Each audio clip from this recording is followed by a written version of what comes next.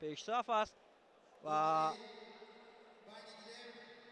барои ғолиб омадан каме дигар барояш боқӣ мондааст ки кӯшиш кунад ҳаракатҳоро идома диҳад ва ғолибиятро ба даст биёрад. қисмати дуюми нерӯсанҷӣ ҳам оғоз мешавад. миёни ин ҷуфт ҳаракатҳоро идома медиҳанд. кӯшишҳо дар ин ҳолат барои анҷом додани усулҳо боз ҳам бештар мешавад. ҳаракатҳоро идома медиҳанд. барои Анушервон Амонов акнун қисми дуюми қозмои инҷо боз ҳам ҳолати мушкил буд барои Анушервон.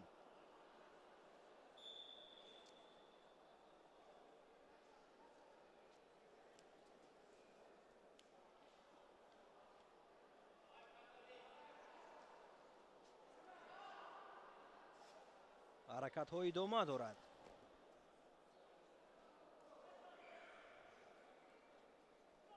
барои роҳ ёфтан ба марҳилаи нимниҳоӣ.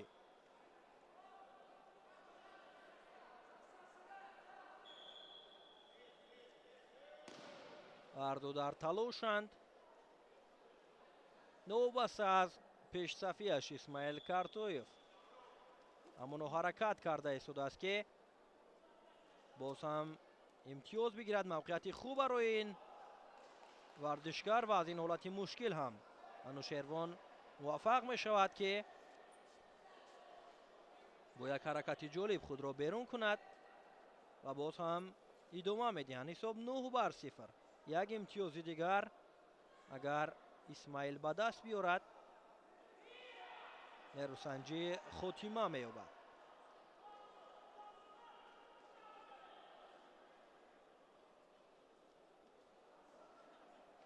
то анҷоми қозмоӣ як дақиқаи дигар боқӣ мондааст. ҳарчанд Анушервон ҳам кӯшиш дорад. ҳаракат карда истодааст ки касби имтиёз дошта бошад, вале Картоев барояш имконият намедиҳад.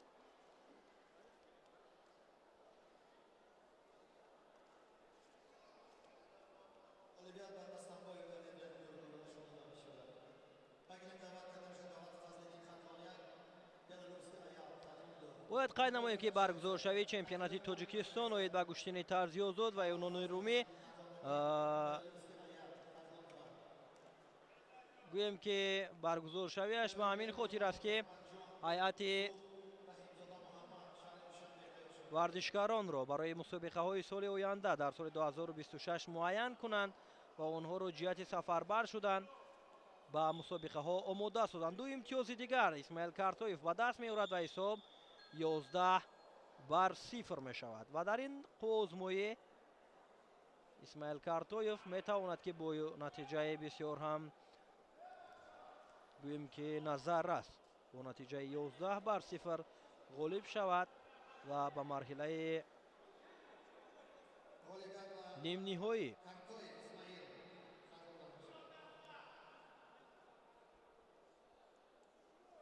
роҳ ёбад.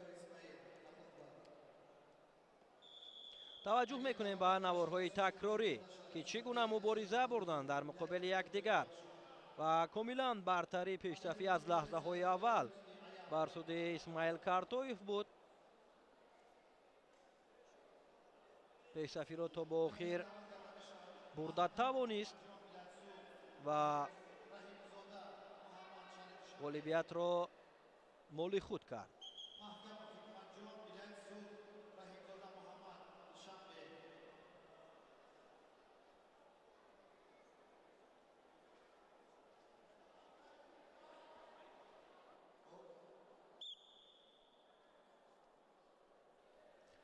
ҷуфти навбатӣ рӯи гилем омаданд. Юсуф Ҷамшедзода аз дастаи Душанбе бо Назиров Наврӯз аз дастаи вилояти Мухтори Кӯҳистони Бадахшон. Ҷамшедзода бисёр ҳам имконияти хуб дорад. аллакай ду имтиёзро ба даст овард ва боз ҳам ҳаракатҳоро идома дода истодааст ва кӯшиш дорад ки шумораи имтиёзҳоро бештар кунад, чун имконияти хуберо пайдо кардааст, ҳаракатҳо идома меёбад. ҳисобро 4-0 мекунад. дар сонияҳои аввали қувозмоӣ боз ҳам наздик мешаванду идома медиҳанд. фишороварӣ аз ҳарду ҷониб, ҳаракатҳо барои мавқеияти мусоид пайдо кардан аз ҳарду тараф дида мешавад. ҳаракатҳоро боз ҳам зиёд мекунанд.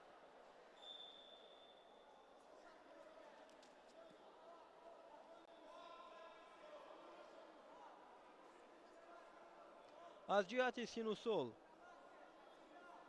Назиров бузургтар ба ҳисоб меравад.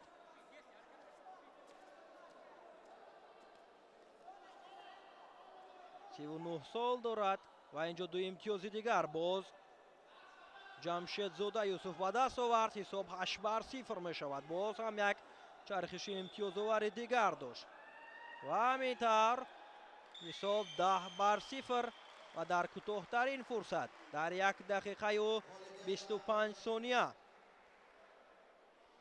Юсуф Ҷамшедзода ғолибиятро ба даст меорад.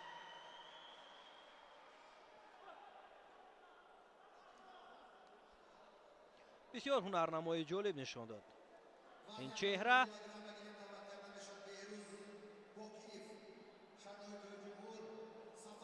наворҳои такрорӣ аст ки аз ҷараёни ҳунарнамоӣ ва имтиёзовари Юсуф Ҷамшедзода дигар бора пайгир мешавем.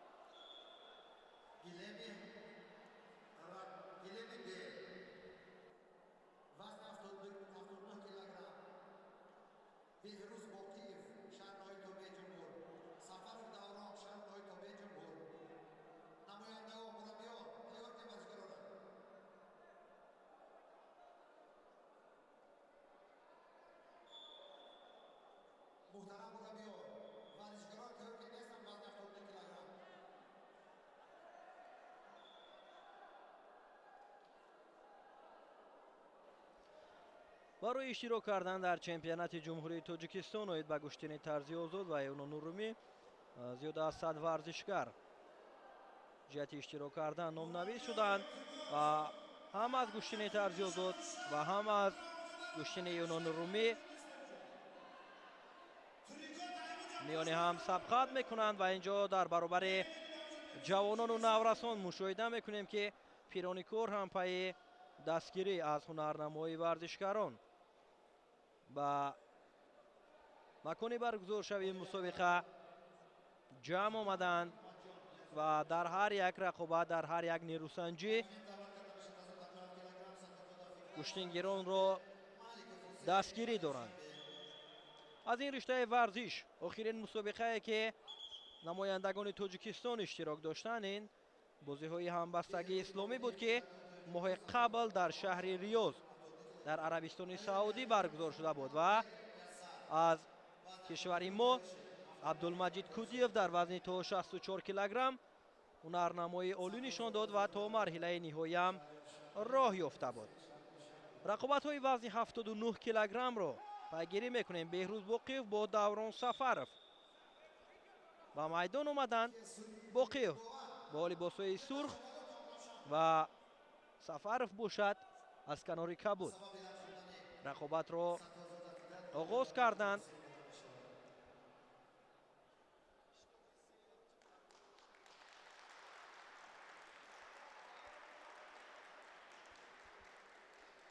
ҳарду кӯшиш карда истоданд ки мавқеият пайдо кунанд ва ҳаракатҳоро ҷиҳати анҷом додани усулҳо ва касби имтиёз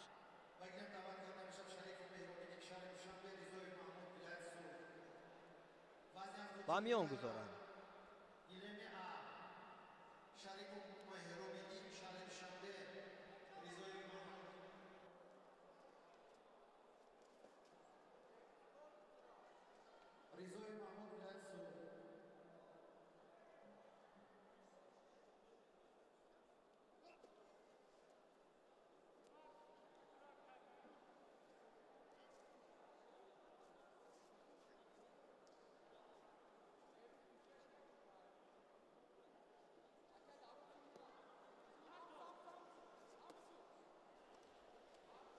боқиев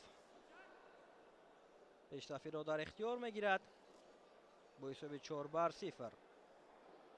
озмоиро идома дода истоданд. ҳаракатҳо дар ҳолати партерӣ.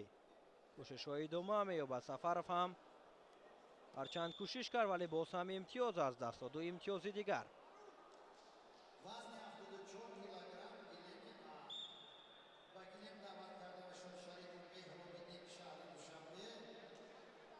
агар ҳамин гуна рақобат идома ёбад ва беҳрӯз боз ҳам кӯшиш кунад ки 4 имтиёзи дигарро ба даст биёрад, ғолиб бошад. ва инҷо як ҳаракати олӣ аз ҷониби Сафаров буд ки 4 имтиёз баҳогузорӣ шуд.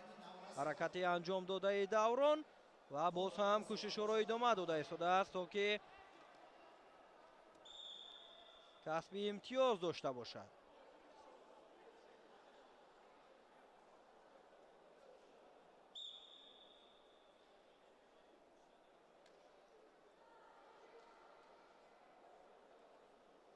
ҳисоб 6-4 аст ва гӯем ки рақобат боз ҳам ҷолибтар гардид, зеро ҳарду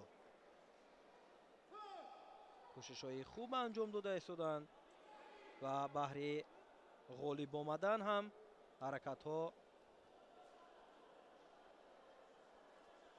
идома дорад. то анҷоми қисми аввал 15 сонияи дигар боқӣ мондааст. Даврон ҳамоно ҳаракат карда истодааст ки ҳадиақал то сонияҳои поёнии қисмати аввали қуввозмоӣ ҳисобро баробар кунад. ва инҷо барои пайдо кардани пой, яъне доштани пою ҳаракат анҷом доданд. боқиев муваффақ шуд, вале 3 дақиқаи қисми аввал ба анҷом расид.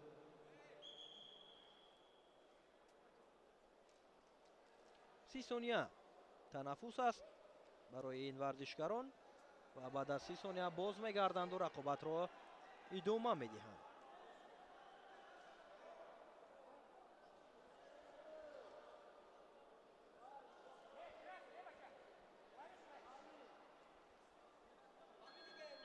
даврҳои такрорӣ аст аз ҷараёни ҳаракатҳо ва ҳунарнамоии ин ҷуфт ки ба мо нишон дода мешавад аз ҷониби ҳамкоронамон. 30 сонияи танаффус пушти сар шуд. боз ҳам рӯи гилем баргаштанду рақобатро идома медиҳанд.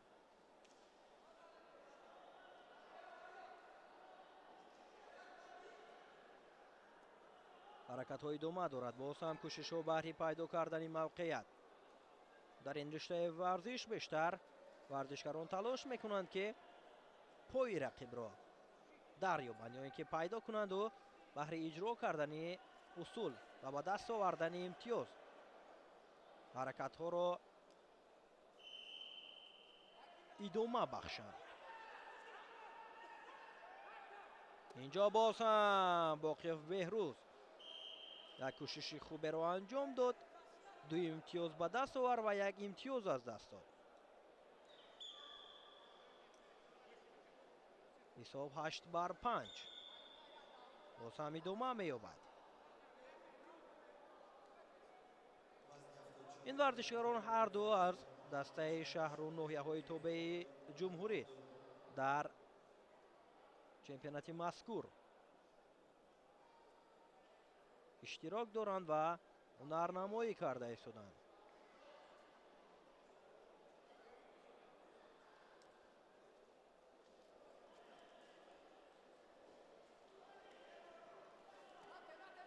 муваффақ мешавад беҳрӯз ки пои рақибро пайдо кунад ва танҳо дар ин ҳолат ҳаракати имтиёзовар бояд анҷом ёбад. даврон ҳам кӯшиш карда истодааст ки аз ин ҳолат берун шавад. 2 имтиёзро беҳрӯз ба даст овард ва ҳисоби умумӣ 10-5 аст ки ҳамоно аз лаҳзаҳои аввал беҳрӯз пешсафиро дар ихтиёр гирифтааст ва ҳаракатҳоро боз ҳам идома медиҳад.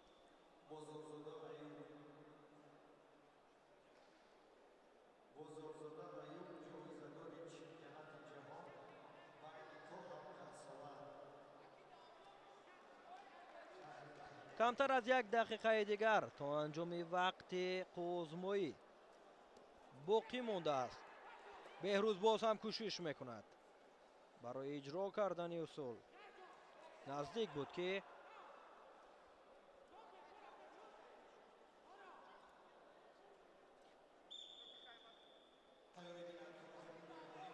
имтиёзи ҳаракати 4 имтиёза дошта бошад. ҳисоб 12-5. даврон кӯшиши бисёр ҳам хубе дошт. доварони канорӣ яъне 2 имтиёз баҳогузорӣ карданд.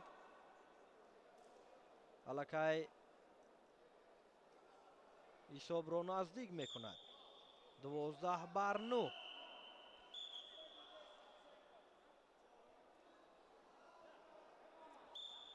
ҳамин тавр вақти қузмоӣ хотима меёбад ва бо ҳисоби 12-9 беҳрӯз боқиёв ғолиб мешавад ва ба даври баъдӣ роҳ меёбад. 13-9 нишон медиҳанд дар табло шумораи имтиёзҳоро.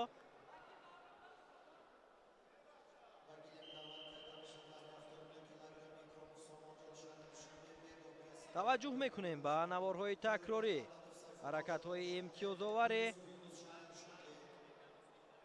беҳрӯз боқиевро мушоҳида мекунем ки чӣ гуна ҳаракат кард, чӣ гуна кӯшиш намуд то ки касби имтиёз дошта бошад.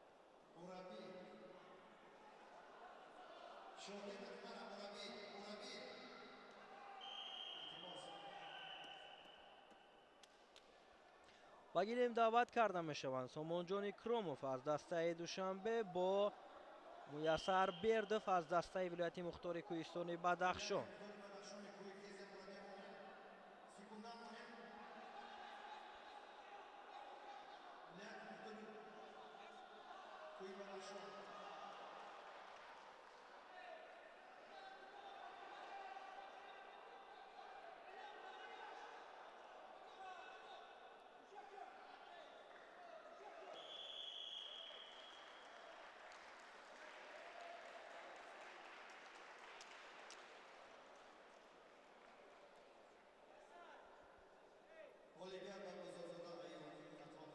вардишгарон рӯи гилем омаданд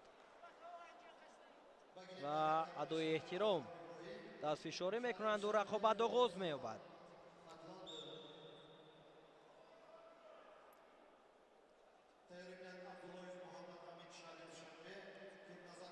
аз ҷиҳати сину сол ҳарду баробар ҳастанд.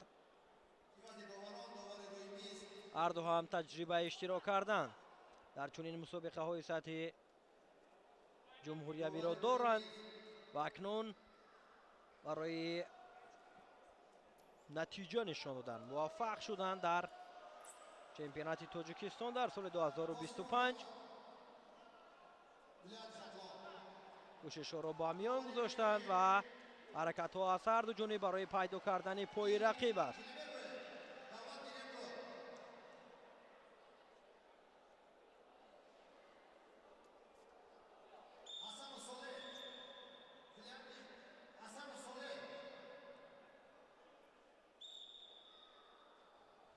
довар рақобатро боз дошт ва барои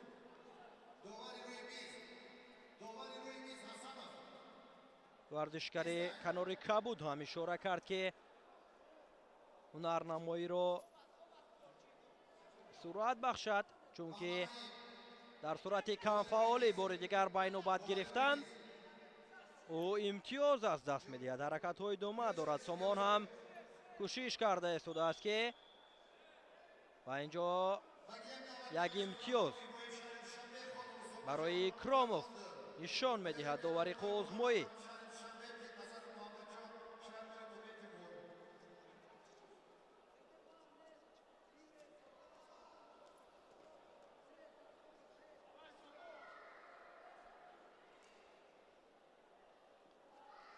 дар ҳолати партери ҳаракатҳо идома дорад.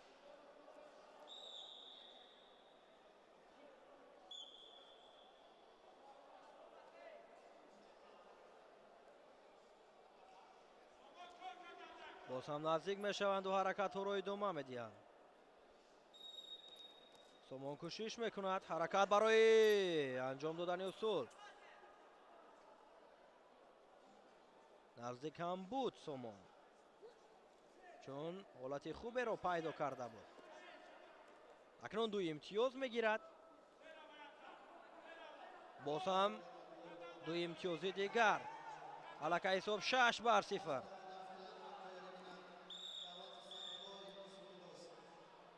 хело ҳам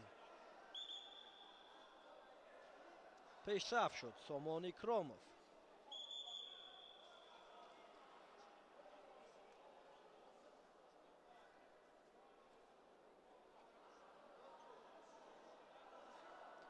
сомон каме табибон ниёз пайдо мекунад. баргашти ӯро мунтазир мешавем. ва инҷо бердов муяссар аст ки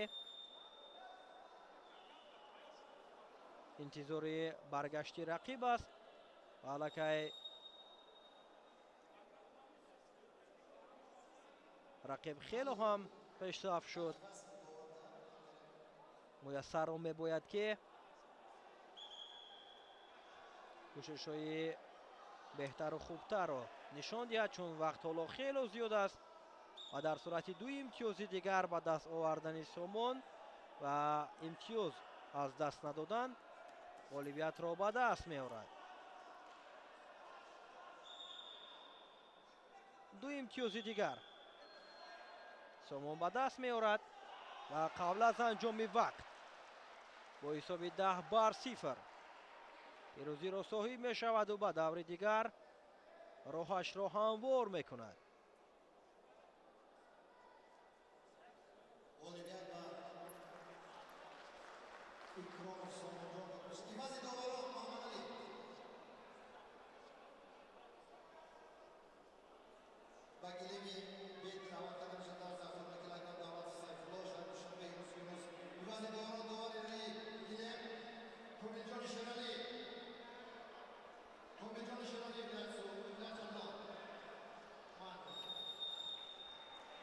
боз ҳам наворҳои такрориро мо аз ҳунарнамоии сомон ва муяссар тамошо мекунем ки чӣ гуна мубориза бурданд.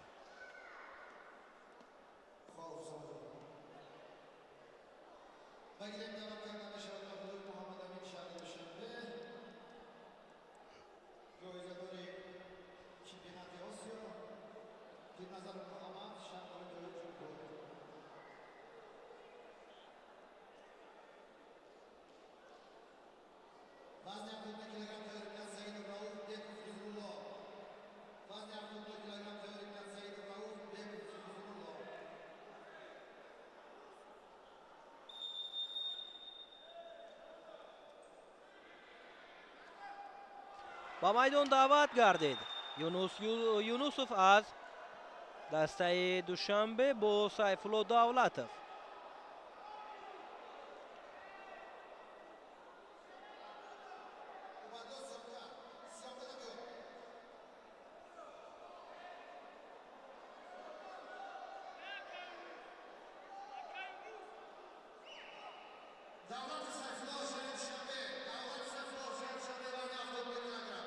юнус интизори ба майдон омадани рақиб аст ва мо низ мунтазир ҳастем ки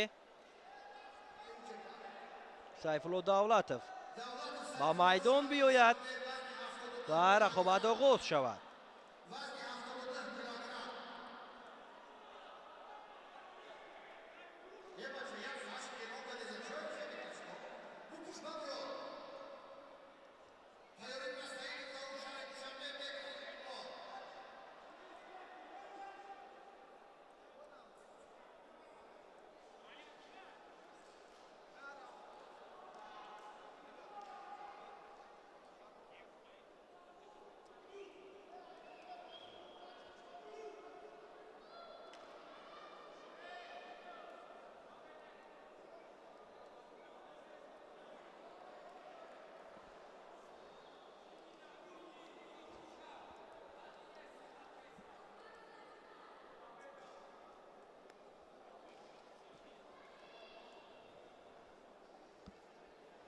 сайфулло ҳам ворид майдон мешавад ва рақобат оғоз меёбад.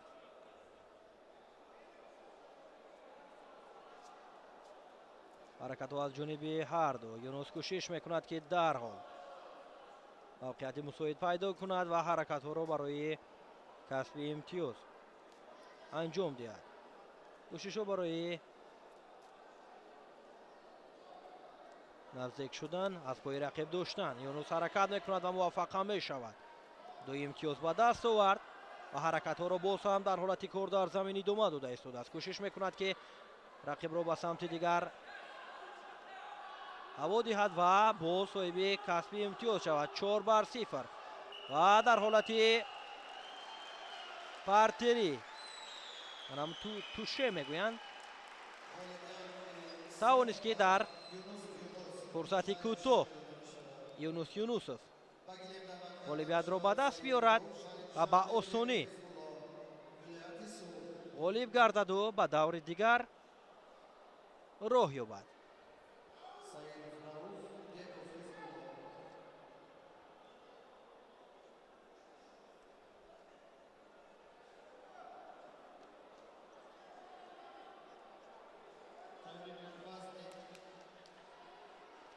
наворҳои такрорӣ аз ҷарони ҳунарнамои Юсуф бо Сайфулло ки бисёр ҳам дурахшиши хубе дошт, ба осонӣ мавқеияти хуберо пайдо карду ғолиб шуд. рақобати охирин дар ин вазн Рауф Саидов бо Хизрулло Беков бо озмоиро оғоз намуданд.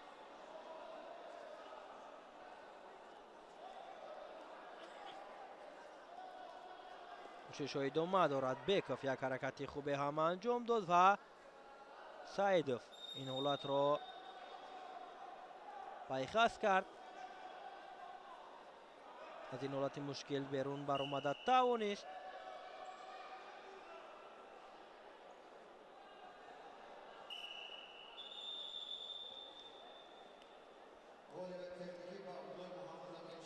ҳаракатҳо боз ҳам идома меёбад.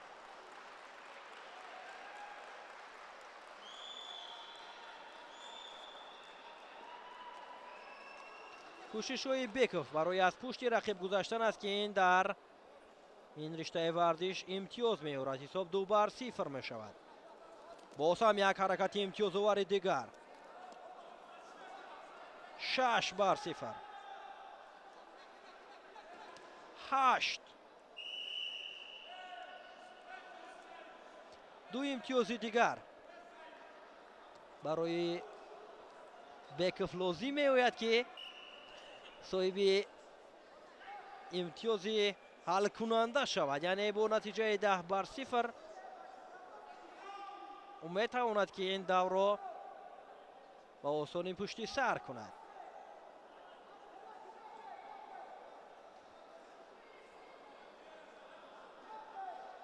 кӯшишҳои навбатӣ.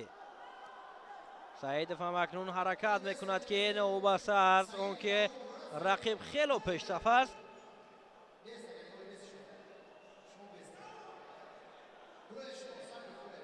ҳунарнамои хуб нишон диҳад.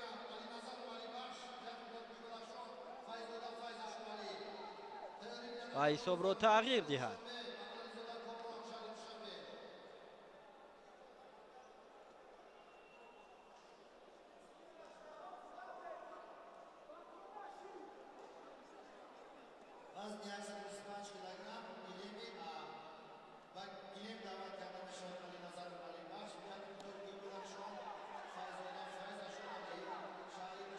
Саидов кӯшиш мекунад. имконияти ба даст овардани имтиёзро дорад дар ин ҳолат. кӯшишҳо идома дорад. ҳаракат карда истодааст ки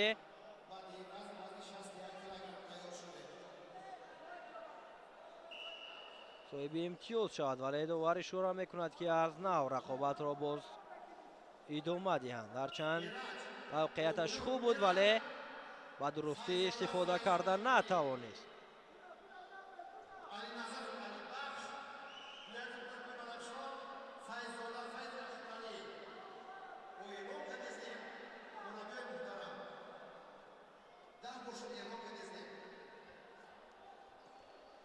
قسمی اول خوزمایی با آخر میرسد و بعد از 30 ثانیه باز میگردند و رقابت را ادامه میدهند.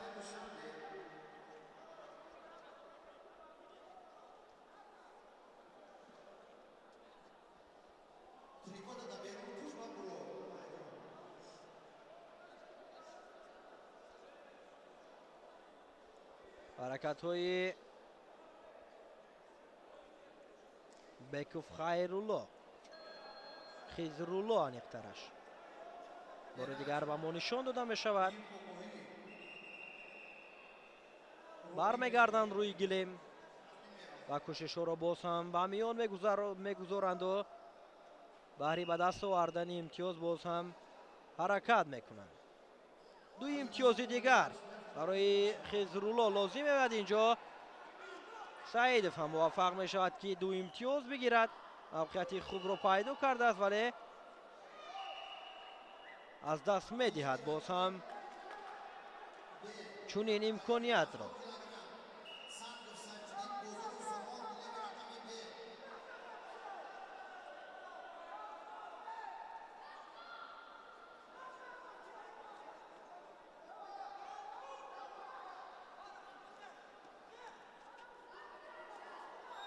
بکوف از پای رقیب بسیار هم قوی داشته است. کوشش را ادامه می دهد اما را حرکت ها هست از جانب خیزرالله و رؤوف توانست که از این حالت مشکل خود را بیرون کند و حرکت ها ادامه یافته ایستاده است از جانب او که باز هم امتیاز بگیرد و امتیاز دیگر را رؤوف سعیدوف به دست آورد.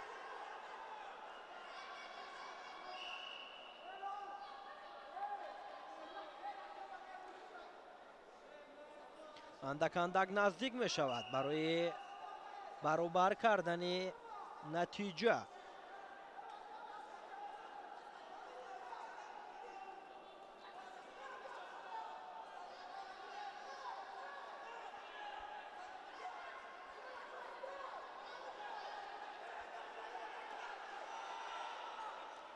کوشش از جانب بکوف بود ولی سعیدوف موفق شد که باز امتیاز گیرد و حساب را 8-6 کند.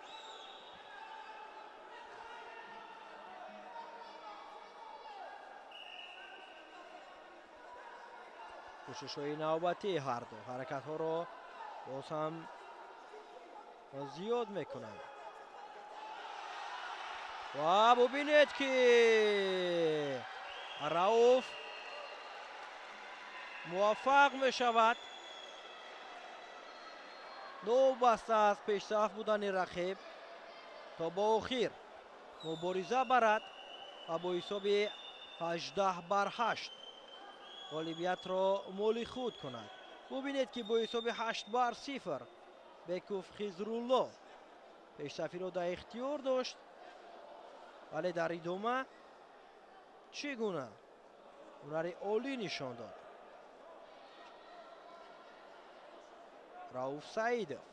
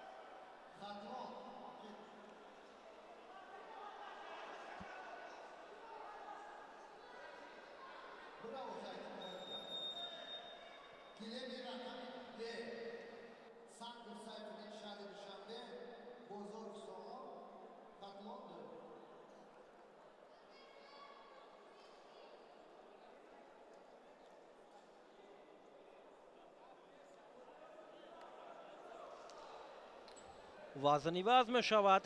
қозмоиҳоро мо дар вазни то 70 килограмм пайгир мешавем.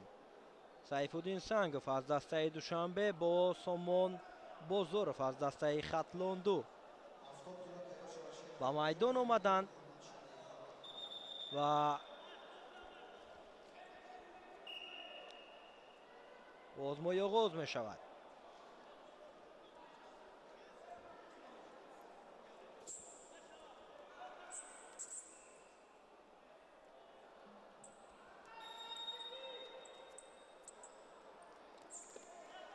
ҳаракат аз ҷониби бозоров.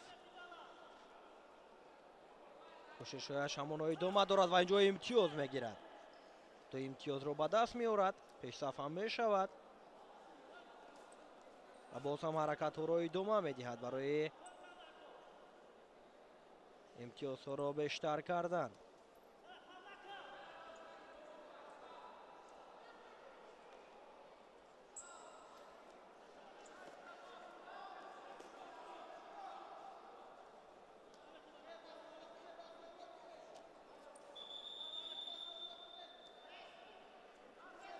ҳаракатҳо идома дорад.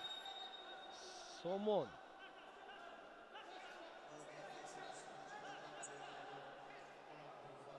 барои лад додани пой кӯшиш дорад.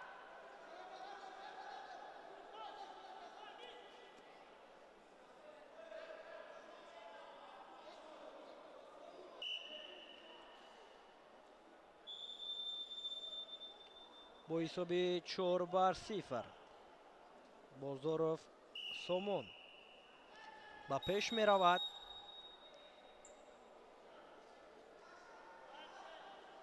сайфуддин ҳам акнун кӯшиш карда истодааст ки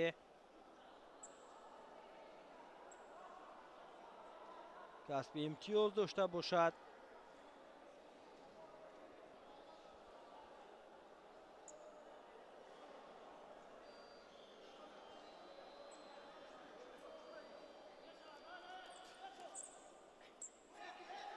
мавқеят боз ҳам барои бозоров.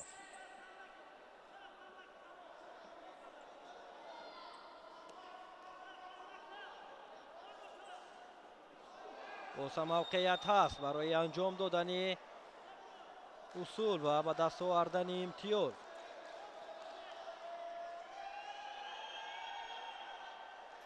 хело ҳам наздик аст.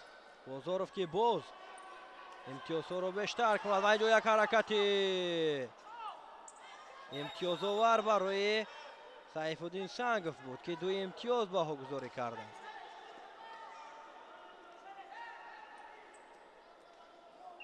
ва инҷо эътироз аз ҷониби сомон бозоров аст. аз ҷониби мураббӣ сомон бозоров эътироз ба миён меояд ва тафтиш мекунанд ҳаракате ки имтиёз баҳогузорӣ шуд.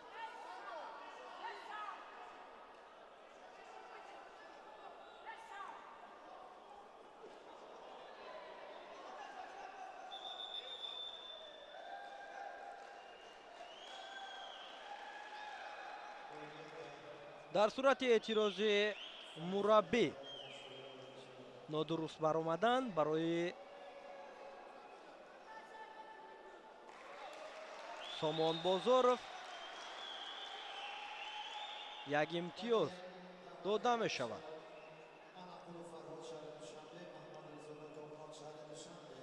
мо низ ҳаракатро бори дигар таваҷҷӯҳ мекунем.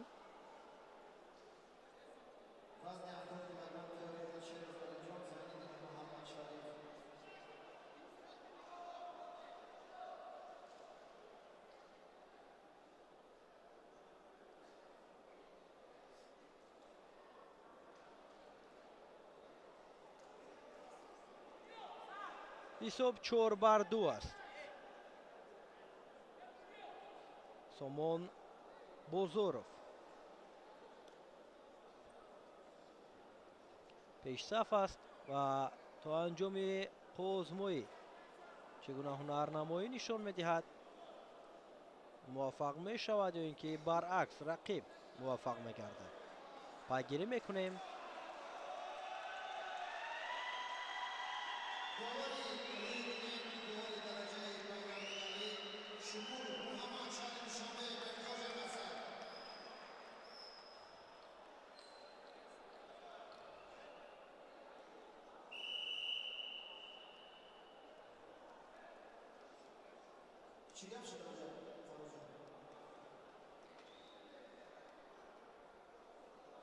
аммо доварон хулосаи ниҳоии худро атрофи ҳаракати анҷом додай сайфуддин сангов набароварданд ва барои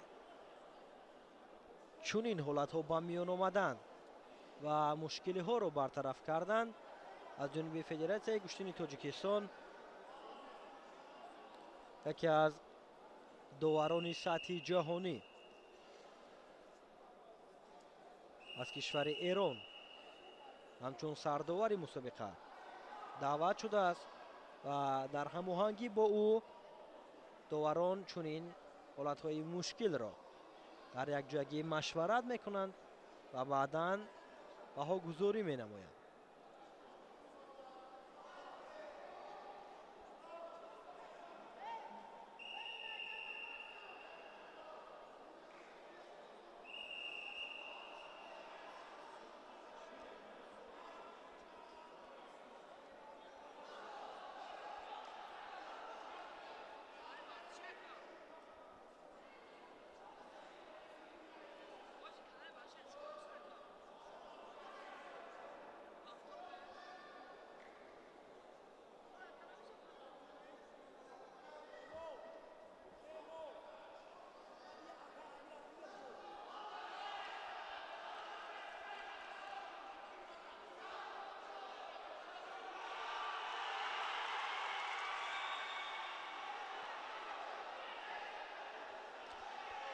доварон хулосаи ниҳоии худро бароварданд. албатта эътирозе ки аз ҷониби мураббӣ сайфуддин сангов ба миён омада буд тафтиш карда шуд ва ишора ҳам гардид ки дар он ҳолат ҳама аз рӯи қоида аст ва ҳамин хотир барои нодуруст баромадани эътирози паҳлавон як имтиёз сомон бозоров ба даст овард ва ҳисоб 5-2 шуд. қисми аввали қувозмоӣ ҳам акнун ба анҷом мерасад ва баъд аз 30 сония бармегарданду қувозмоиро боз ҳам идома медиҳанд.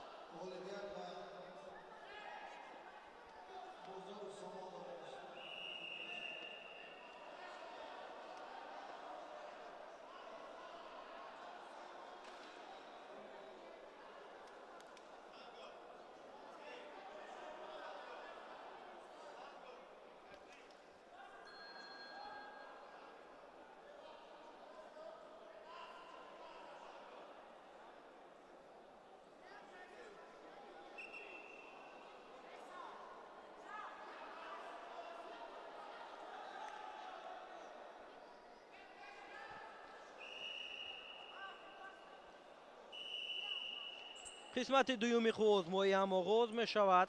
ҳаракатҳоро идома медиҳанд ва инҷо як ҳаракати бисёр ҳам хуберо сомон бозоров анҷом медиҳад. 4 имтиёз ба даст меорад ва ҳисобро 9-2 мекунад. боз ҳам ҳаракатҳо идома дорад.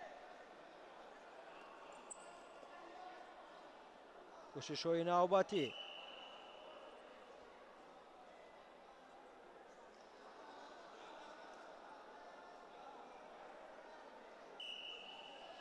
довар ишора кард ки рақобат дигар бора аз маркази майдон идома ёбад. кӯшишҳо идома меёбад. боз ҳам сангов сайфуддин кӯшиш карда истодааст ки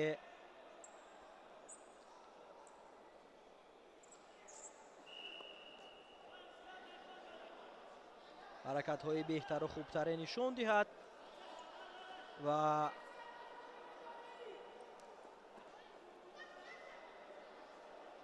ӯ низ имтиёзро ба даст биёрад. ҳаракатҳо идома дорад. кӯшишҳои дигар бораи сомон бозоров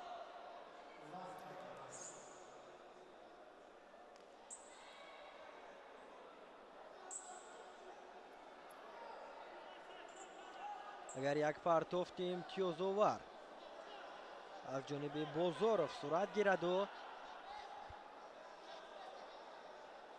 4 имтиёзи дигарро касб кунад. қабл аз анҷоми вақт метавонад ки ғолиб шавад.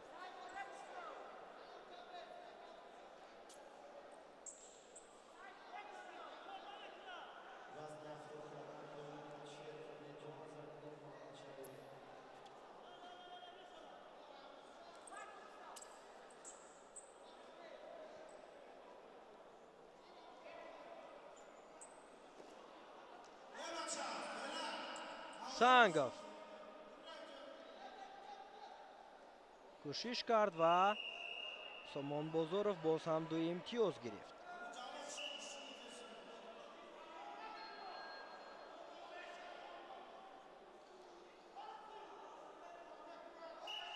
ҳисоб 11-2.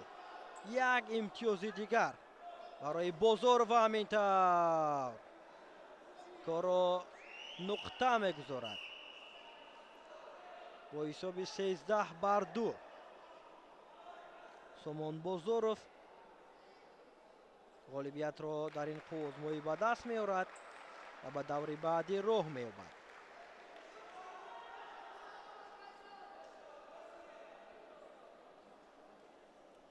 бори дигар таваҷҷӯҳ мекунем ҳаракатҳои анҷом додаи Бозоровро.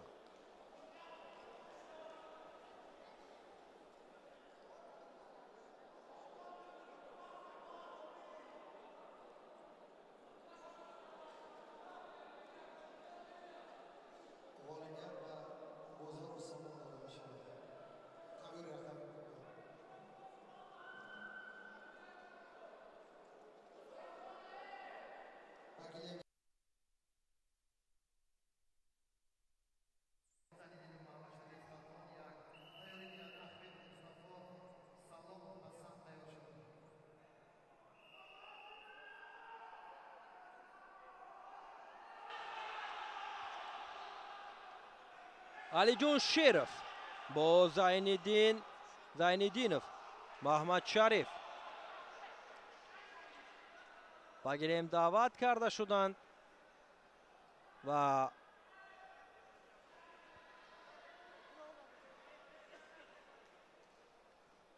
қувозмоиро оғоз мекунанд.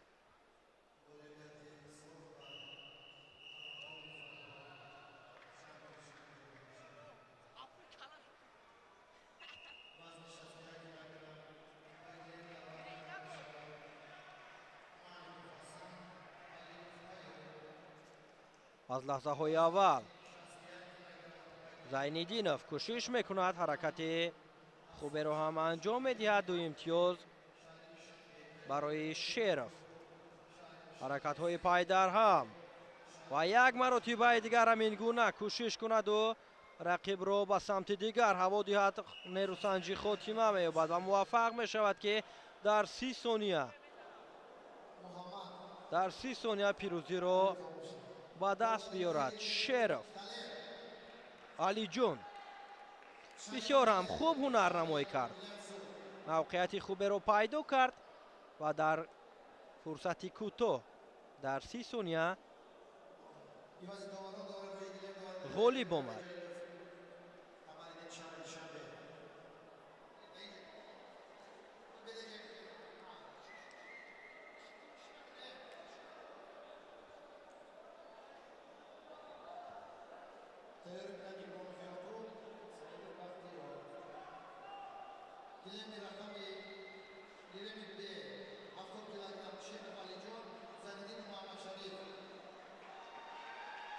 ҳаракатҳои пайдарҳами имтиёзовари шеров алиҷонро бори дигар ба мо нишон медиҳанд ки чӣ гуна ҳунарнамоӣ кард ва муваффақ шуд ки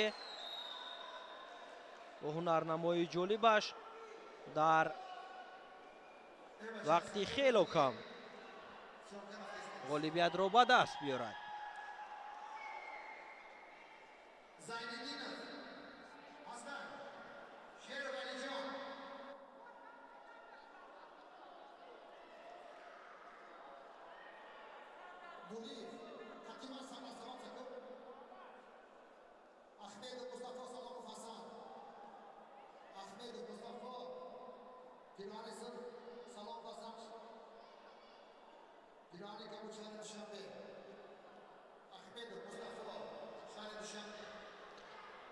ахмедов мустафо бо саломов ҳасан. рақобатро бояд оғоз кунанд. ҳасан саломов ба майдон омад. ба интизори омадани мустафо ахмедов ҳастанд доварон. мо низ интизор мешавем. мустафо ахмедов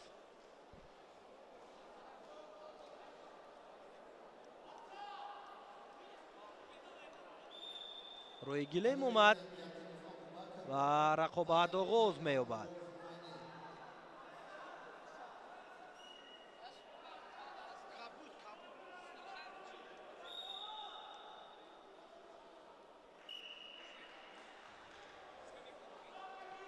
озмоӣ оғоз шуд. албатта ҳунарнамои мустафо ахмедовро мо дар мусобиқаҳои сатҳи ҷаҳонӣ ҳам борҳо мушоҳида кардаем ва имрӯз акнун барои ҳунарнамои олӣ нишон доданд. дар чемпионати тоҷикистон дар соли 2025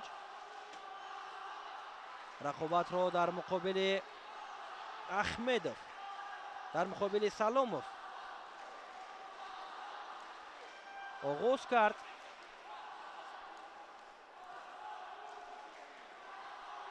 ҳаракатҳои идома дорад. ҳасан ҳам кӯшиш карда истодааст ки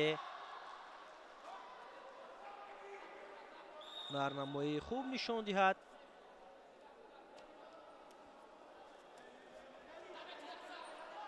мустафо аз пои рақиб дошт ва кӯшишам кард ки аз пушти рақиб гузарад. ду имтиёз ба даст овард ва боз ҳам аз ҳолати росто ҳаракатҳоро идома медиҳанд. кӯшишҳои навбатӣ. мустафо ҳасанро назди худ фишор медиҳад. ҳаракатҳоро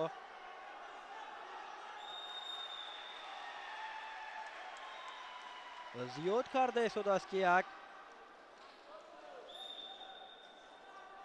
мавқеияти хубе пайдо шавад, то ки ӯ барои пайдо кардани пои рақиб ё ҳаракат ҷиҳати касби имтиёз, иҷро кардани усул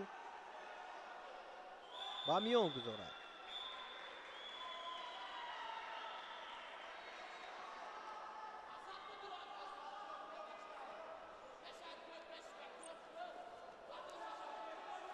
кӯшишҳои навбатӣ. мустафо боз ҳам ҳаракат дорад барои пайдо кардани мавқеияту боз ҳам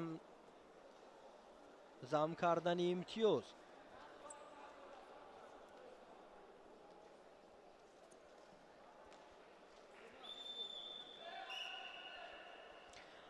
ба хотири аз гилем берун баромадан ахмедов боз ҳам як имтиёз ба даст овард, чунки ҳасан аз гилем берун баромад. ҳолати кор дар замин. кӯшишҳои мустафо боз ҳам идома меёбад. суръатнокии ҳаракат, фишороварӣ зиёд мешавад.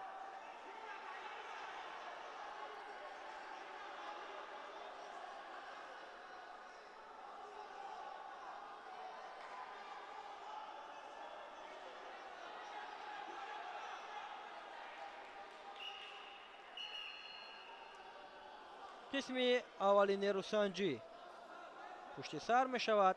30 сония танаффус аст ва дар 30 сония боз идома медиҳанд рақобатро.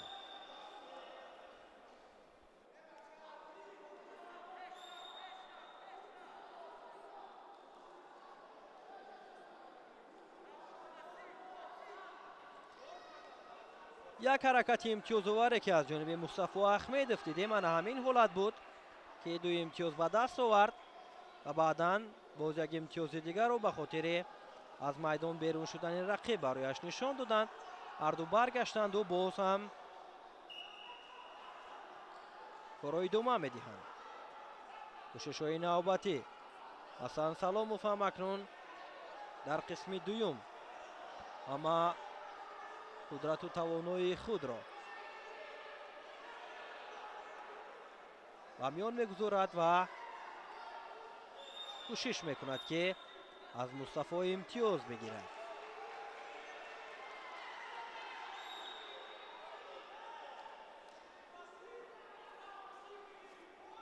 кӯшишҳои навбатӣ, боз ҳам Мустафо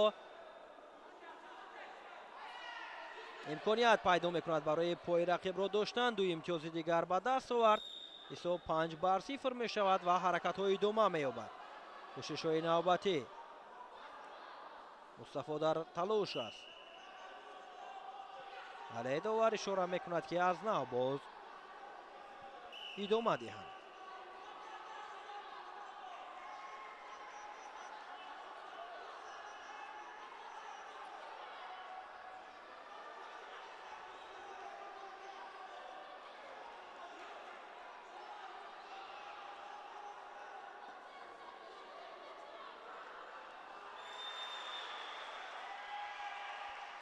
ҳоло вақт ҳаст то анҷоми озмоӣ.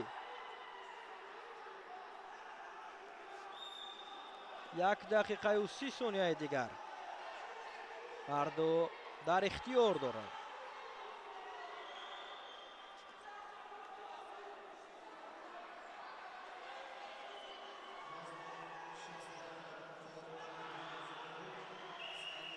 боз ҳам ба хотири аз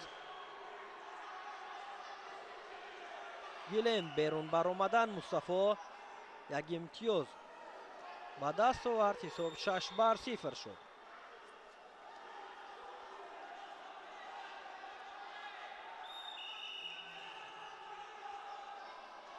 ҳисоб 7-0.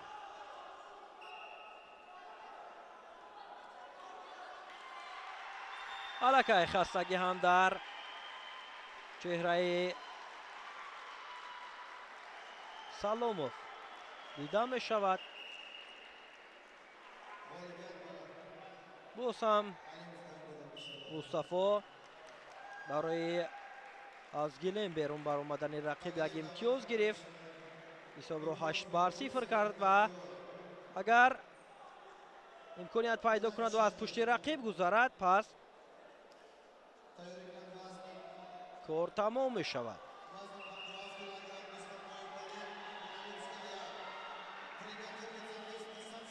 ҳисоб 9-0.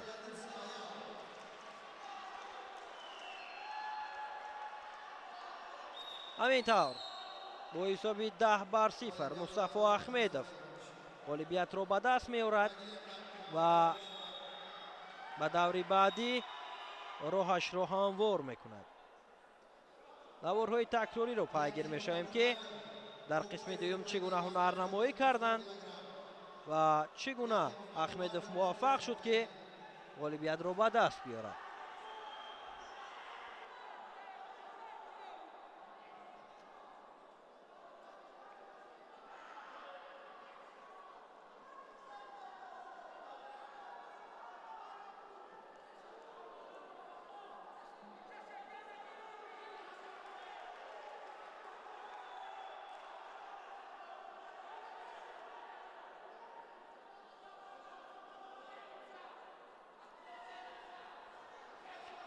рақобати охирин дар даври аввали вазни то 70 килограмм Абубакр Ятимов бо Ҳумайни Бобоев озмоиро оғоз карданд. Ҳумайни Бобоев бо либосҳои сурх аст ва Абубакр бошад бо либосҳои кабуд. инҷо ҳаракати хуберо ҳам Бобоев анҷом дод. 4 имтиёз мегирад ва ҳамоно ҳаракатҳоро идома дода истодааст. кӯшиши навбатӣ, ҳисоб 6-0 ва дар ҳолати ба тахтапӯш нигоҳ доштани рақиб муваффақ мешаваду дар кӯтоҳтарин фурсат ғолибиятро ба даст меорад. Бобоев Ҳумайни.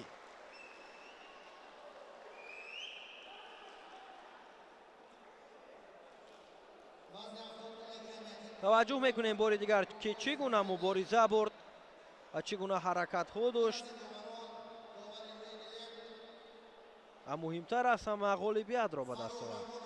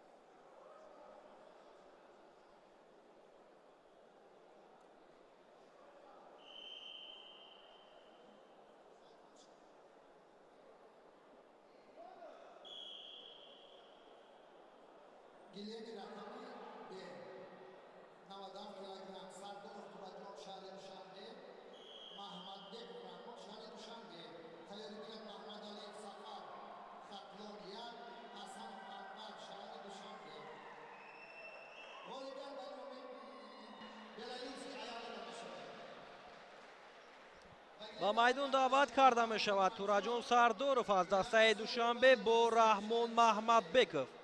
این ورزشکار هم از دسته دوشنبه در مرحله نیم نهایی وزن تا 97 کیلوگرم مبارزه را برای راه یافتن به فینال آغاز میکنند. رقابت آغاز می شود.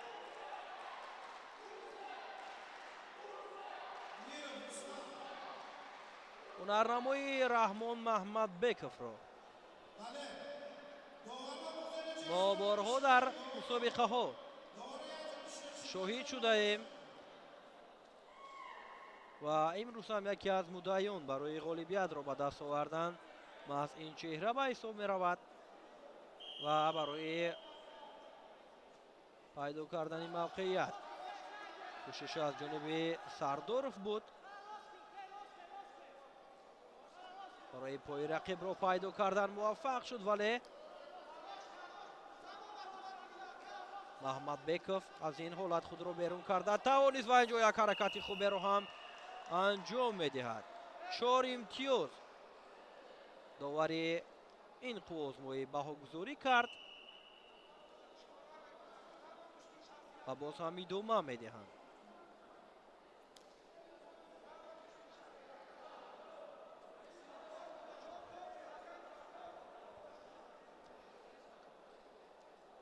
کوشش‌ها بیشتر می‌شود. حرکت‌ها از هر دو جانب زیاد می‌گردد.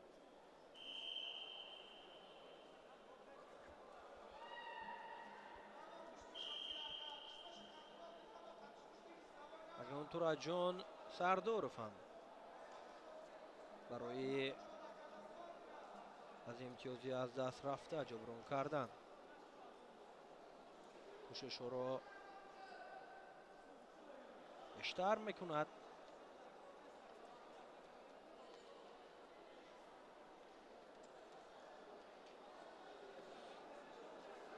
رحمان محمد بیکر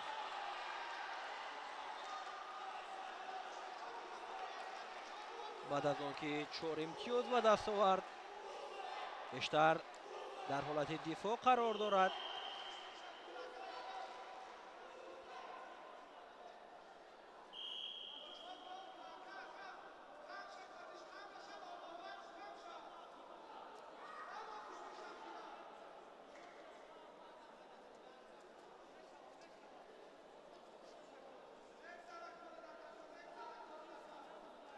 البته که در برابر هنرنمایی که پهلوانان در مقابل یکدیگر دارند از کنار دستگیری مخلصان هم برای آنها بیم که انگیزه ایلوگی میبخشد.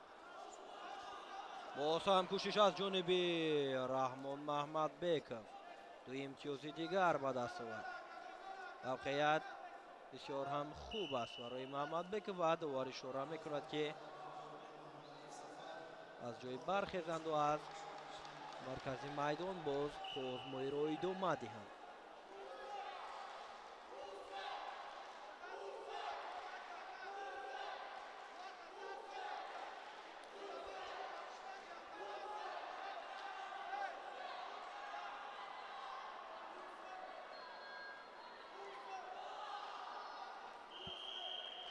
قسمی اولی نروسنجی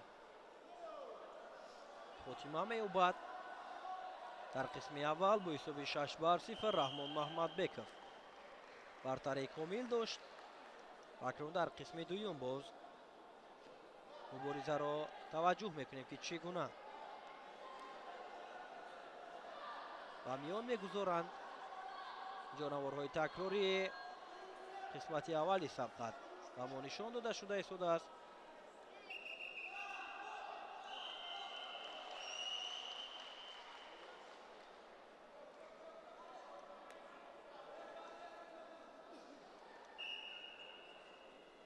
قسمت دومی نروسنجی آغاز شد. باز هم حرکت ها از هر دو جانب ادامه می‌یابد.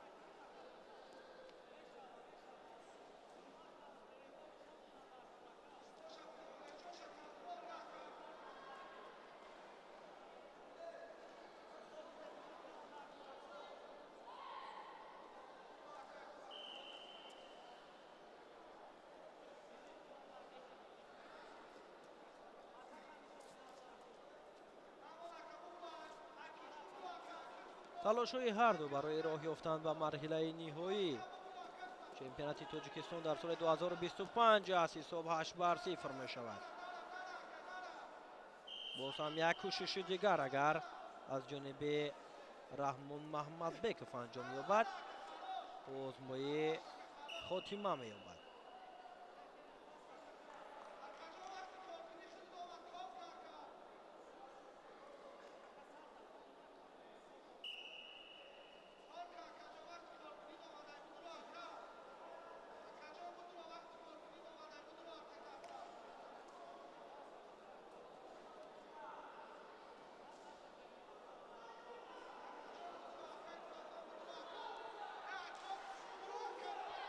وقت است و انجام آزمایی هرچند با حساب 8-0 رحمان محمد بیکر پیش صف است ولی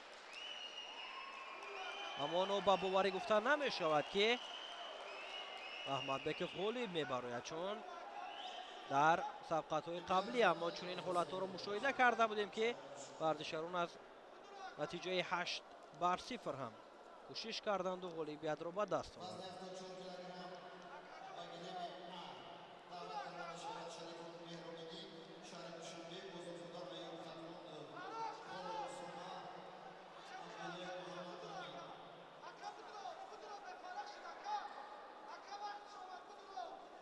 сардоров ҳам ҳаракат карда истодааст.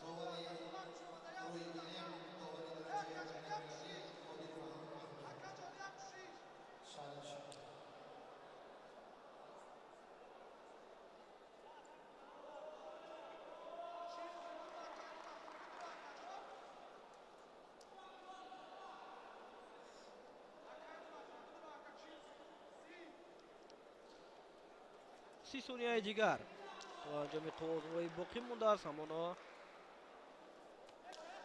сардоров муваффақ намешавад ки ҳадиақал як имтиёз бигирад. аҳмадбеков пештафиро идома медиҳад. сонияҳои ба шумор то анҷоми қувозҳои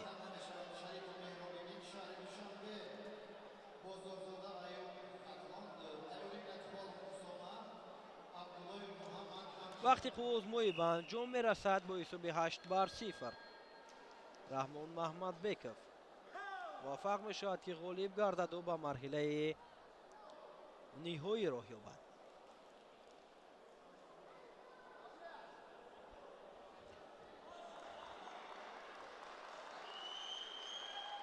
рақобат албатта ки бисёр ҳам мушкил буд, вале маҳмадбеков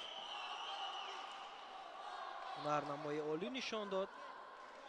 муваффақ шуд ки бо ҳисоби 8-0 ғолиб шаваду ба финал барояд. наворҳои такрорӣ аз ҷараёни ҳунарнамои ин ҷуфт ба мо нишон дода мешавад ва баъд аз наворҳои такрорӣ ба рақобати дуюми марҳилаи нимниҳоӣ миёни Сафар Маҳмадалиев ва Анвар Ҳасанов таваҷҷӯҳ мекунем.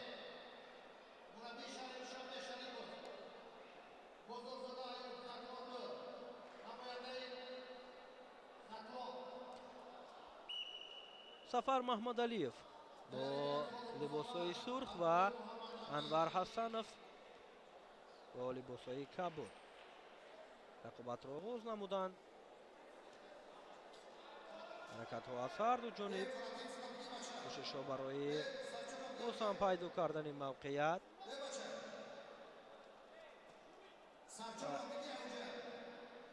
Сафар Маҳмадалиев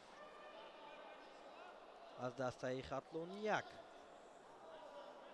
дар мусобиқаи имрӯза иштирок карда истодааст ва Анвар Ҳасанов бошад аз дастаи шаҳри Душанбе.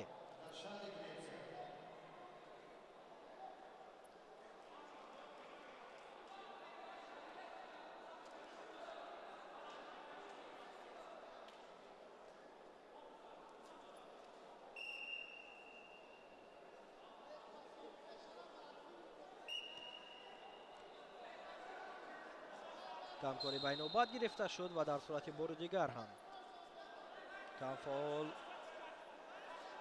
боқӣ мондан ё байнобат гирифтан имтиёз барои варзишгарон ҷо нишон медиҳад.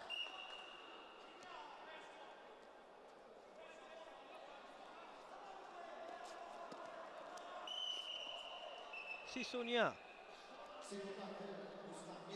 агар коре кардан натавонад Маҳмадалиев як имтиёз барои Ҳасанов нишон доданд.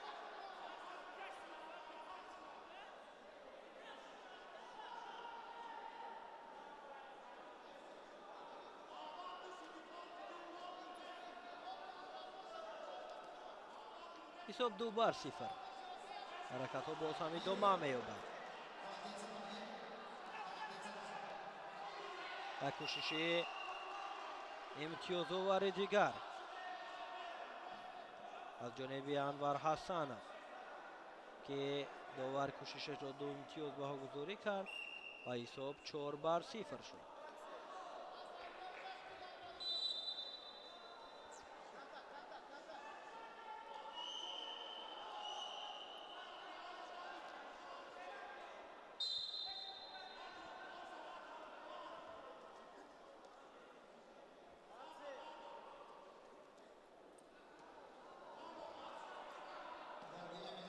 маҳмадалиев ҳам акнун ҳаракат карда истодааст ки موقعیت پیدا کند و بهری به دست آوردن امتیاز هم کوشش داشته باشد.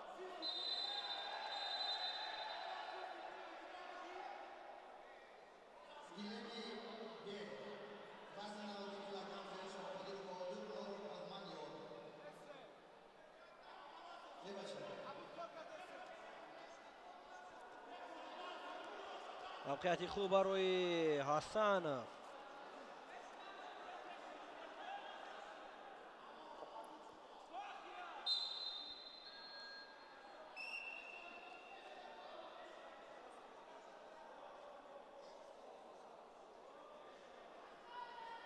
و در 30 ثانیه باز رقابت ادامه می‌یابد.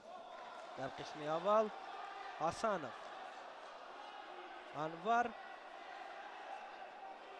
با حساب 4-0 پیشرفتی را در اختیار گرفت و در قسم دوم چگونه هنرنمایی میکند پیگیری میکنیم.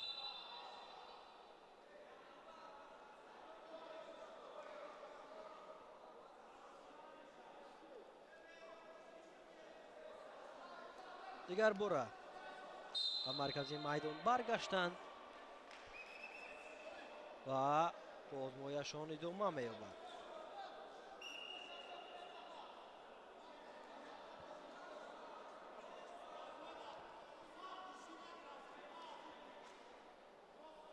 حرکت های ادامه دارد.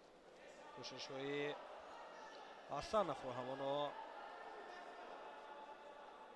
ما مشاهده کرده ایستادیم که نسبت به رقیب فعالتر است.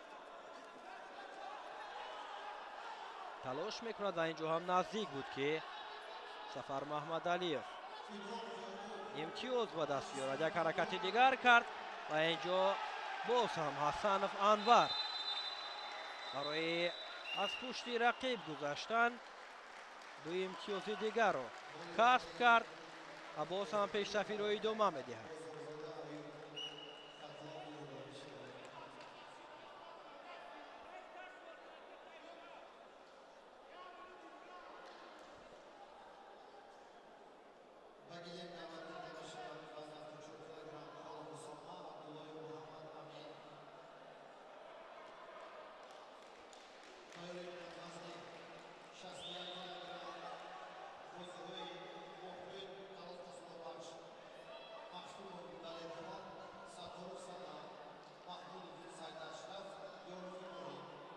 هر دو نزدیک شدند. حرکت های ادامه دارد. محمدعلیف هم موقعیت های خوبی رو پیدا میکند ولی موفق نمی شود برای به دست آوردن امتیاز.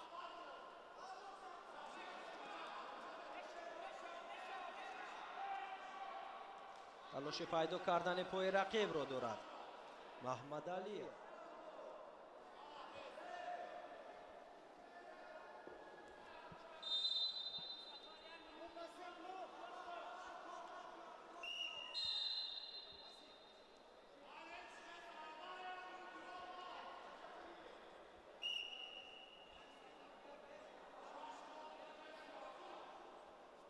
یک دقیقه دیگر تا انجام آزمایی باقی مانده است.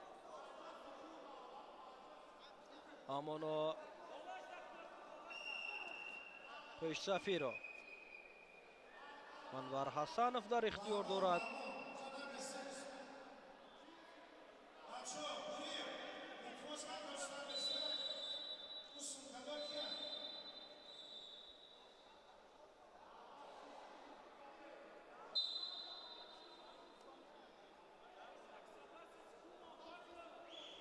سی ثانیه دیگر آنقدر حرکت نکرده ایستادند در لحظه های پایانی وقت و مثل که حسنов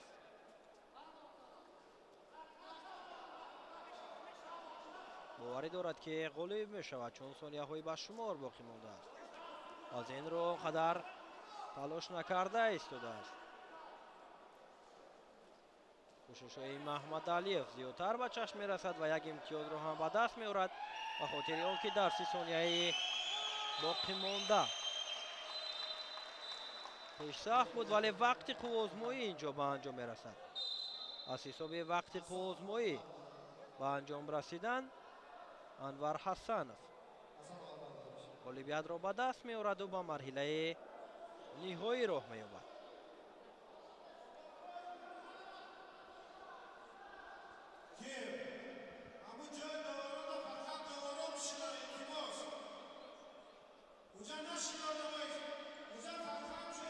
بار دیگر به نوارهای تکراری توجه میکنیم که چگونه مبارزه بردند و چگونه رقابت را در مقابل یکدیگر نشان دادند.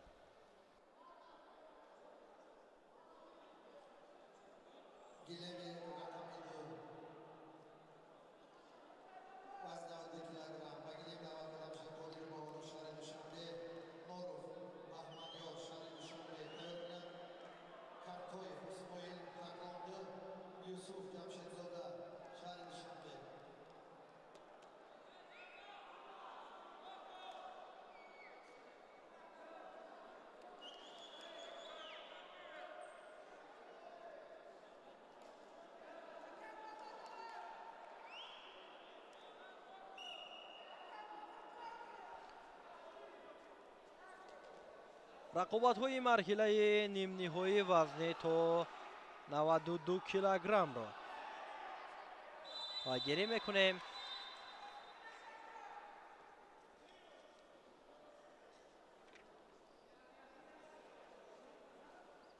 قادیروف بهادور با بهمنیار نوروف رقابت را آغاز نمودند.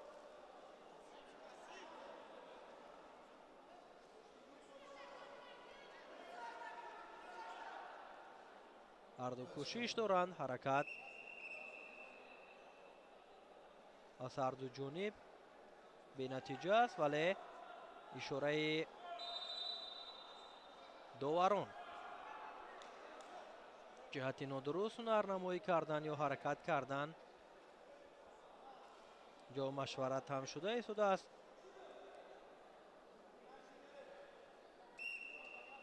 و اشاره میشد که قوزموی را ادامه دهند. باز هم کوشش از هر دو جانب هم قادیروف و هم نوروف تلاش دارن. اینجا قادیروف موفق می شود که دو امتیاز بگیرد و اینجا باز هم یک حرکت خوب دیگر را هم انجام می دهد و اکنون حساب را 8-0 می کند.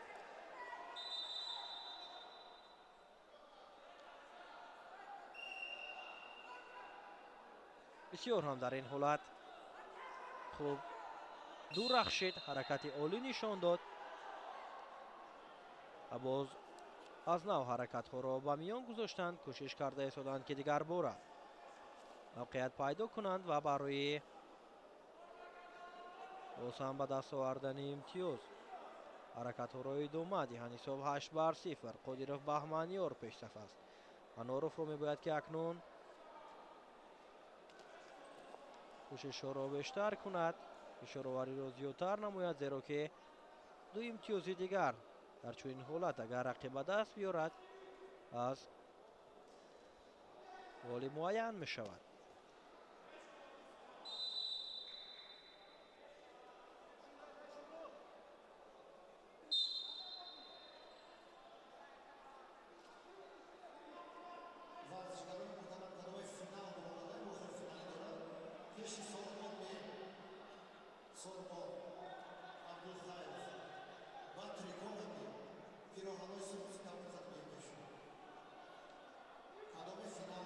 بعد از اون که قادیروف یک موقعیت خوبی رو پیدا کرد و 8 امتیاز به دست آورد، اینجا هم باز هم دیگر باره موقعیت خوبی رو پیدا کرد.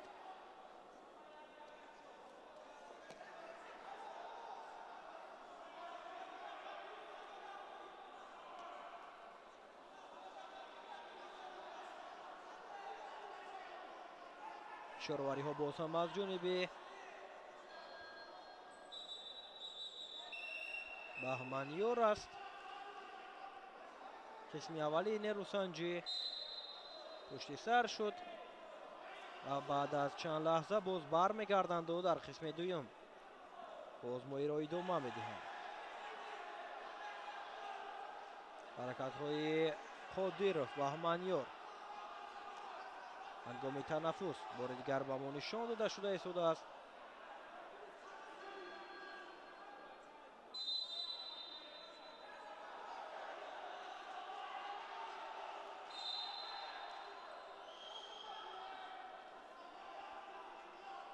озмоӣ дар қисми дуюм ҳам оғоз мешавад.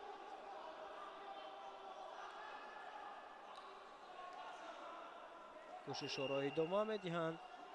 баҳманёр агар ду имтиёзи дигар дар сурати аз даст надодани имтиёз ба даст биёрад, қабл аз анҷоми вақт ғолиб ҳам мешавад. кӯшиши пайдо кардани пои рақибро дошт, муваффақ шуд.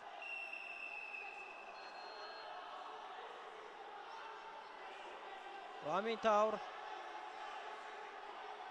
қодиров ду имтиёзи дигарро ҳам дар ин ҳолат ба даст овард ва бо ҳисоби 10-0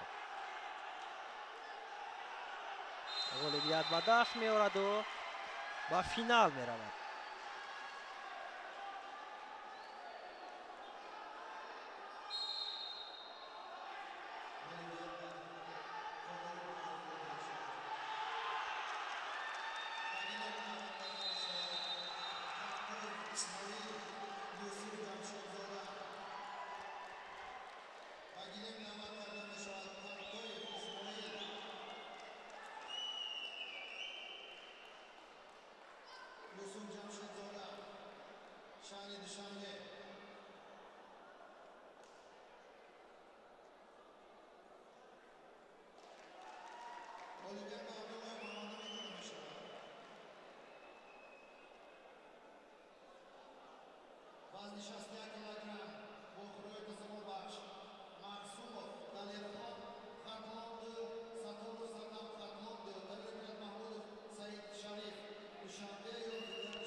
рақобати дуюми марҳилаи нимниҳои вазни то 92 килограмм миёни исмаил картоев аз дастаи хатлонду бо юсуф ҷамшедзода аз дастаи душанбе оғоз ёфт.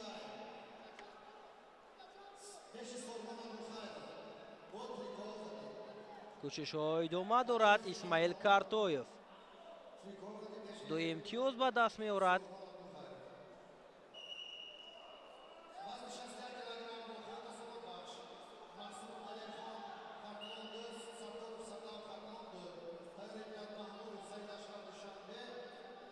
ҳаракатҳо боз ҳам идома дорад. юсуф талош карда истодааст ки дар баробари картоев хуб ҳунарнамоӣ кунад. ҳаракатҳо барои боз ҳам ҷолиб нишон додани қувваозмоӣ.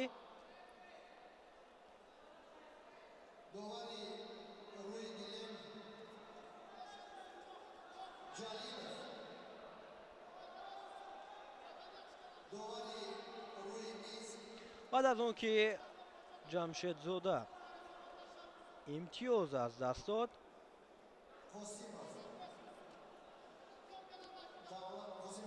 кӯшишҳояш бештар шуда истодааст. ҳаракатҳои хуб нишон медиҳад. аниқтараш фишороварӣ аз ҷониби ӯ зиёдтар гардидааст ва ҳаракат карда истодааст ки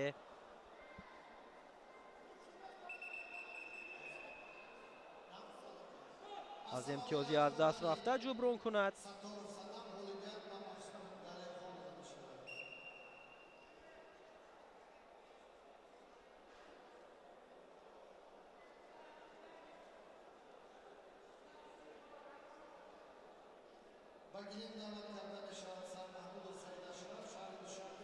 фишоровариҳо аз ҳарду ҷониб наздик мешаванду кӯшишҳоро идома медиҳанд.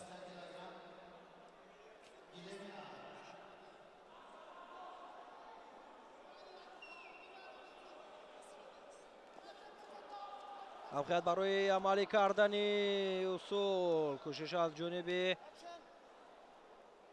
ҷамшедзода оғоз ёфт, вале Картоев аз худ бартарӣ нишон дод ва муваффақ шуд ки 4 имтиёзи дигар бигирад.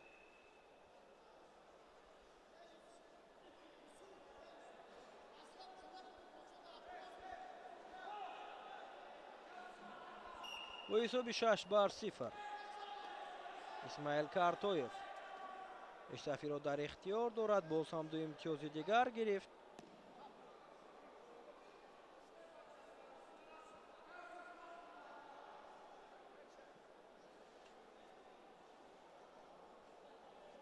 қисми аввали қувозмоӣ ҳам ба анҷом мерасад ва баъд аз 30 сония боз мегарданд ва рақобатро идома медиҳанд.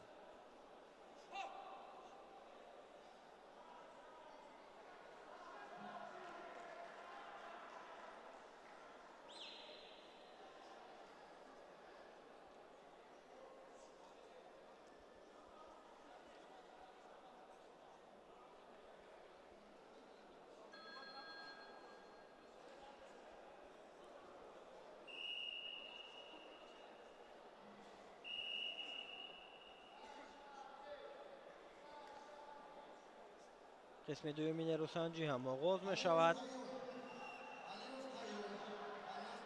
ҳаракатҳоро идома медиҳанд.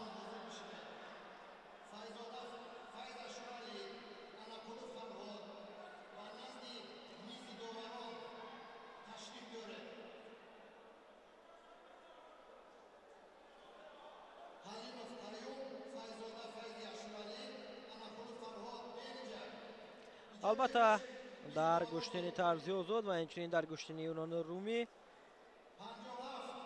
ҳунарнамоӣ кардан хело мушкил аст, чун агар ба намудҳои дигари гӯштин таваҷҷӯҳ кунем, барои иҷро кардани усулҳо ба андозаи ин риштаи варзиш мушкил нест, чун агар ба гӯштини ҷудо таваҷҷӯҳ кунем, барои иҷро кардани усул аз ҷудогии рақиб доштан мумкин аст ё ин ки дигар намудҳои гӯштин ҳам ҳамин гуна аст, вале дар гӯштини тарзи озоду юнони румӣ танҳо тариқи доштани пой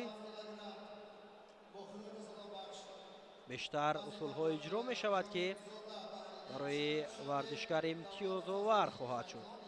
ва ҷамшедзода ҳам як кӯшиши дигар кард барои пойро пайдо кардан, вале исмаил барояш боз ҳам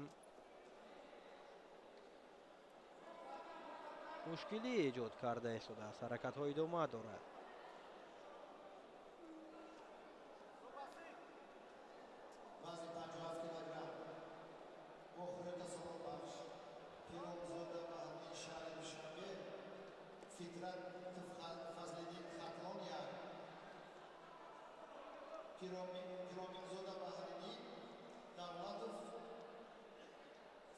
барои Картоев 2 имтиёзи дигар намерасад барои ғолиб омадан.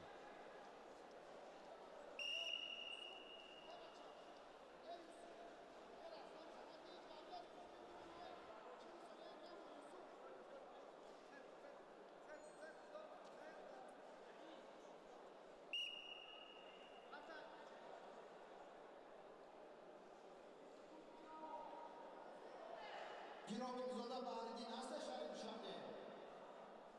Пиромирзода намояндаи шаҳри Душанбе.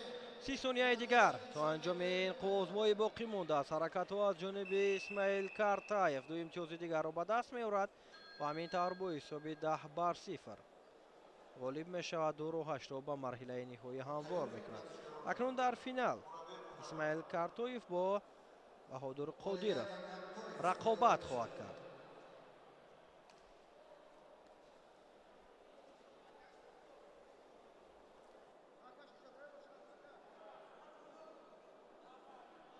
Гилемик Б.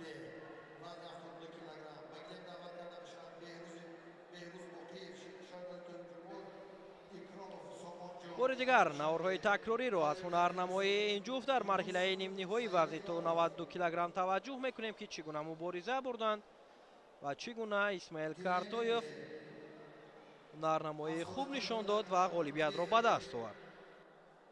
Behruz Boqiyev, Ikromov Somonjon. Tayyorlik bilan Yunus, Saidov Rauf.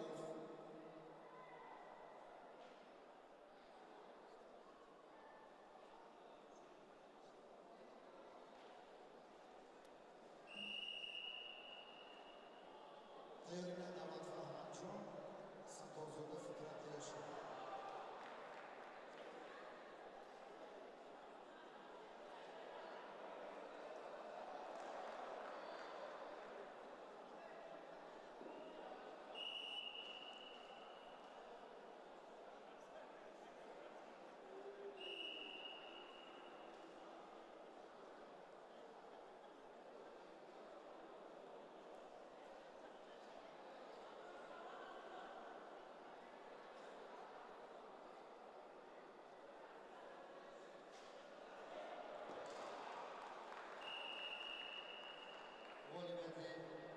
Texnik va davlat fazlilik qatlam yakunlanishi.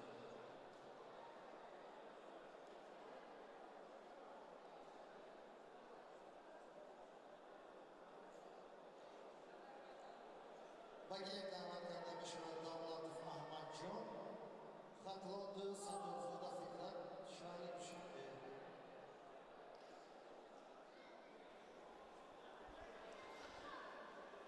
рақобатҳои марҳилаи нимниҳои вазни 79 килограмм оғоз мешавад. Ба майдон даъват гардиданд Беҳрӯз Боқиев бо Сомонҷон Икромов.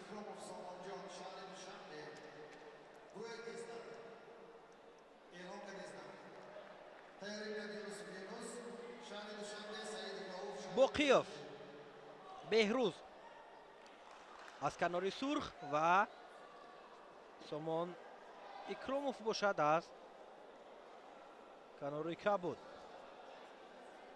озмоиро оғоз намуданд.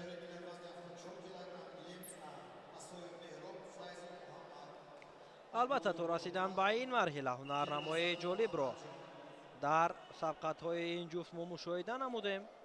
ҳаракатҳои олӣ нишон доданд ки барояшон муяссар шуд ки то ин марҳила роҳ ёбанд. ҳаракат аз ҷониби Кромов.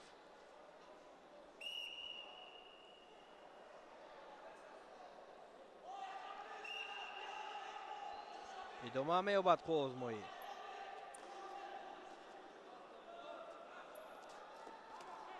боз ҳам ҳаракат аз ҷониби Сомон ду имтиёзро ба даст меорад. ҳаракатҳоро дар ҳолати кор дар замин ҳам идома дода истодааст. кӯшишҳои навбатӣ. ҳисоб 4-0. акрон Боқиев ҳам кӯшиш дорад барои тағйир додани натиҷа.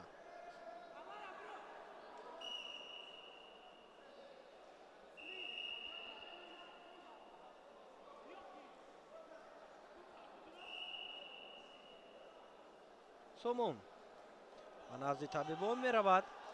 то баргаштанаш мунтазир мемонем. албатта ин чеҳра Боқиев, Беҳрӯз ҳам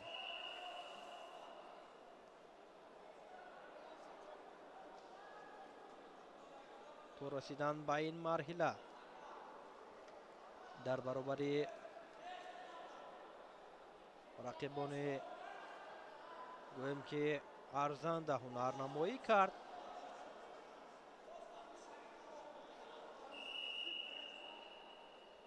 хуб дурахшид.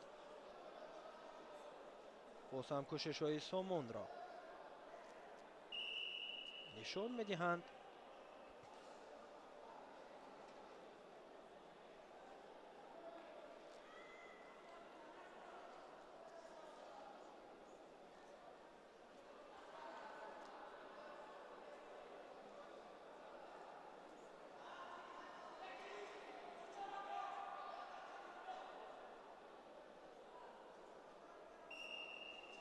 сомон баргашт ва рақобат идома меёбад. боз ҳам кӯшишҳоро зиёд мекунад. ҳаракати Беҳрӯз Боқиев. сомон боз як кӯшиши дигар карду соҳиби ду имтиёзи дигар шуд. ҳисоб 8-0 мешавад.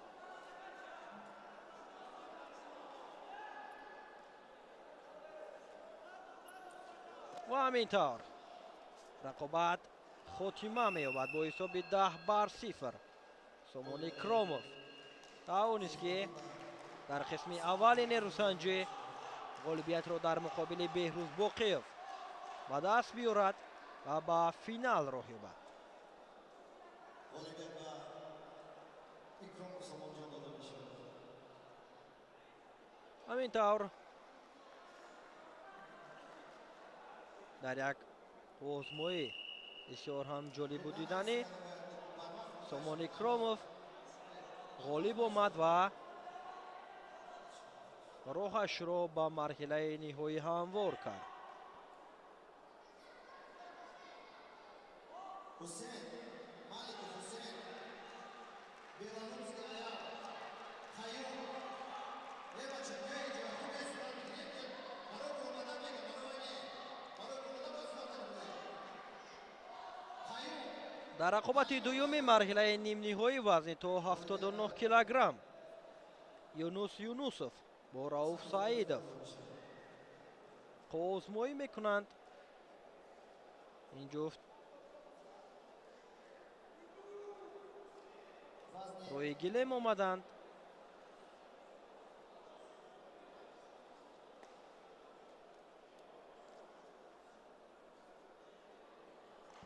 ҳамин тавр рақобатам оғоз мешавад.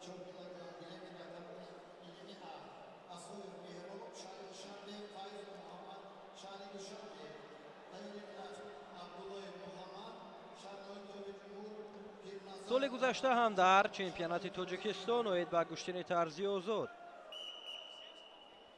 сомон Икромов то марҳилаи ниҳоӣ роҳ ёфта буд ва аз Магомедиевлоев шикаст хӯрду медали нуқраро ба даст овард. вале ин навбат яке аз муддаиён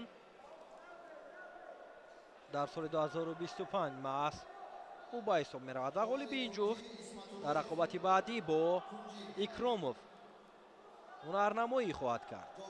кӯшишҳо то ҳол бенатиҷа аст, ҳарчанд ҳарду талош доранд муваффақ нашуда истоданд барои ба даст овардани имтиёз.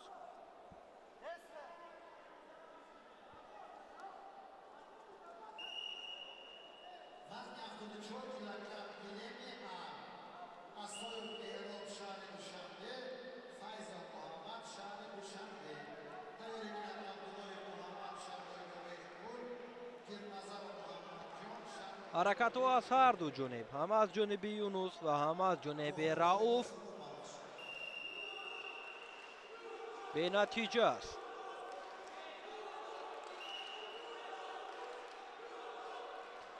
акнун камфаъолии Юнусро ба инобат гирифтанд ва 30 сония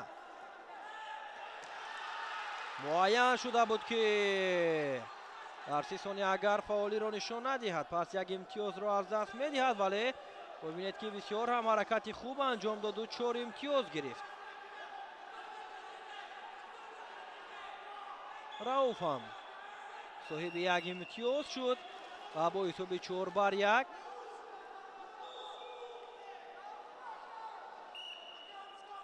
озмояшон идома меёбад.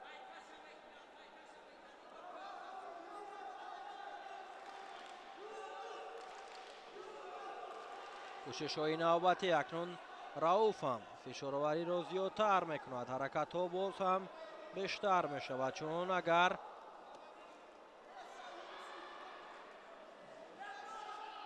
то анҷоми вақт бо ин шакл озмоӣ хотима ёбад,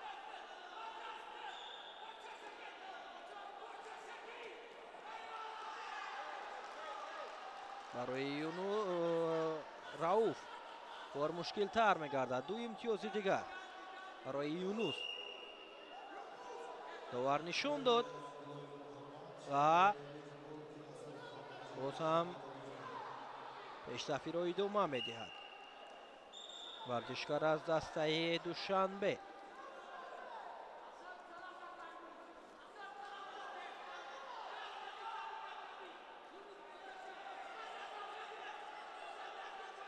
боз ҳам ҳаракат ба хотири аз пушти рақиб гузаштан.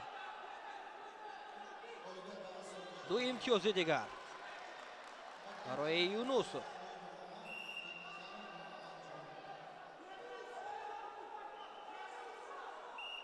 рауфро мебояд ки чунин имкониятҳоро барои рақиб дар миён нагузорад, чун аз пушт гузаштани ӯ ҳам ин имтиёз аст ва агар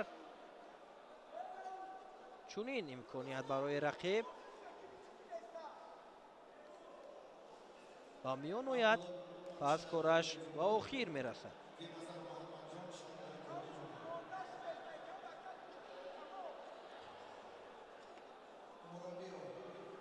таваҷҷӯҳ мекунем даворҳои такрории қисми аввалро ки чӣ гуна барнамоӣ кард юнус юнусов бо ҳаракати ҷолибе ки дар ин ҷо 4 имтиёз ба даст овард ва баъдан боз дар ду ҳаракати дигар соҳиби 4 имтиёзи дигар шуд.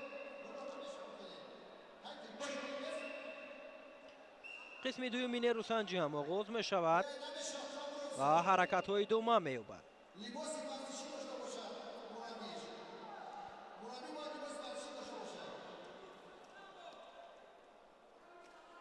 кӯшишҳои навбати акнун рауф ҳам ҳаракат мекунад ки дар қисми дуюм бартариро комилан рӯи даст гирад. инҷо ду имтиёз ба даст меорад.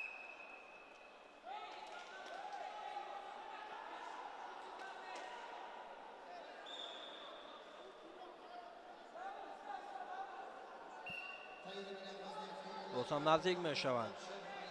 рауф талошҳоро бештар мекунад. дар қисми дуюм тамоман барои рақиб имконият додани нест рауф, вале барои юнус танҳо 2 имтиёз боқӣ монда буд барои ғолиб омадан. боз ҳам ҳаракати имтиёзовари рауфро мо инҷо мушоҳида кардем ва акнун наздик мекунад имтиёзҳоро.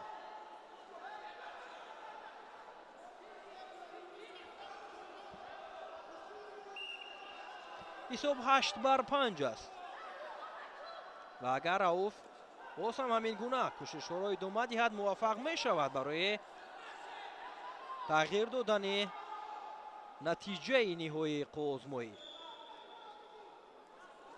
пайдо мекунад пои рақибро ва ҳаракатро боз ҳам идома медиҳад. кӯшишҳои рауф зиёдтар аст. ҳаракатҳои хубтареро дар қисми дуюм мо аз ҷониби ӯ дида истодаем. танҳо ва танҳо ҳаракатҳои рауф саидов натиҷа дода истодааст дар қисми дуюми сабқа.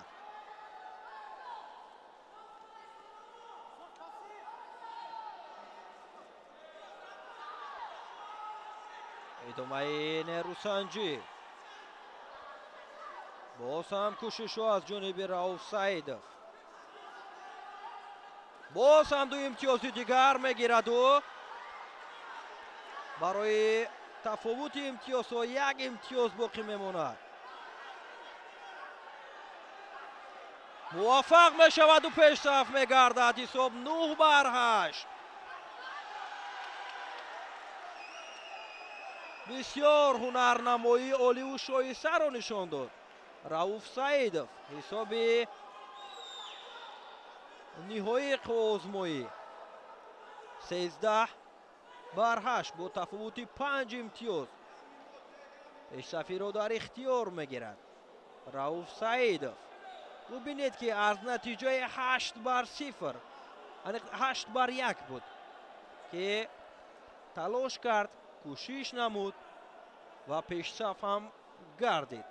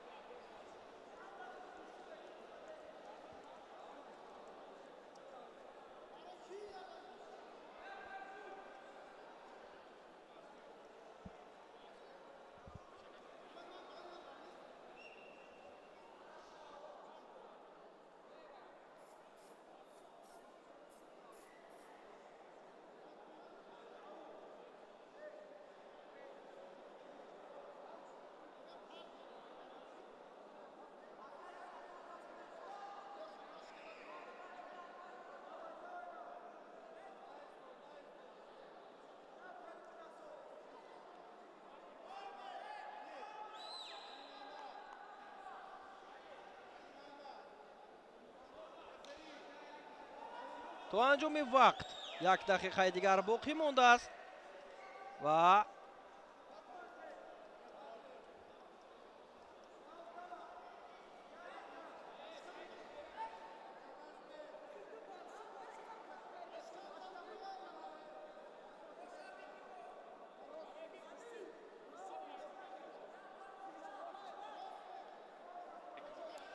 акнун боз ҳам барои Рауф Саидов имконият ба миён меояд дар ҳолати партере ки кӯшишҳоро идома диҳаду боз ҳам имтиёз бигирад.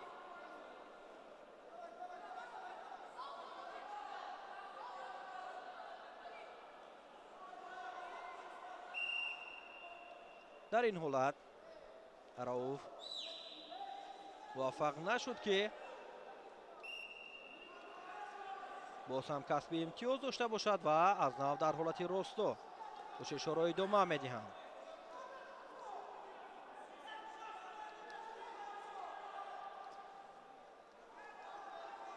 سی ثانیه دیگر باقی مانده است تا انجام آزمایی. یونس هرچند اکنون کوشش میکند دیگر موفق نمیشود زیرا که رؤوف سعیدов تماما شکل آزمایی را در قسم دوم دیگر کرد. باز هم 2 امتیاز میگیرد. حساب 15-8.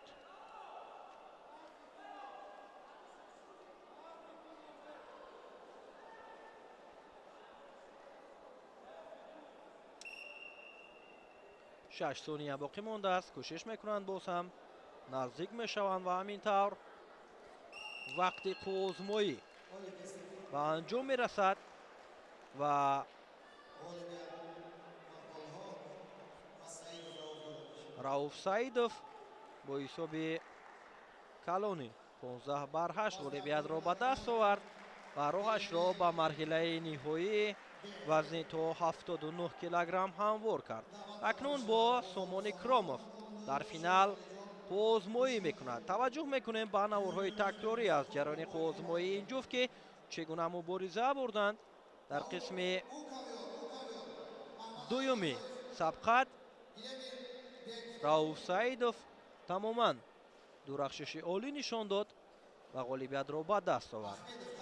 گزارش ما ادامه می‌یابد. اینجا من سوربان امان‌الله‌زاده با شما خیر خوش میکنم و ادامه سبقت ها را همکارمان نکروز ساتوروف برای شما شرح میدهد.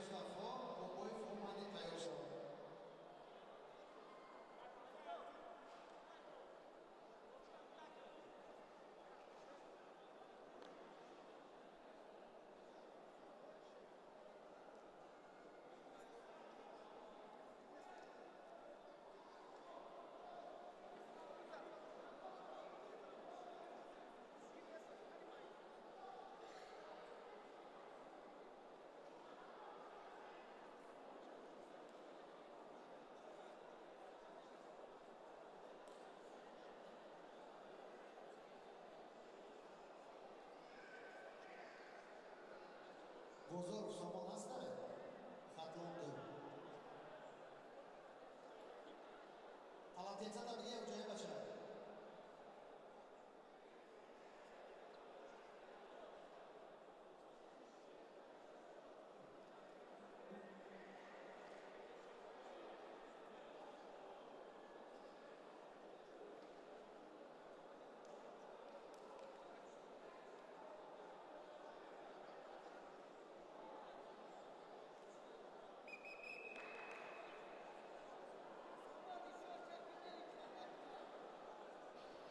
як дуруди дигар нисори шумо бинандаҳои азиз, роғибони гӯштини тарзи озод гузориши мустақим мо идома меёбад аз ҷараёни баргузории рақобатҳои чемпионати ҷумҳурияи тоҷикистон оид ба гӯштини тарзи озод ва юнони римӣ. ҳамакнун марҳилаи нимфинали рақобатҳоро бештар мутаваҷҷеҳ дорем дар вазнҳои мухталиф. ҳоло бошад дар вазни то 70 кило ду паҳлавони дигар андari майдони рақобат гаштанд ки ҳаракати аввал аз ҷониби Алиҷон Шеров инҷо дида мешавад. варзишгари ҷавону умедбахши кишвар акнун ҳаракати аввалро бо муваффақият пассар кард, имтиёзро ҳам дар ҷайб дорад.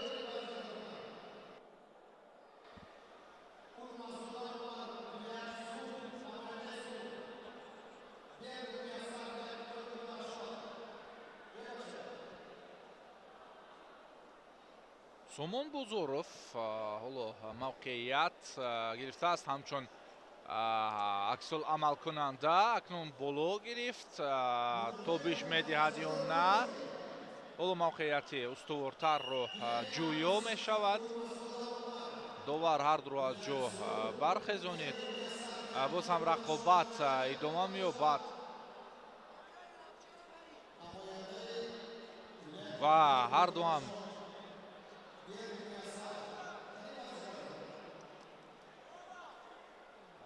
ҳаракат барои усул анҷом доданро мекунанд. корбари Алиҷон Шеров бори дигар мушоҳида мешавад. мавқеъгирӣ ҳамоно идома меёбад. боз аз самти дигар кӯшиши ҳамларо дидем. сомон бозоров аз пеш гузашт, ду имтиёз гирифт. натиҷаи рақобат баробар мешавад.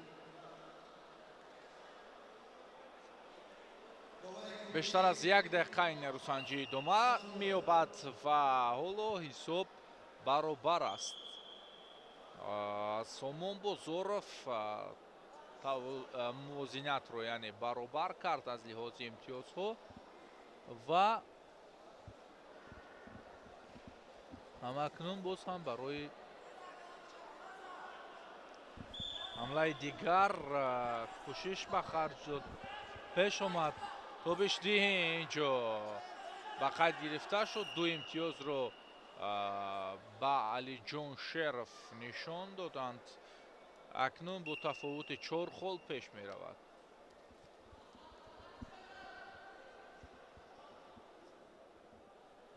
кор ранги дигар мегирад барои сомон бозоров.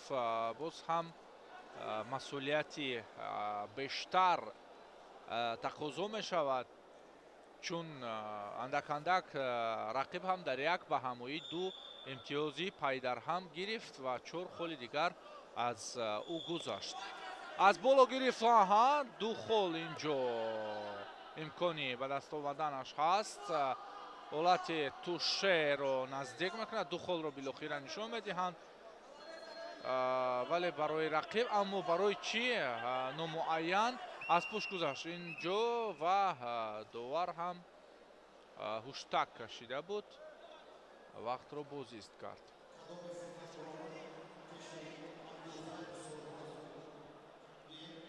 акнун барои чанд сонияи дигар нафас рост мекунанд ва дигар бора барои нимаи дуюми рақобат омодагӣ мебинанд.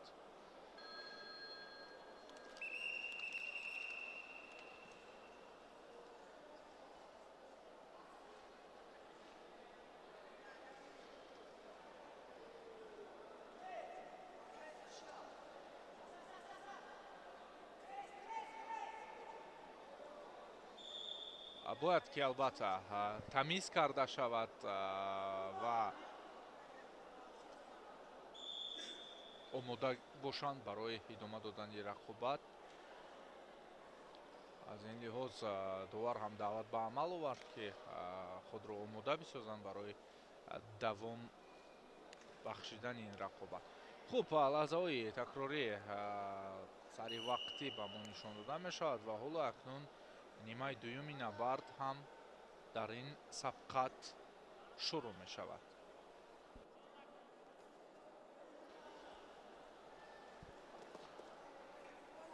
бозоров инҷо сирф пеш омад аз ду пой. кӯшиши мавқеиятро дошт. ба ҳар сурат фаъолии ӯ барояш имтиёзҳоро овард. ҳамакнун наздик мешавад ба рақиб. ду холи дигар зиёд аст. Алиҷон Шеров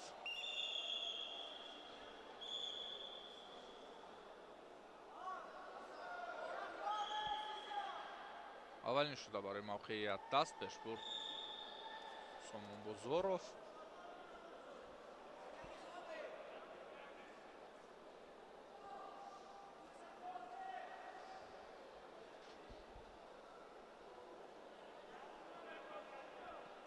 در موقعیت یک کم ایستادگاری بیشتر به چشم میرسد. حتی دوار هم یک اشاره داشت برای فعال نوکی کار در این نبرد. خطابی او هم برای ورزشکاران به مورد بود.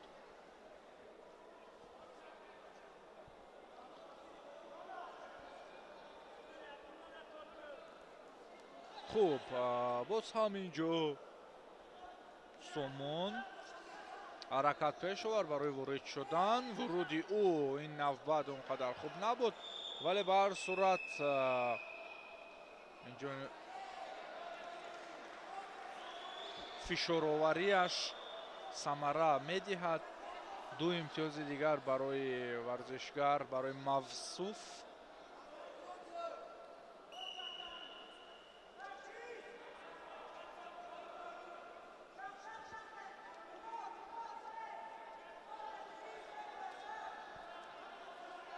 باز هم به قول جلوی کار در دست دارد سامان بزرگ. برای او احساس می شود. علی جان شرف بیشتر دفاع دارد و موقعیت او رو در شروع حمله ها کمتر می بینیم در لحظه های اخیر. یک دقیقه پره تا انتهای وقت باقی می ماند. ورودی ورزشگری پیراهنی کبود داشته علی جان شرف حرکت پیش آورد برای موقعیت از دو پا.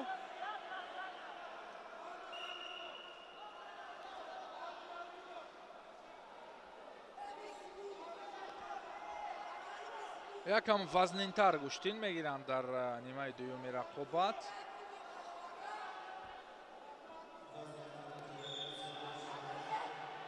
باز هم ورود بکار شد از پشت گذشت اینجا.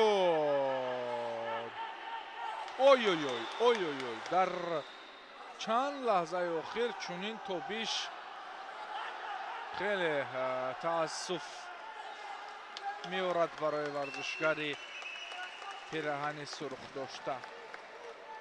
در حالی که سامان بزرگ پای در پای جواب گفت با حرکت های رقیب و با امتیاز های رقیب. ولی اینجا پیروزی نصیب ورزشکار از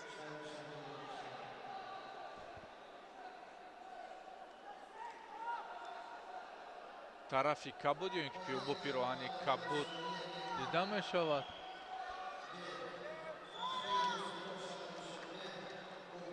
در صحنه تکراری بیایید بار دیگر دیدن میکنیم چه حالت ها به وقوع پیوستند.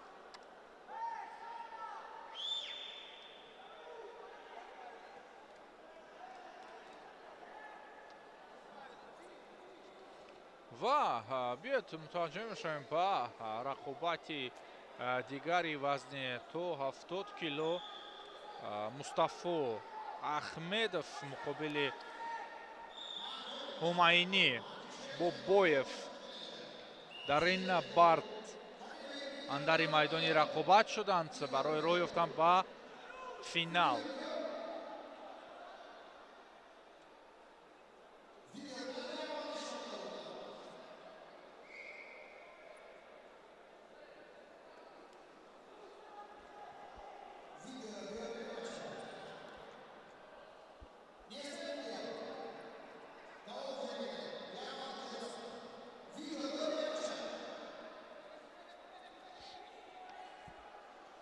مصطفی احمدов در رقابت گذشته پیروزی در محل داشت، یعنی قبل از مهلت. حالا باشد اکنون نبرد бисёр муҳим барои ҳар ду ин нимфинал аст ва ҳамин нерӯсанҷӣ маҳсуб мешавад. ҳумайни бобоев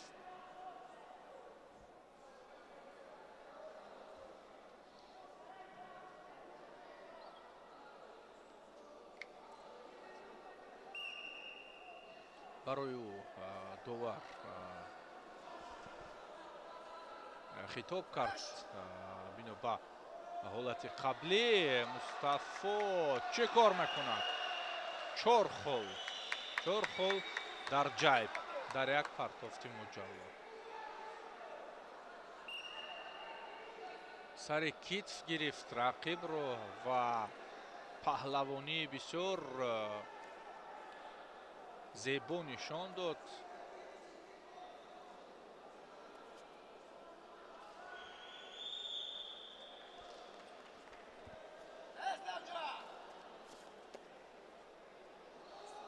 барои аз пеш гузаштан боз ду холи дигарро дар ҷайб мезанад Мустафо.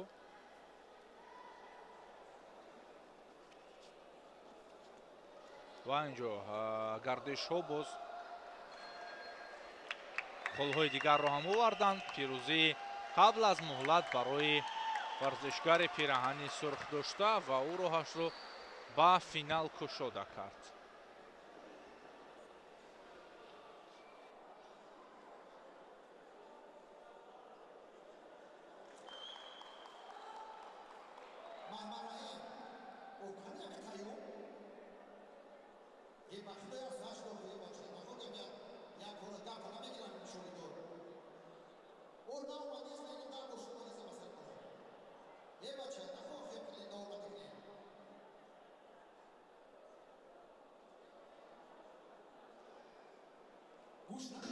бори дигар дар ҳолати такрорӣ албатта дидан мекунем ва лаззат мебардорем аз паҳлавонии муҷаллои Мустафо Аҳмедов дар рақобати нимфинал. ҳамакнун ду нимфинали вазни то 70 килоро дидем ва интизор мешавем рақобатҳои навбатиро. издиҳоми зиёди мухлисон ва ҳаводорони куштини тарзи озод дар нишастҷойҳо рақобатҳои ҷаззоби имрӯзаро тамошо мекунанд ва ин мусобиқа ҳам албатта шукӯҳи махсус дорад ва рақобатҳо ҳам ибратбахш сипарӣ мешаванд.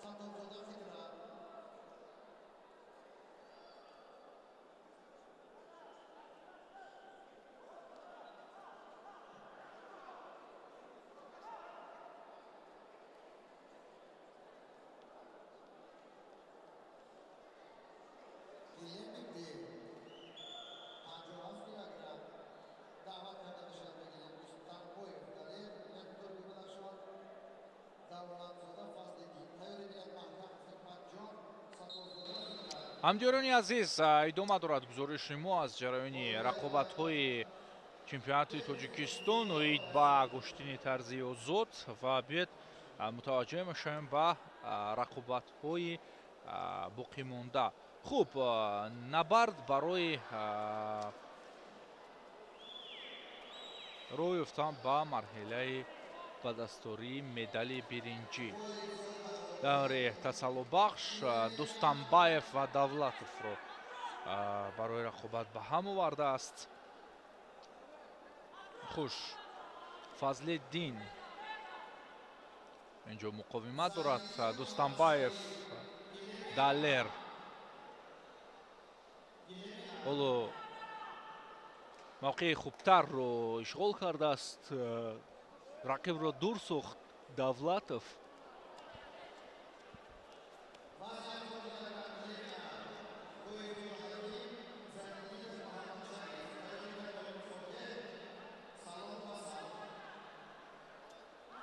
оҳо, усул иҷро шуд. усул иҷро шуд.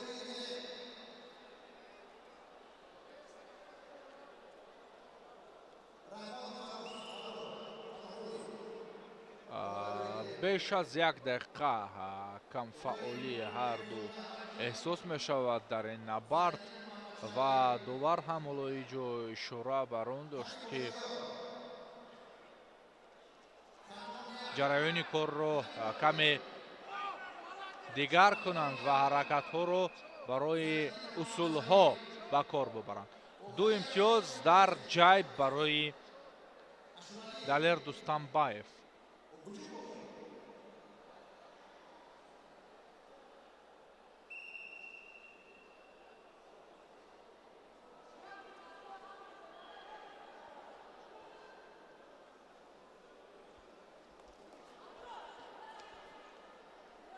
усули ба кор бурдаи Далер, вале Давлатов зуд муқовимат кард. акнун боз ҳам ҳолати мавқеъгирӣ барои ҳарду. Дустамбаев дар ҳолати фишор қарор дорад. рақиб бошад дифоъ мекунад. оҳо, усули фиребо корбари барои аз майдон берун, вале хост усулро анҷом медиҳад, вале ба ҳар сурат аз майдон берун сохт. ин ба Дустамбаев як имтиёзи дигарро меорад.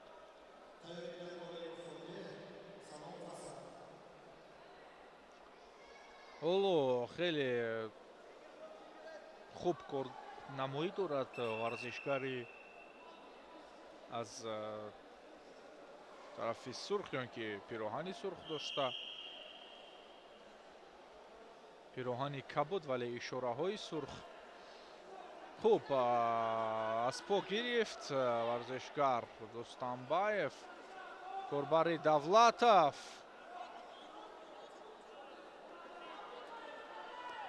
усули Давлатов буд ва як имтиёз барои ӯ инҷо биноба аз майдон берун шудани рақиб.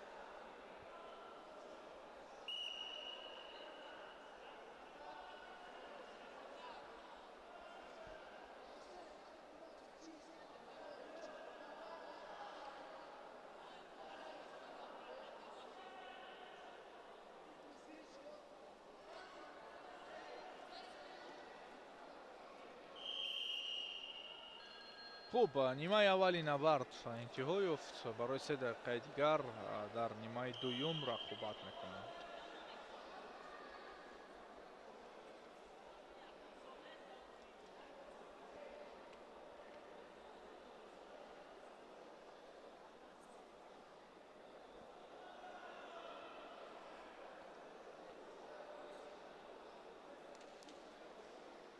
хуб, ин корбариҳо дар нимаи аввал буд.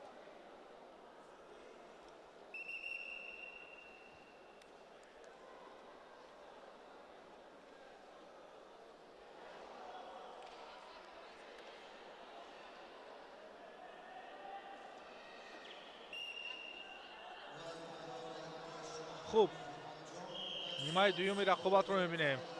бо аланга ва ин тӯфон дар нимаи дуюм аз ҷониби варзишгари пешсаф, яъне Дӯстанбаев хуб буд.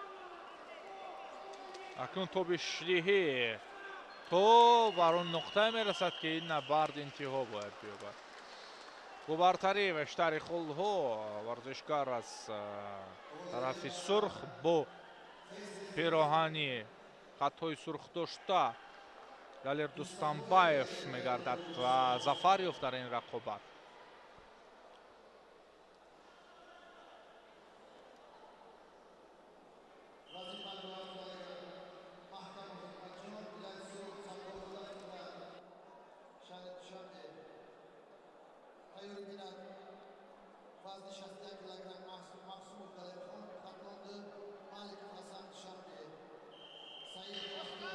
акнун марҳилаи тасаллубахшро дидем дар вазни то 57 кило як рақобаташро.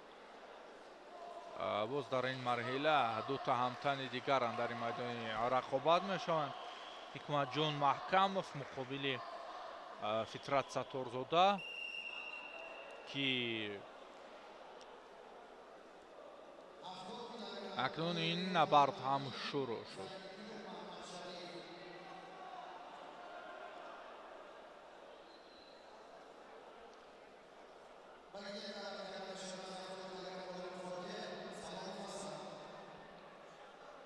аз боло мавқеияти хуб дорад. тобиши ӯ имтиёзро ба кор мебарад. 4 хол ва албатта ҳоло танҳо 2 холро мебинем дар ин набард ва он ҷо партофти усули гӯем ба шакли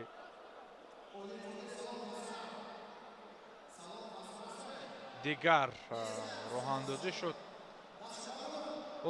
машварати доварон ҳам ҷиҳати 4 хол будани он аниқтараш он амалкард ба вуқӯъ мепайвандад.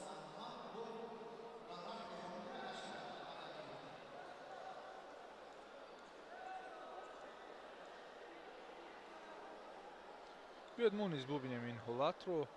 хуб аз боло гузашт,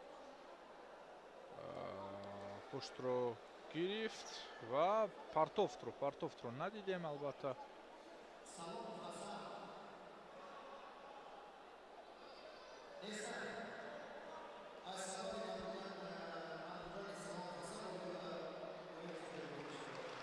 хуш, 4 хол навишта мегардад ба нафъи Сатторзода ва рақобат акнун идома меёбад. партофти ва ё амалкарди хуби варзишгар аз нимаи кабуд шаффоф арзёбӣ гардид ва боз дар идома барои аз пушт гузаштан 2 холи дигарро ҳам ба Сатторзода дидем. аз пушт гузаштани маҳкамов акнун ҳисобро барояш мекушояд. 2 имтиёз барои ӯ. идомаи кор барои тобиш додан. қуввааш мерасад ё не. мавқеият ҳам он қадар муносиб набуд.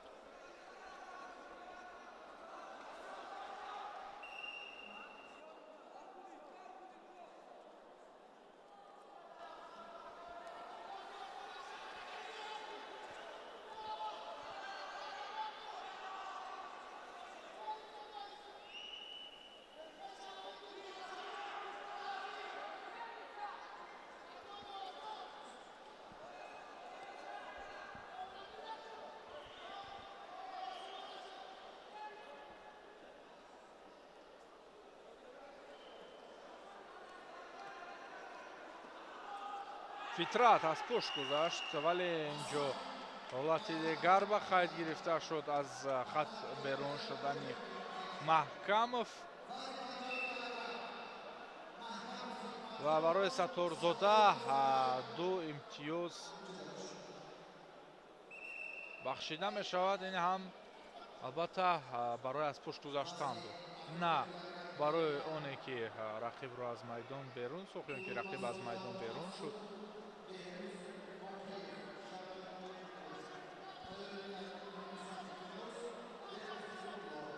Сатторзода фишорро бештар мекунад. имкон дорад ки рақобатро бармаҳал анҷом бибахшад. аз ин лиҳоз ҳоло амалкарди навбатии ӯро дидем. бори дигар силсила усулҳо давом ёбанд ва бори дигар ҳаракати навбатӣ дида шуд. ва тамом 12-2 инҷо рақобат бояд ист шавад. туше ба ҳар сурат тушеро ҳам дидем. чаро ман намекунанд инҷо акнун билохира туше ки буд то ба охир ҳолатро нигоҳ доштанд ва дар ин набард қабл аз муҳлат Фитрат Сатторзода зафар ёфт ва акнун ҳуқуқи иштирок дар вохӯрии ба дастории медали биринҷиро пайдо мекунад.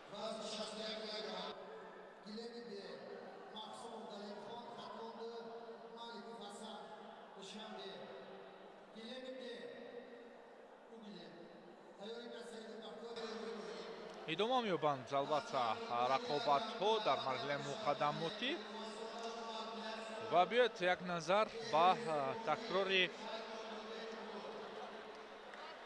рақобати гузашта таваҷҷӯҳ кунем ва ҳоло ҷуфти дигарро ҳам ба майдон мехонанд.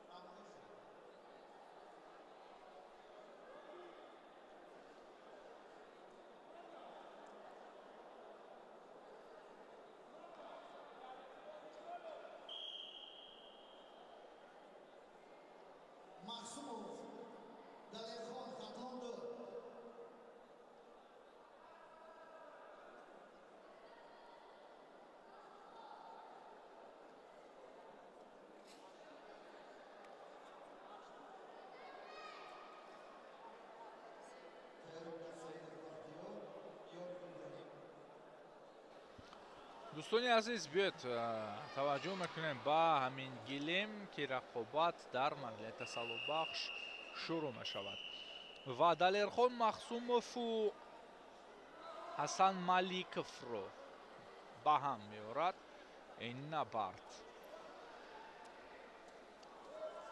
ин имконият барои идомаи роҳ дар ин сабқатгоҳ аст барои ҳарду ва имконият барои нишони биринҷиро соҳиб шуданд. усул аз ҷониби Махсумов буд ва имтиёз ҳам барояш нишон доданд. аз пушт акнун гирифт ва довар ишора кард аз ҷо бархезад.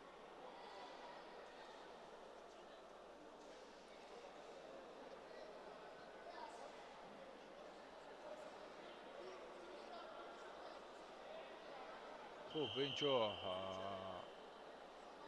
аз самти Махсумов ишора шуд барои бозбинии ҳолати қаблӣ.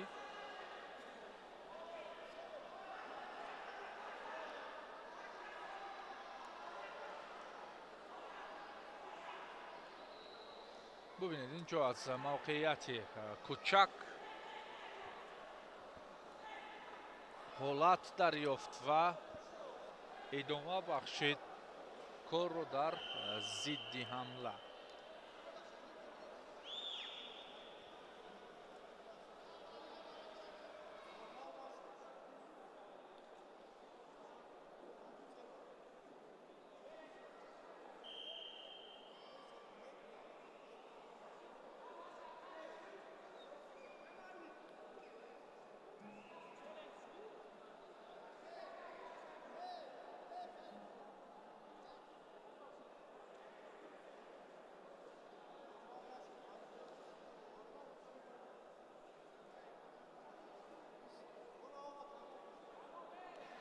ҳолате нест ки инҷо сари он ҳолат баҳс бошад ё ки ҳолати дигар ва ба ҳар сурат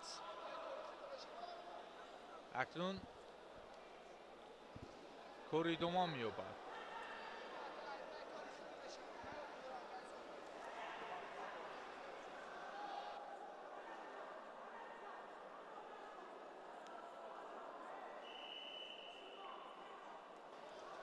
рақобат идома меёбад ва ҳоло акнун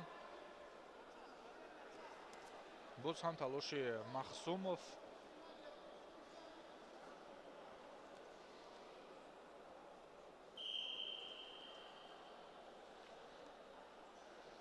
ҳасан мавқеияти устувор дорад. ҳасан маликов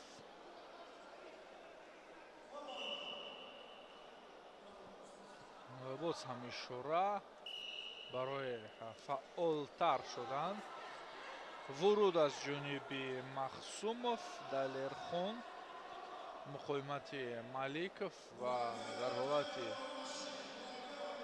омодабош қарор дошт.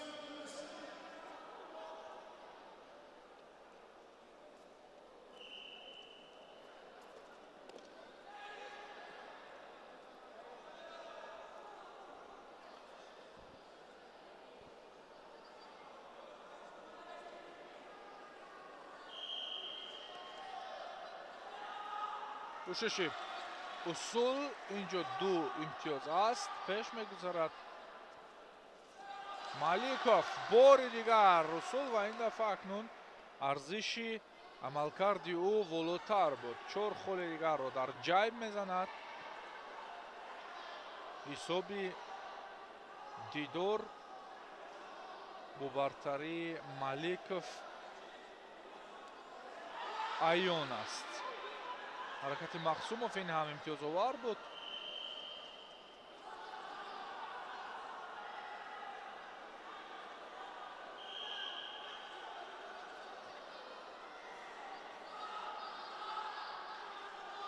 аксулъамал аз ҷониби маликов 2 холи дигар ва боз 2 холи дигар ҷавобан. ин ба он дам ба дам ҷавоб медиҳанд дар лаҳзаи кор дар замин ва ба ҳамин нимаи аввали дидор интиҳо ёфт. ҳарду ҳам танаффус мераванд ва бо бартарии 1 хол маликов дар ин дидор пешсаф аст. биёед аз лаҳазоти ҷолиби ин рақобат дидан кунем бори дигар.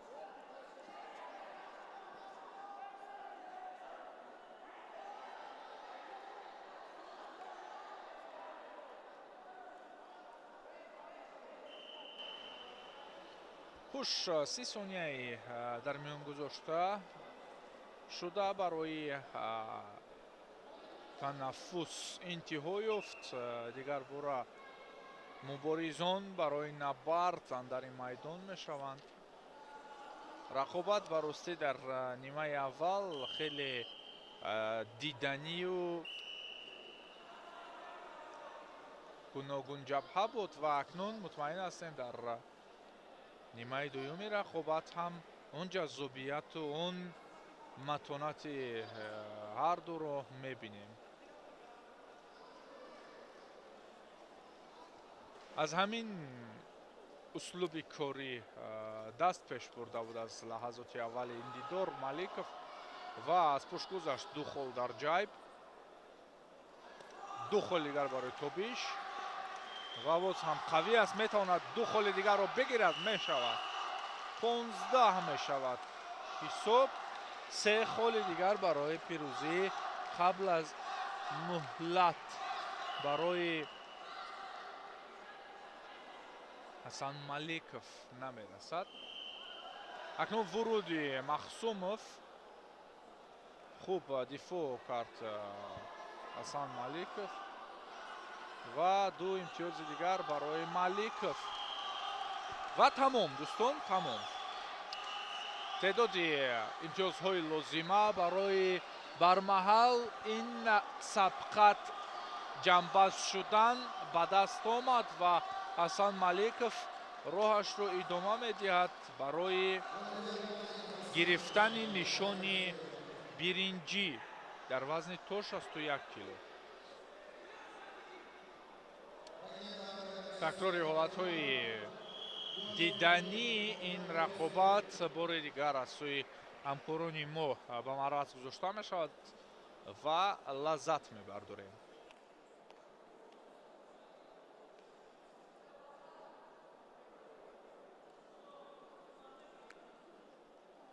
Olimpiada Behruz Boki bo'lib ishlar.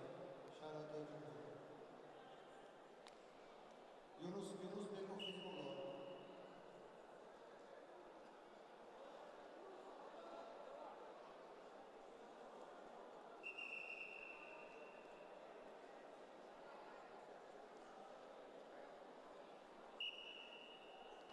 دوستان عزیز بیاید متوجه میشیم بر رقابت دیگری مرحله راه یافتن برای نشانه برنجی. اینجا بختیار سعیدов مقابل ابراهیم یارов دیدار انجام میدهند.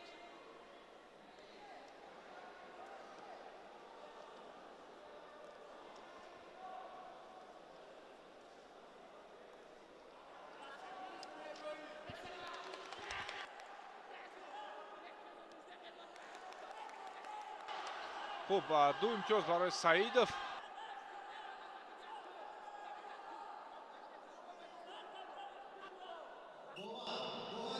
خب دوستان عزیز معذرت این رقابت برای مدال برنجی است و اکنون سعیدов یک قدم پیش گذاشت برای به دست آوردن نشان، ولی این حالا آغاز است. این حالا آغاز است.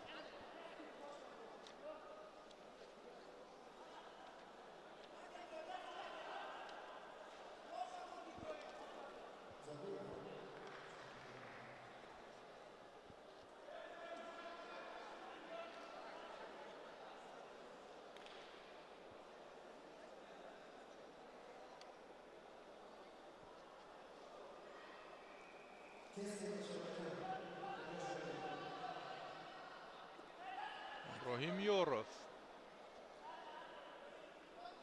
موقعیت خوب داشت، از پشت گذشت، دو امتیاز را گرفت، باز هم پرتوفت و باز هم امتیاز.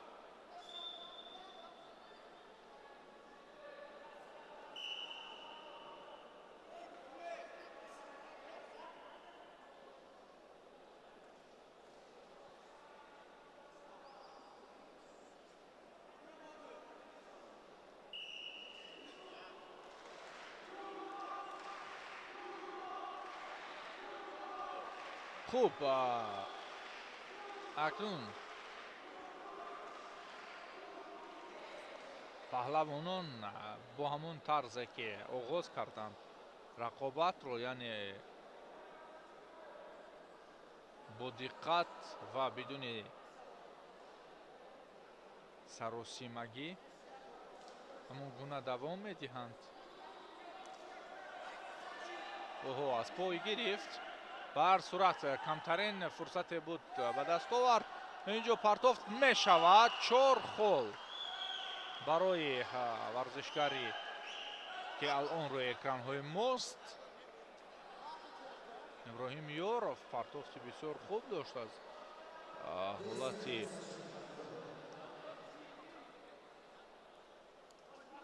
کمترین چون گفتیم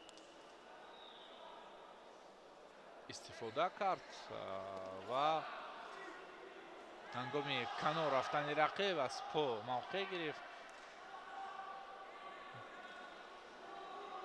لحظه خوب رو دریافت و اکنون پرتوفتش با موفقیت اجرا شد. در این نبرد اکنون پیش می رود و نیمه اول رقابت با موفقیت برایش انتها می یابد.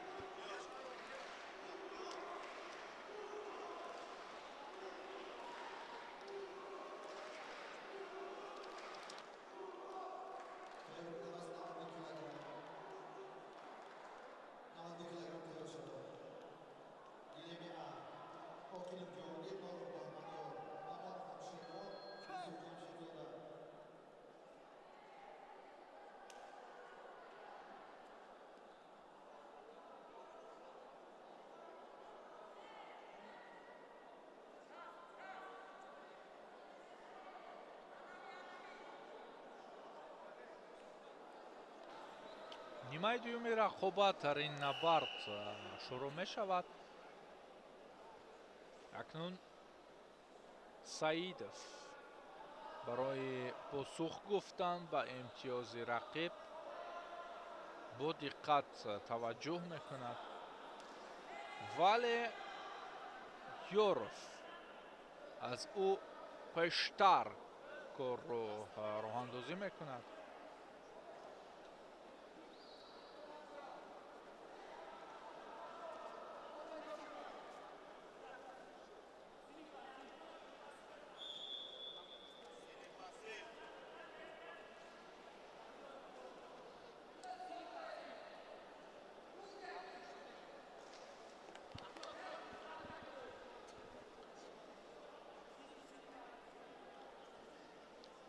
хуб, ишора барои юров барои камфаъолӣ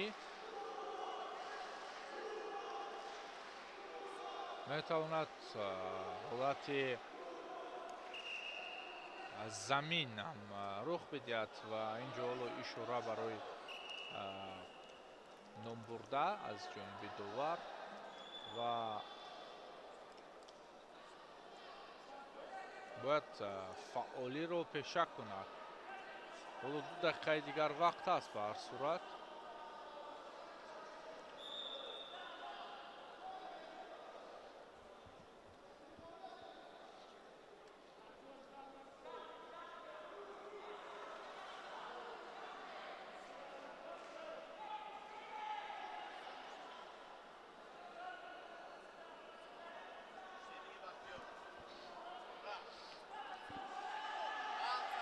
хуб, юров инҷо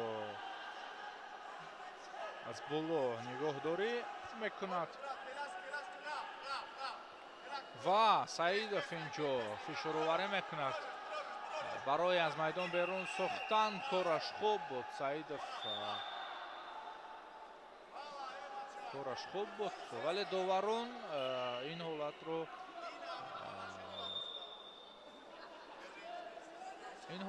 яъне ки ба назар намегиранд ва як имтиёз нест барои саидов.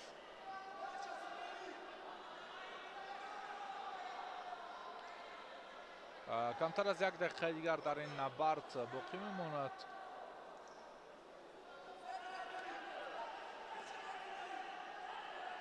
юров танҳо муқовимат мекунад ва аксуламал нишон медиҳад.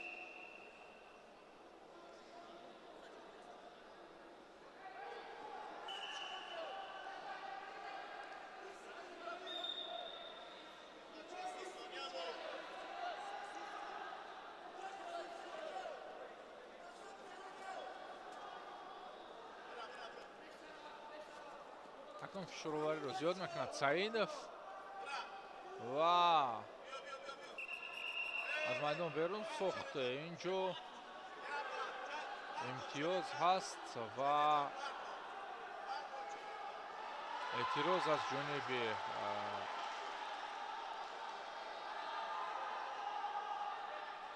тарафи саидов шуд.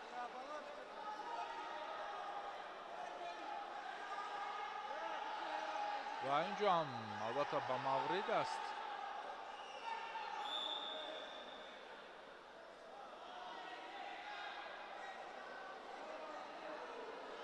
гап сари як имтиёз меравад бино ба аз майдон бидуни ҳолати корӣ ва бидуни муқовимат берун шудани рақиб. ҳоло доварон чӣ мегӯянд?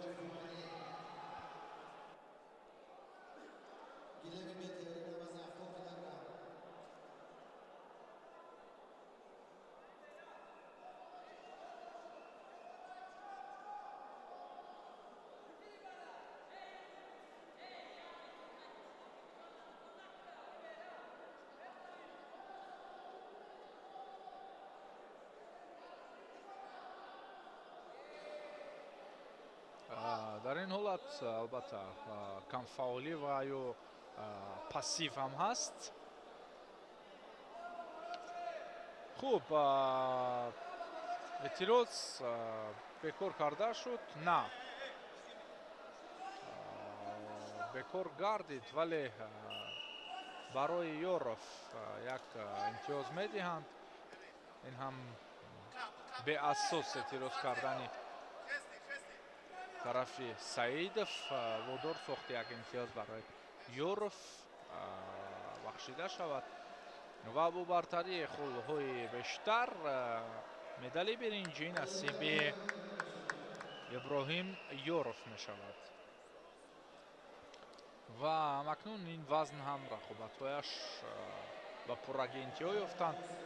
пешни рӯсанҷиҳои финалӣ хоҳанд буд. ҳоло чанд рақобати дигар дар марҳилаҳои ба дастдории медал боқӣ мондаанд.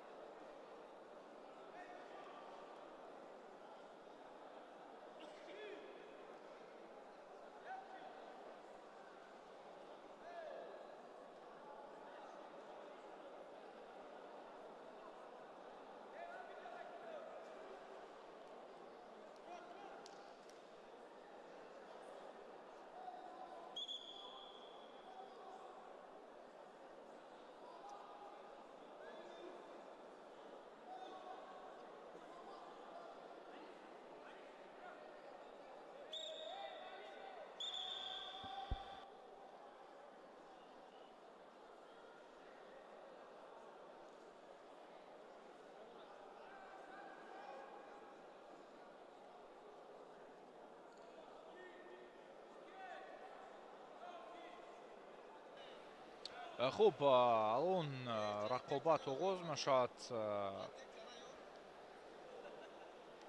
меҳроб асоев муқобили меҳробиддин шарипов. ҳоло бояд дар намолавҳа дуруст кунанд ва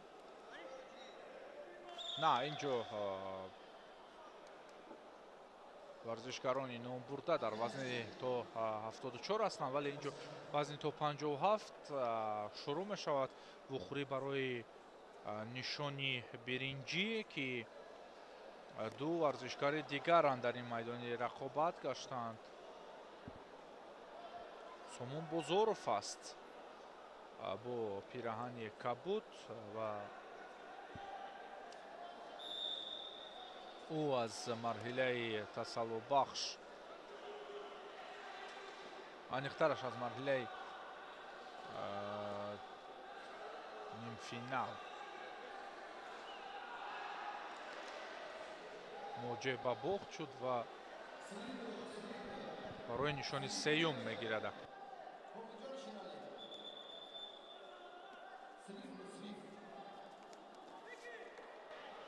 ҳаракати ғоибзода ва имтиёзҳои пай дар пай бо сабаби гардишҳо бори дигар барои тобиш додан мавқеъ мегирад, вале ин дафъа акнун мавқеият он қадар муносиб набуд барои партофт ё ин ки тобиш додани рақиб.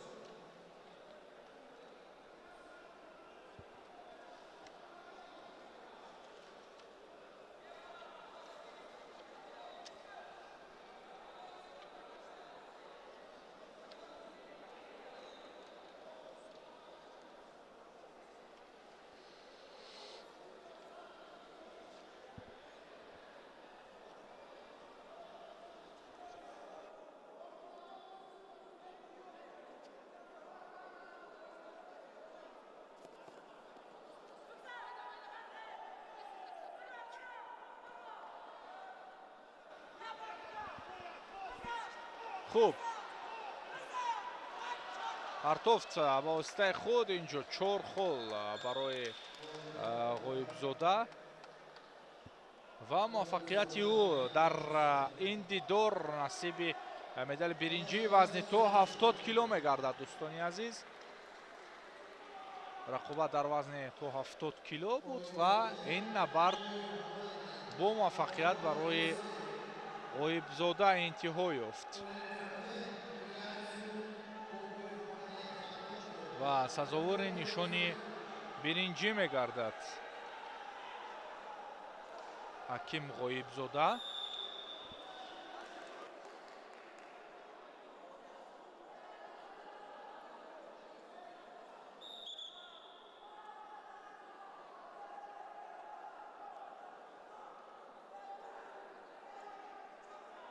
Я малышник ездил, вообще мужчина ездил, ребята. Я бабка, сэр.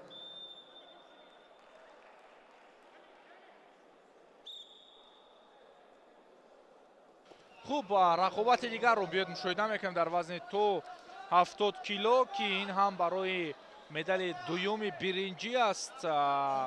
фотеҳҷон олимовро бо ҳумайни бобоев мебинем дар ин набард. имтиёзи аввал аз ҷониби ба ҷониби ҳумайни бобоев аст. кӯшиши дигар дорад барои боз ҳам ба даст овардани имтиёз.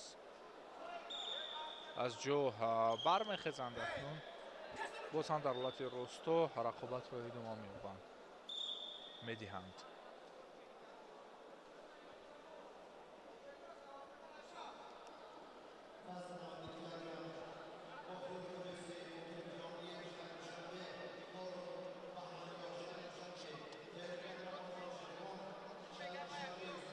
ба ҳамои дигар ва мавқеъгирии ҳарду камфаъолтаранд ва акнун барои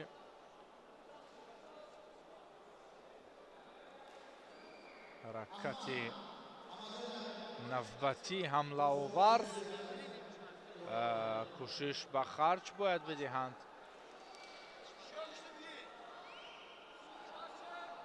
наздики 1 дақиқа аст ки камтар фаъолӣ мекунанд.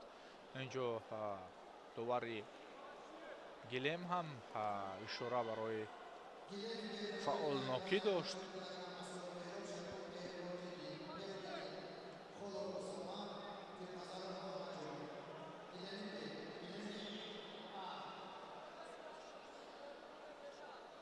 ба ҳамин акнун рақобат ҳам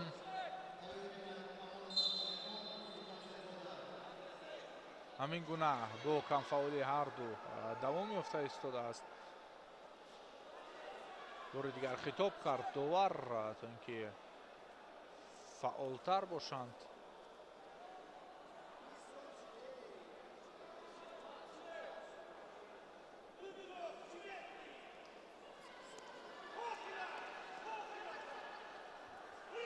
акнун олимов аз майдон берун сохт, рақибро 1 хол ба даст овард.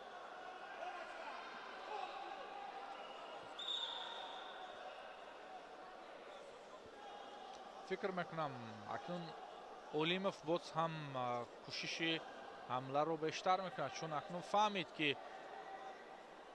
якам фишороварӣ метавонад ки самар бидиҳад.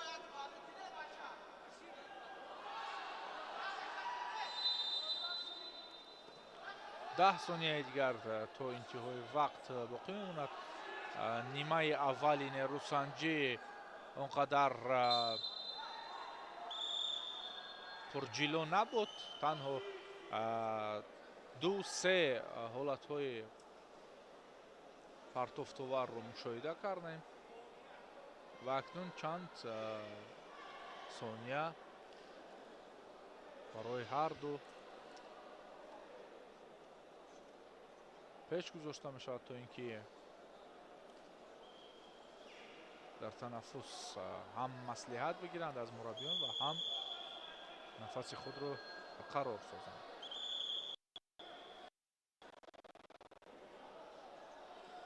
акнун нимаи дуюми рақобат, шояд дар нимаи дуюм ҷараён ками дигар рушд меёбад ва рақобат ранги дигар мегирад. Ҳамин гуна ҳам шуд. Ҳаракати аввал аз ҷониби Фотеҳҷон Олимов.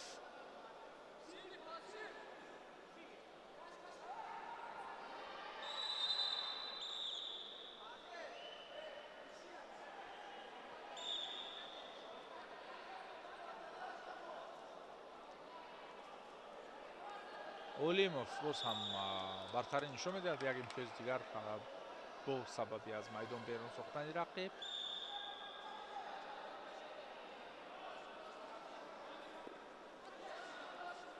Бобоев сирф муқовимат дорад. Инҷо ҳоло фишороварии Олимов боз ҳам натиҷа медиҳад. Имтиёзи навбатӣ барои ӯ ва тобиш дод рақибро барои як маротибаи дигар гардиш додан қувва ва имконият ҳаст. ду холи дигар ҳам намоён шуд. 8-2.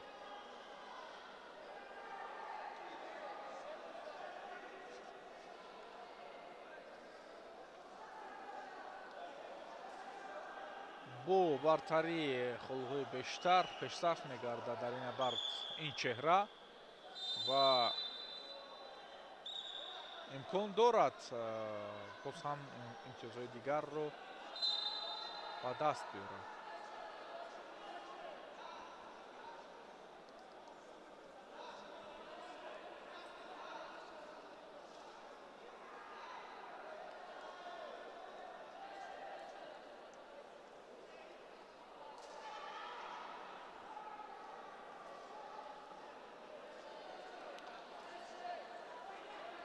вуруди Бобоев бенатиҷа. Дар ҷавоб Олимов боз ҳам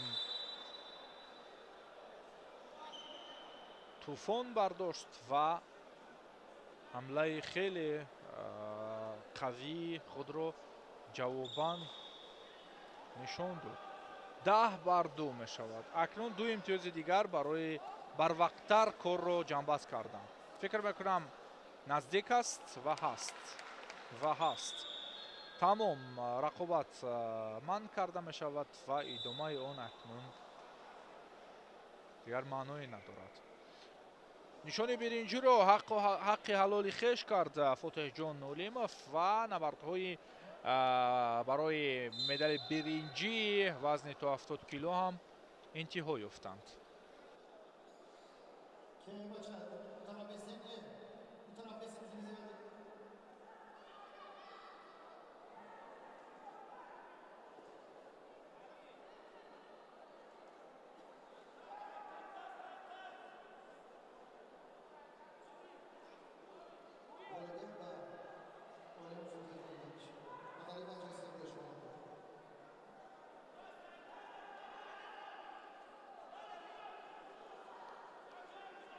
وزن 74 کیلوگرم وکیل دعوت کرده میشه کلمی بی اسوی بهرام شهر دوشنبه شریف بهرام میدی تایید خانم مسلمان پیر نظر محمد جان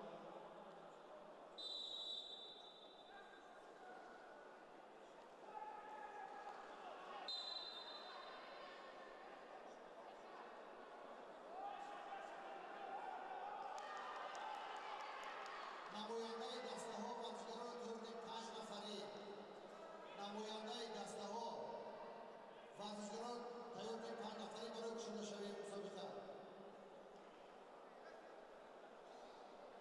بوب تریکو ورزشکار рақобатҳои муқаддамотӣ ва рақобатҳои ба дастёрии медали биринҷӣ ҳам андак ба сарҳади интиҳо мерасанд. дар вазни то 74 кило ду набарди дигар аз пеш аст. меҳроб асоев бо меҳробиддин шарипов нерӯсанҷӣ анҷом медиҳанд ва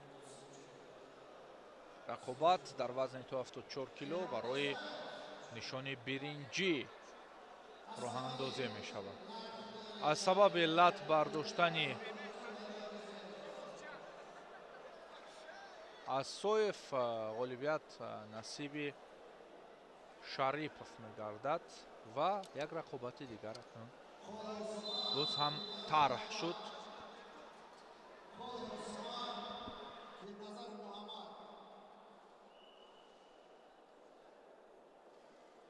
дӯстони азиз, то ин дам бо шумо будем Некрус Саторов ва ҷамъи ҳамкорини техникиам ки ин рақобатҳоро якҷо бо шумо тамошо кардем.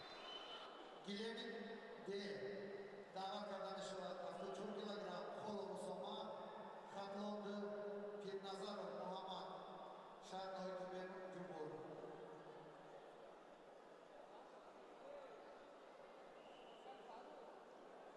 تایری بیننده مانو همشهرمان شهر دوشنبه یوسف جمشیدزاده شهر دوشنبه تایری بیننده از علمیه خال و مسامح نیستن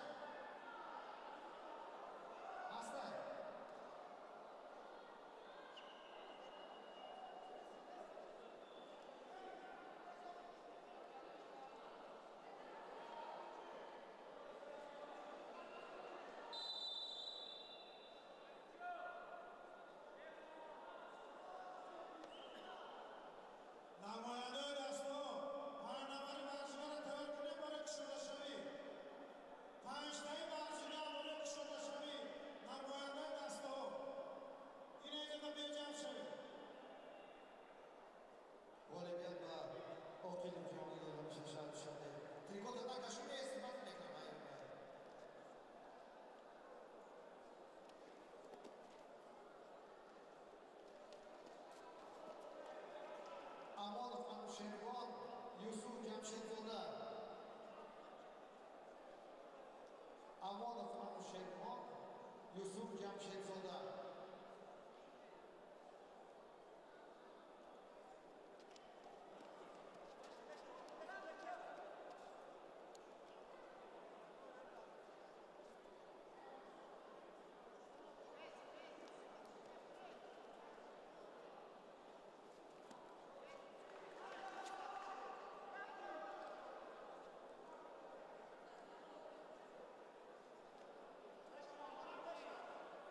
Секунда.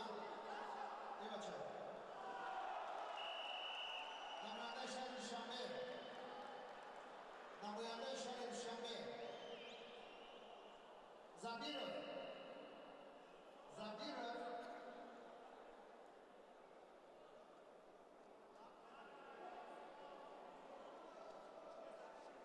Тайёри билет вазни 74 килограмм.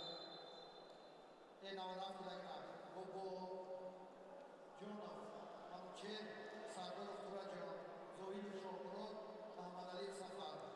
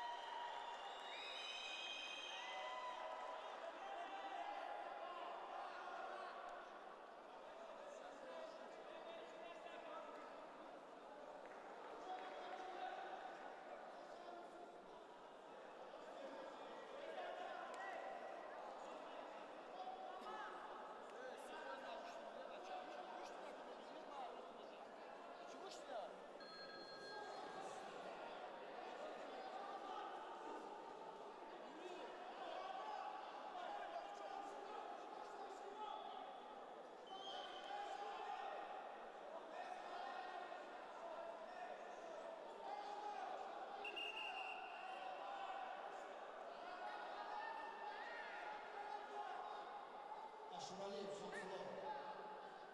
Ashur Aliyev Shamsullo. Kadom shakli qabila. Zoidova.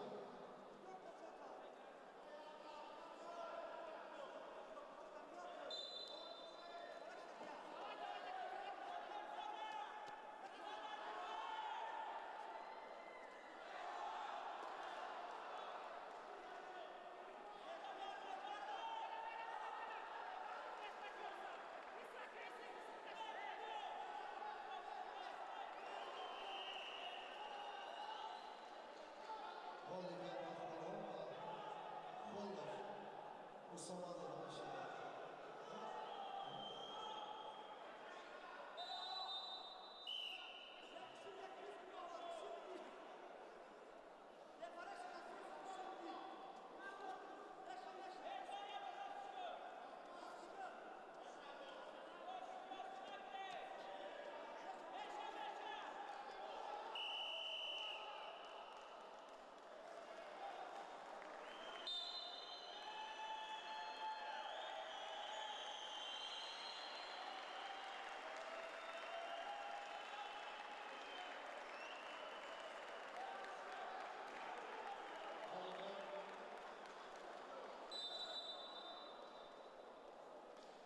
Oliver va Xolov Usmonov mashina.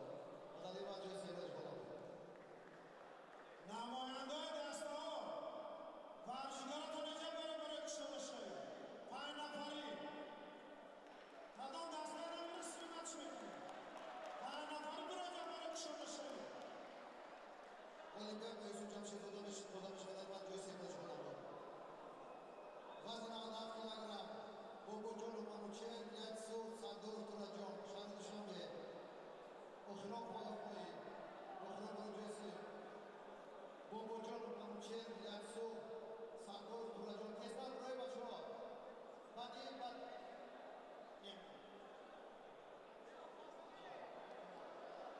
Erkek ro'y Bobojon Manuchev, Lyatsu, Sardorov Turajon. Oxirov Jo'seyev. Tamamen tayyor beshim برای parad.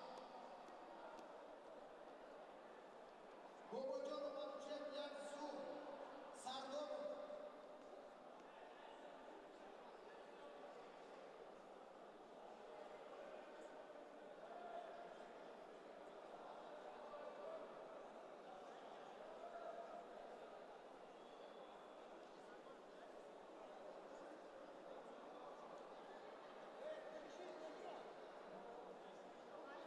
Bobojon Manuchev kay?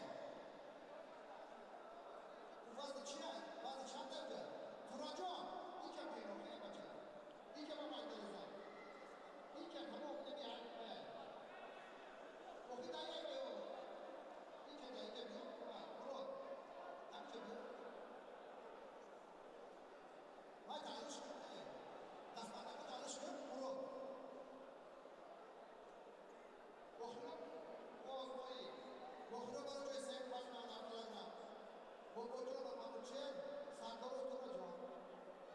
Oxirov baro joy sen.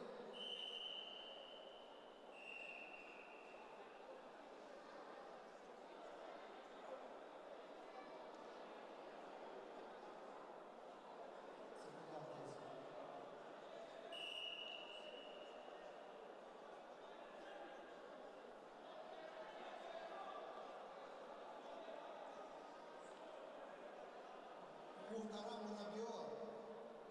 Vatishgaror tayyor qiling bacha. Gap shizda.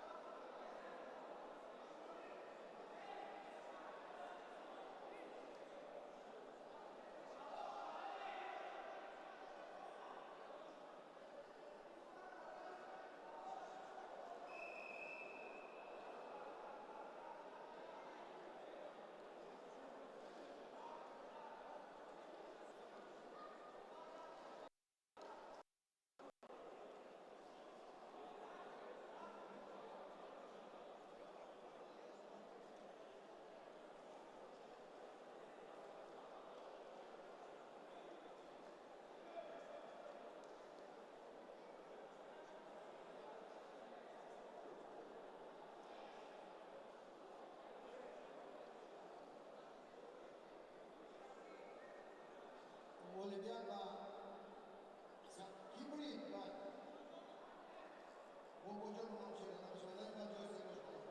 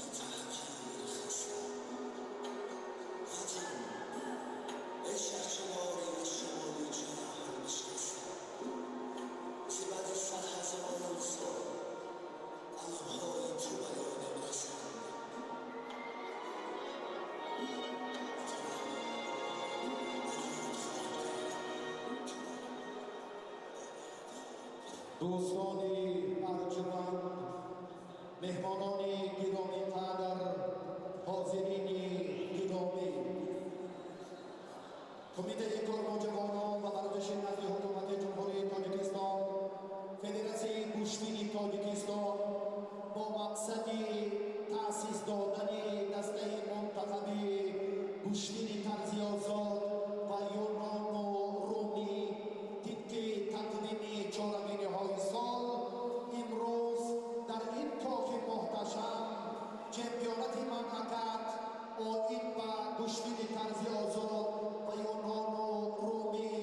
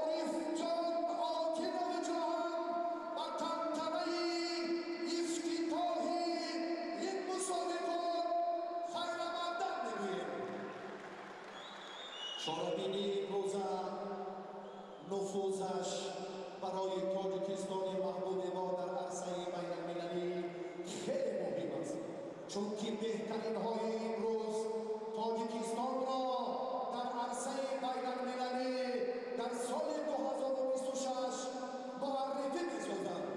در اینجا در زحمت، توجه و نظر الهی نهادی اداره کننده ساحه کمیته کار با جوانان و ورزش نزد حکومت جمهوری تاجیکستان بغایت زیاد است. حالا با کمال احترام سخن اولین افتتاحی و تبریکاتی را برای رئیس کمیته کار با جوانان و ورزش نزد حکومت جمهوری تاجیکستان گل احمدزاده ذوالفقار احمد می‌دهیم. مهمانان گل‌قدر، ورزشگران ارجمند، حاضرین گرامی، با استفاده از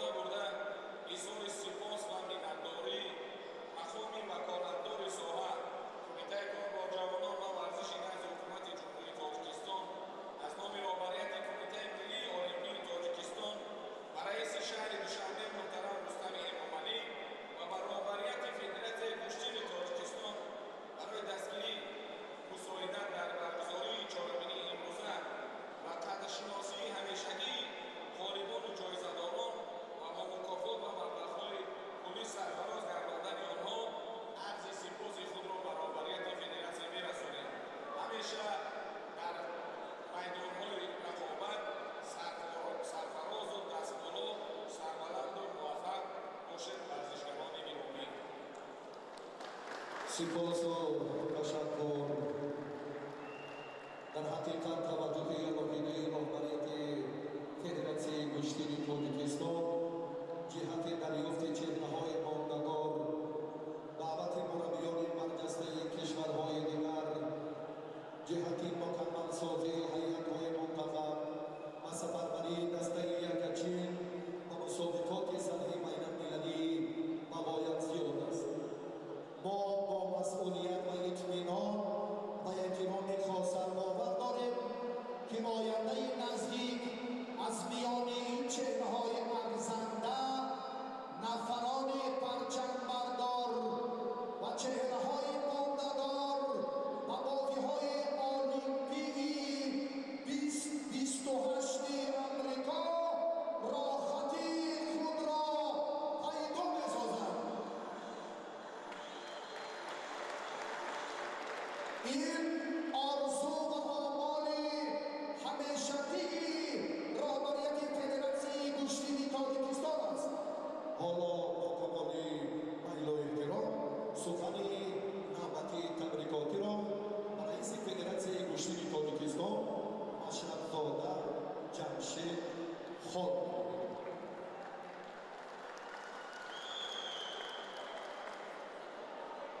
حاضرین گرامی، دوستان عزیز، مهمانان مملکت و ورزشکاران، حضور همه شما را در جورابی امروزه خیر مقدم گفته به شما سلامتی و کامیابی‌های بینظیر را خواهانم.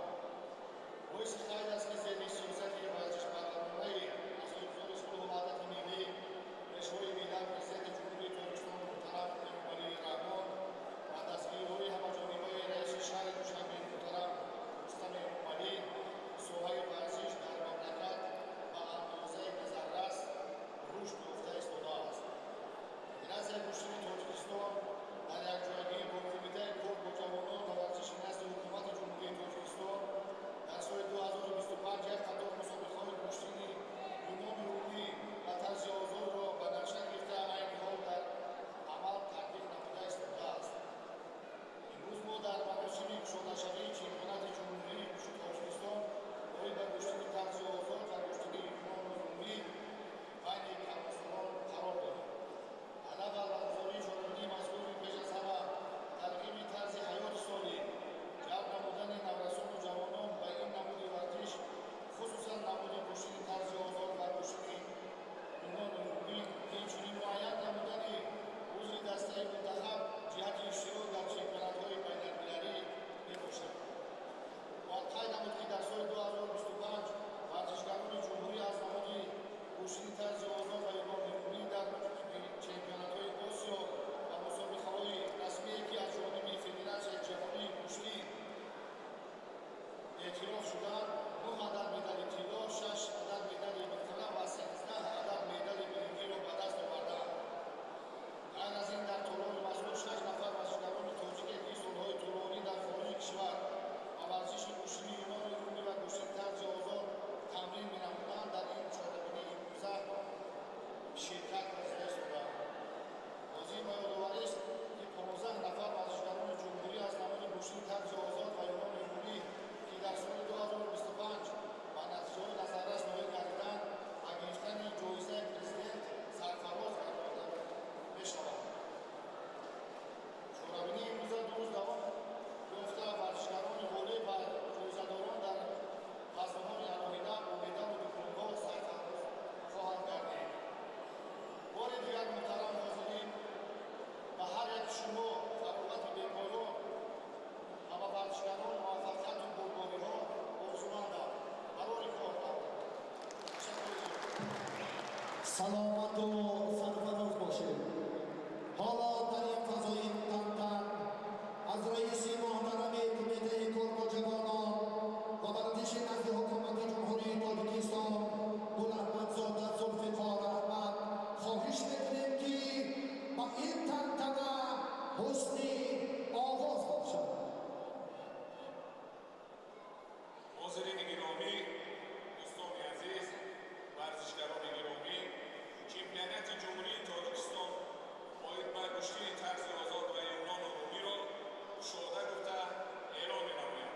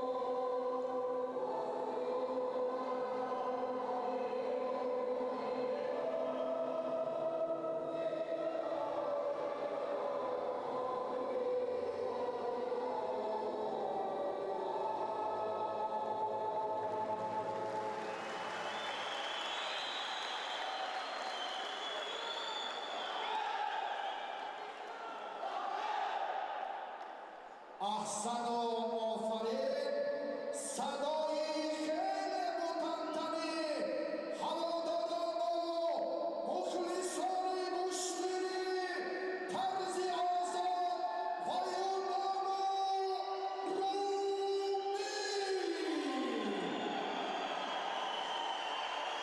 تاجیکستان از صدا آفرین و صدای مرغولاناری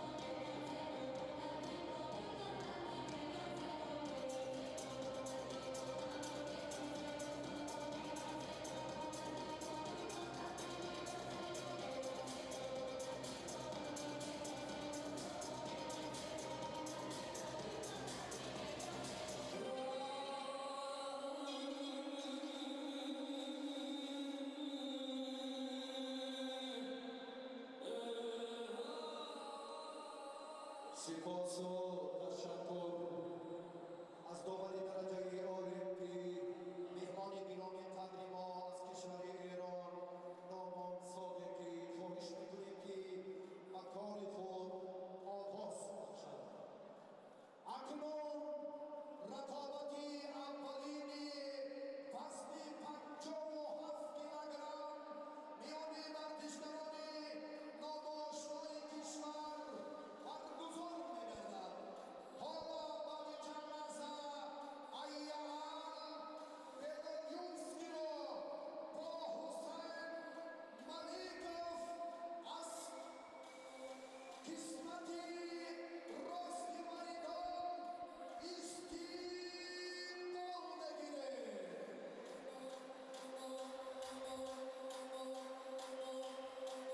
بگویوسکی مسابقه‌ای بین‌المللی مصر را با پیروزی انجام داد. برنده مقام اول استاد ورزش درجه بین‌المللی است. حسین ملیکوف نامزدی استاد ورزشی جمهوری تاجیکستان شهر دوشنبه.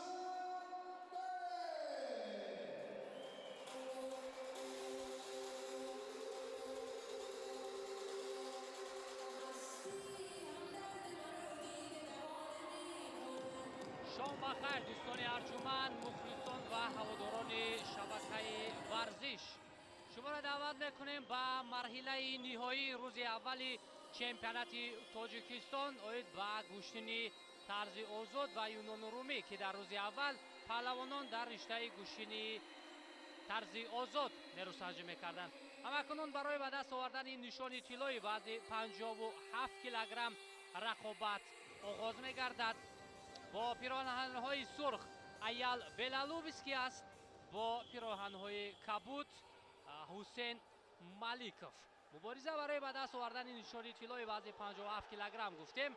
البته تجربه ایال بلالوبسکی خیلی بیشتر و خوبتر است، با خاطره که در مسابقه‌های سطحی با نفوذ ایال اشتراکش البته اندک زیادتر به نظر می‌رسد، ولی چمپیونات تاجیکستان مسابقاتی است که واقعا هم نفران ارزنده هنرشان را به طور شایسته نشان میدهند.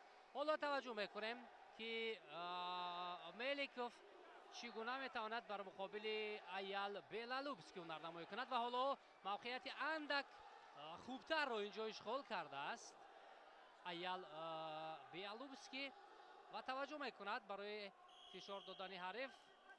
خب اشاره داور هم با آن است که باید ایال فعالتر باشد در اجرای اصول ها. تا کنون هنرنمای ملیکوف خوبتر و بهتر به نظر می رسد و تنها همان موقعیت مساعد را باید پیدا کند، جهتی داشتن از پای که بسیار فرصت خوبتر و بهتر برای اجرای اصول هم به حساب می رود و حالا هر دو هم تنها توجهشان به حرکت های حالت راستا است. خب و باز اشاره داور به آن است که فعالتر باشد ایال و اکنون مجازات می شود.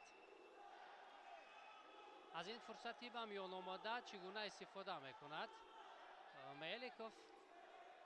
در صورتی که 30 ثانیه سپری می شود ایال نتواند که امتیاز بگیرد، پس رقیبش می تواند صاحب یک امتیاز هم شود.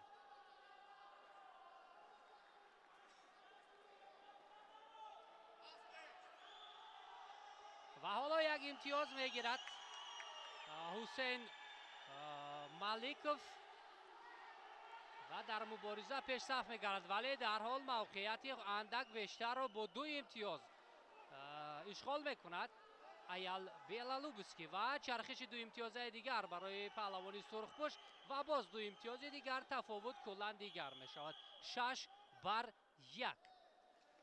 البته ما هم چون در آغاز هم اشاره کردیم که تجربه ایال بلالوبسکی بیشتر و خوبتر است و او می تواند که در هر ثانیه دیگرگونی را هم به میان بیارد و توانست فرقیت را دیگر کرد در مبارزه.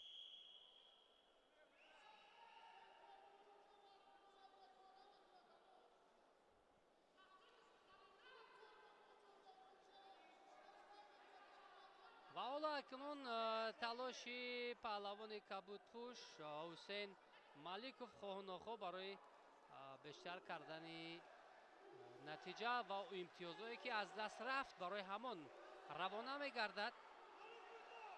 ولی دو امتیاز به دست میارد. دو امتیاز حرکتی مالیکوف. ولی اینجا چالش میپرسد مربی ایال بلالوبسکی. از چیز نگران است، انا همین مربی از چیز نگران است و حالا ما توجه میکنیم با ادعایی که از جانب مربی ایال بود.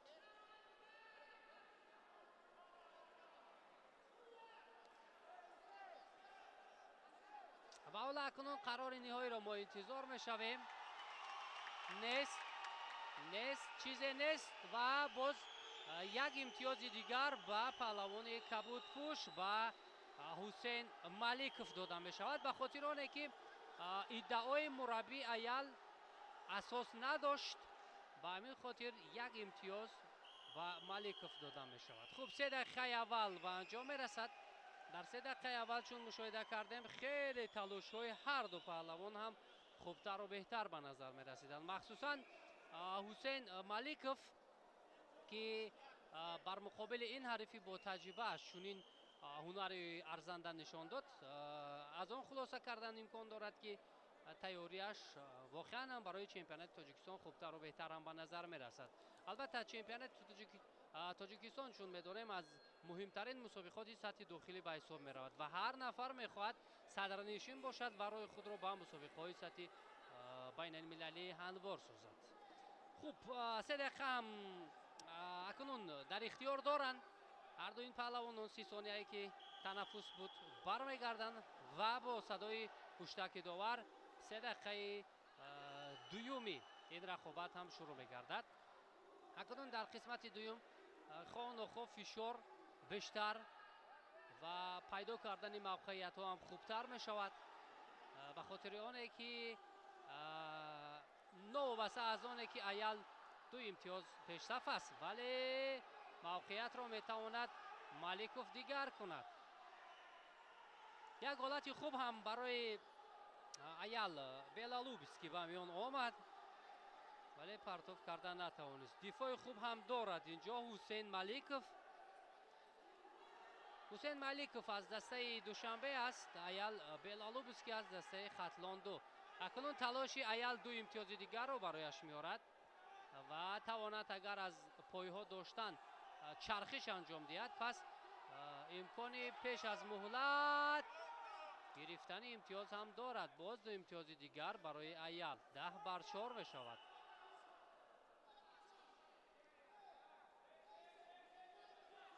ببینیم هر موقعیتی که ایال اشغال میکند حتما از فرصتی به میان آمده به طور درکاری استفاده میکند و حالا باز از موقع بالا داشتن برای ایال بلالوبسکی جهتی پرتاب انجام دادن و توانست یک لحظه ولی به طور درکاری نه. اصلا بیشتری حرکت ها در گشتین طرز آزاد چون میبینیم با فشار دست انجام داده می شود.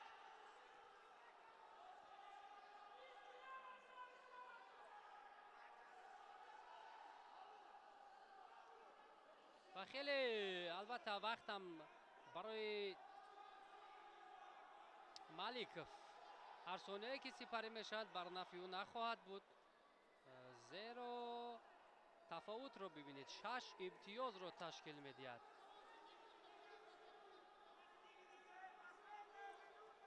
ثانیه‌های پایانی است با ایستگی از وقت اساسی ولی تفاوت خیلی زیاد است. از پای داشتن برای ایال موافق تر است و اندک خطرناک و همین خاطر داور رقابت را باز داشت.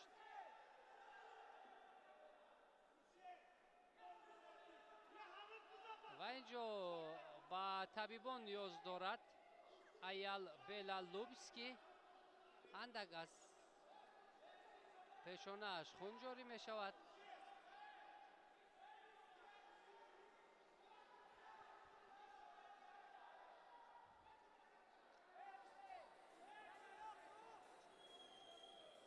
ва албатта солҳои охир дар чемпионати тоҷикистон оид ба гӯштини тарзи озод нерисанҷиҳо хеле пуршиддат ҳам сурат мегиранд.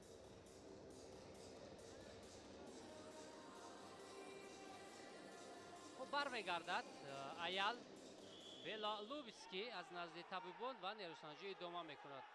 хеле фурсати кам дорад Ҳусейн Маликов ҷиҳати тағйир додани ин имтиёзҳое ки Ayal Belalubski ба даст овардааст. ва як ҳаракати дигар ҳам дошт. ҳарифро аз майдон берун кард Ayal, аммо ин ҳисобида намешавад, чун аллакай ҳариф дар замин буд. ба ҳамин хотир камтар аз 7 сонияи дигар боқӣ монд. ҳар сонияҳое ки сипарӣ мешаванд ин бар нафъи Ҳусейн Маликов нахоҳад буд. ва тамом. Ayal Belalubski дар вазни 57 килограмм чемпиони тоҷикистон дар соли 2025 мегардад. Ҳусейн Маликов бошад ба гирифтани нишони биринҷӣ мушарраф шуд.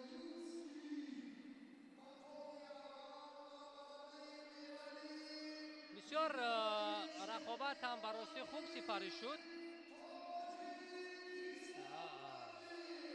ҳарчанд Ҳусейн Маликов дар идома ҳаракат кард, имтиёз ба даст овард, вале таҷриба ва малакаи Ayal Belalubski бештару хубтар буд ва ӯ муваффақ шуд.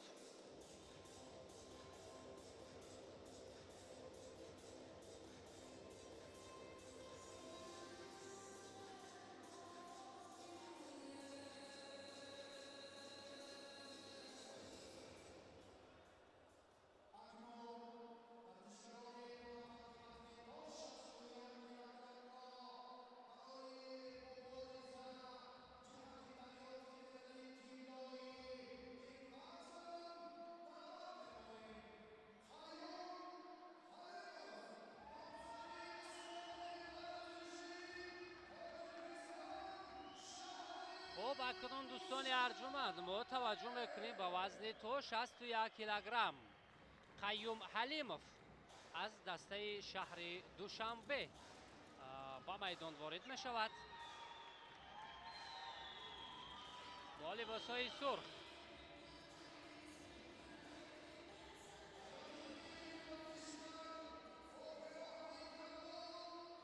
ва бо пироҳани кабуд намояндаи дигари шаҳри Душанбе Ёқуб Ибронов ба майдон ворид мешавад.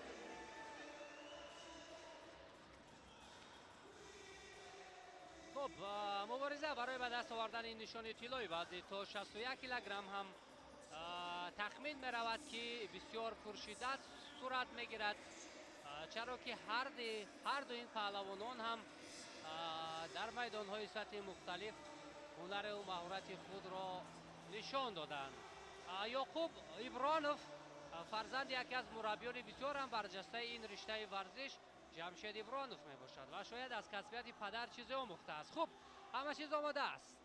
довар ҳам ишора мекунад, доварони кунҷу ҳам омода ҳастанд, рақобат шурӯъ мешавад. бори дигар ёдовар мешавем ки Қайюм Ҳалимов сурхпӯш аст, Ёқуб Ибронов либосҳои кабуд дорад. ва ҳоло оғози рақобат як марҳилаи омӯзишӣ ҳам барои ҳарду паҳлавонон ба ҳисоб меравад, то сабк ва услуби якдигарро андак меомӯзанд ва бар муқобили равиши якдигар ҳаракат мекунанд. нахустин ҳамин гуна вазъияти хубтарро ба миён овардан аз ҷониби Ибронов ҳам дида мешуд. ва ҳоло зуд мавқеияти вазн мешавад. таваҷҷӯҳ аслан ба ҳаракатҳои дар ҳолати росто аст.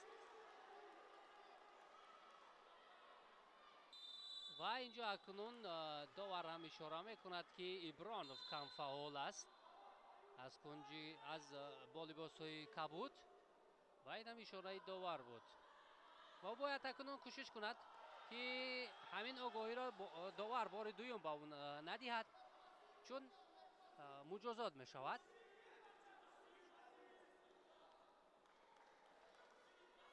ҳамон мавқеиятҳое ки ана аз пушти сари ҳариф медоранд паҳлавонон хубтар ба миён биёяд, метавонад боз мавқеият ишғол карда шавад. ва ишораи доварро ҳам бори дигар мо дидем. камфаъолӣ Иброновро инҷо мушоҳида карданд ва ӯро акнун довар муҷозот ҳам мекунад. акнун 30 сония, агар дар тӯли ин 30 сония Ибронов натавонад ки имтиёз ба даст биёрад, пас як имтиёз ба Қаюм Ҳалимов дода мешавад. ба ҳамин хотир бояд аз фурсатро аз даст надиҳад, аниқтараш ҳаракатҳои андак бештару хубтарро ҳам ба миён гузорад. Ибронов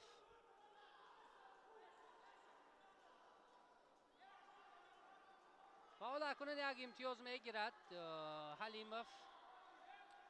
Қаюм Ҳалимов аз ҷиҳати оне ки ҳарифаш муҷозот гардид, ӯ соҳиби як имтиёз шуд ва боз ҳам ду имтиёзи дигарро касб мекунад. барои аз пушти ҳариф гузаштан хеле мавқеияти хубро ба миён овард ва акнун метавонад ки ҳамин ҳоло чархиш анҷом бидиҳад, вале на, довар рақобатро боз дошт. ба ҳар ҳол ду имтиёз касб кард Ҳалимов.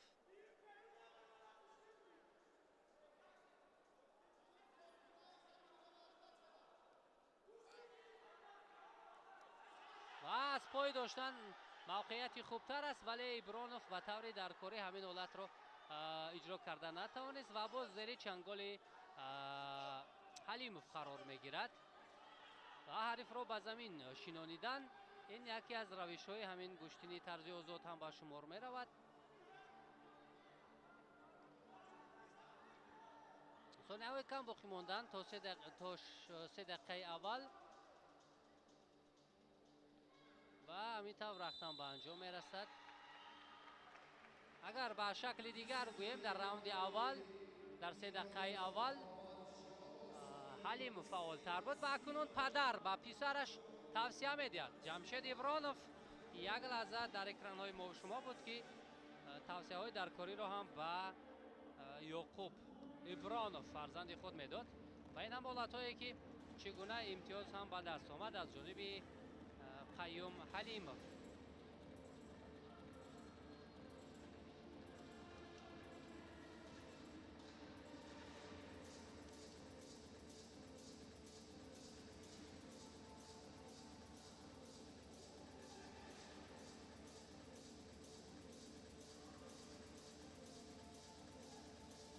бармегарданд акнун ҳар ду 3 дақиқаи дигар дар ихтиёр доранд то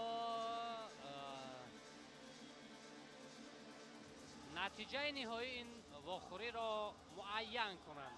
аллакай бо бартарии 3 имтиёз Қаюм Ҳалимов пешсаф аст бо либосҳои сурх ва Ибронов фикр мекунам пурра давоми дақиқаҳои боқимондаро бо фишор сипарӣ мекунад. ҳоло ҳамон роҳҳои оне ки чӣ гуна аз пои ҳариф дорад ё мавқеи хубтарро ишғол кунад ҷӯё шуда истодааст. пайдо мекунад як лаҳза Ибронов, аммо дифои хеле хуб дорад Ҳалимов, намегузорад.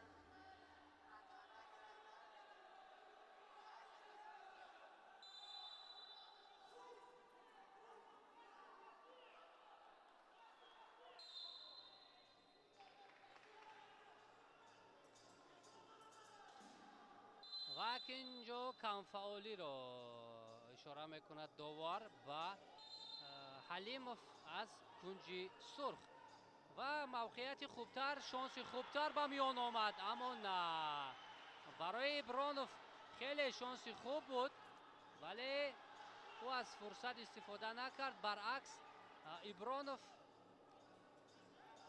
зери фишори ҳариф андак қарор гирифт.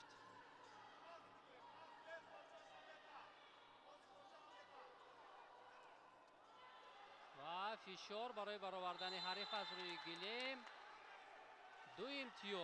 ду имтиёзи дигар мегирад Ҳалимов. 5-0. ва боз сардовар ҳайати мушовара доваронро назди худ даъват мекунад барои кадом қарореро баровардан. ва инҷо 1 имтиёз ба Ибронов, 2 имтиёз ба Ҳалимов. натиҷа 5-1 мешавад.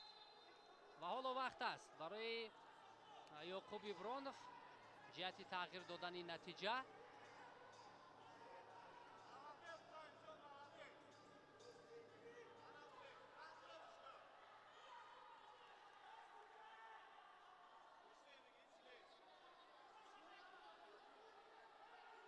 дар ҳамин фурсатҳо аксар вақт ба назар мерасад ки нафари пешсаф дигар ҳаракат намекунад, бештар ба дифоъ мегузарад. вале ин чиз аз мадди назари довар дур нахоҳад монд. камфаъолӣ агар аз ҳисоби Ҳалимов бошад. ва ростӣ ягон мавқеи хуб, ягон ҳаракатҳои ҷолибтарро инҷо Ибронов анҷом дода наметавонад. ва ин ҳолат андак мувофиқтар ҳаст, вале гапсари он аст ки ҳарифро ба замин партов карда тавонад Ибронов ё на. бубинед хеле дифоъи хуб мекунад. ҳамин чиз муҳим аст барои паҳлавонон. Ҳалимов бар замине ки дар ҳаракатҳо андак хубтар фаъолият мекунад, дар дифоъ ҳам худро ба таври даркорӣ нишон медиҳад. фишорҳо аз ҷониби Ибронов бенатиҷа аст.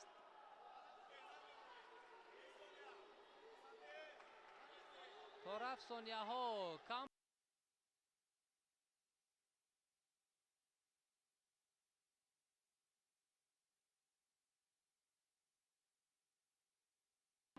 як имтиёзро касб мекунад Ибронов.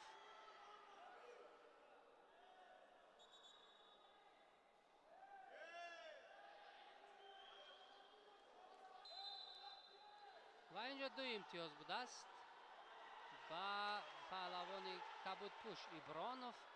ва як талоши дигар ангар 2 имтиёза анҷом диҳад. ва ҳамин тавр тамом. дар ин нерӯсанҷӣ Қайюм Ҳалимов тавонист ки муваффақиятро ба даст биёрад ва соҳиби нишони тиллои чемпионати Тоҷикистон гардад.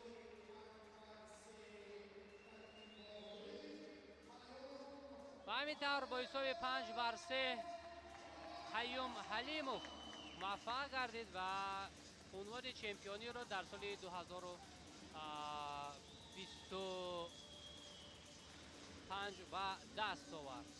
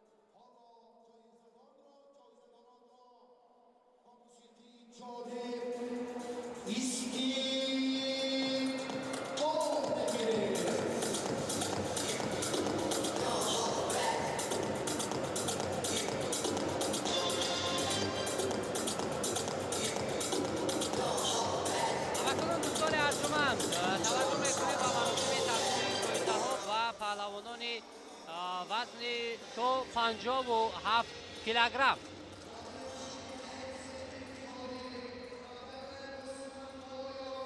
хуб, акнун ҷоизаҳоро тақдим мекунад раиси федератсияи гӯштини маъзарат, инҷо раиси кумитаи кор бо ҷавонон ва варзиши назди ҳукумати ҷумҳурии Тоҷикистон Гулаҳмадзода Зулфиқор ҷоизаҳоро тақдим мекунанд.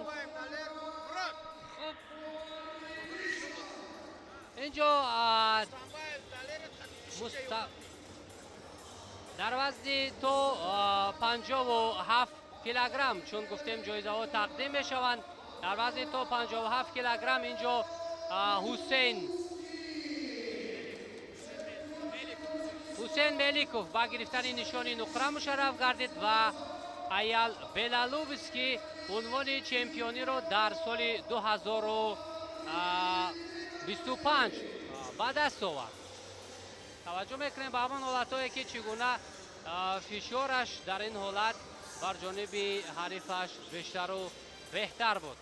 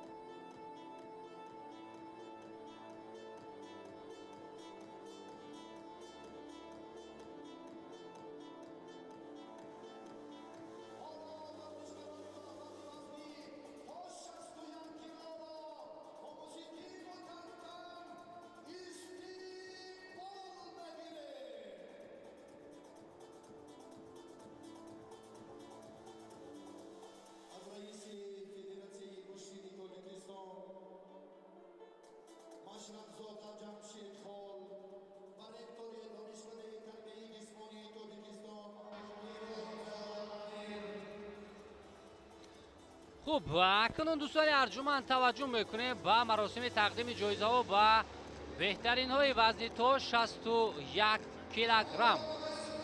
хуб,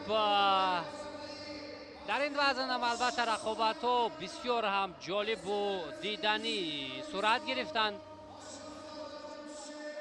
ва ҳоло беҳтаринҳо баъд аз чанд лаҳза нишона ҷоизаҳои худро мегиранд. раиси федератсияи гӯштини Тоҷикистон Ҷамшед Машрабзода ва муовини раиси кумитаи кор бо ҷавонон ва варзиши назди ҳукумати ҷумҳурии Тоҷикистон Муҳаммадтолиб Шокирзода нишони ҷоизаҳоро тақдим мекунанд. хуб, Ҳасан Маликов ва Иброҳим Ёров ду нафаре ки зинаҳои сеюмро ва нишонҳои биринҷии вазни 61 килограммро ба даст оварданд. Ёқуб Ибронов аз дастаи душанбе ба гирифтани медали нуқра мушарраф гардид ва чемпиони Тоҷикистон дар соли 2025 дар вазни то 61 килограмм Қаюм Ҳалимов гардид ки ҳоло медали тиллои ин мусобиқотро ба гардан меовазанд. ва акнун ифтихорномаҳои худро ҳам мегиранд, беҳтаринҳои вазни то 61 килограмм ва баъд аз пирӯзӣ дар чемпионати Тоҷикистон акнун беҳтаринҳо соли оянда метавонанд ки тоҷикистонро дар сатҳи мусобиқоти бо нуфуз муаррифӣ карда бошанд.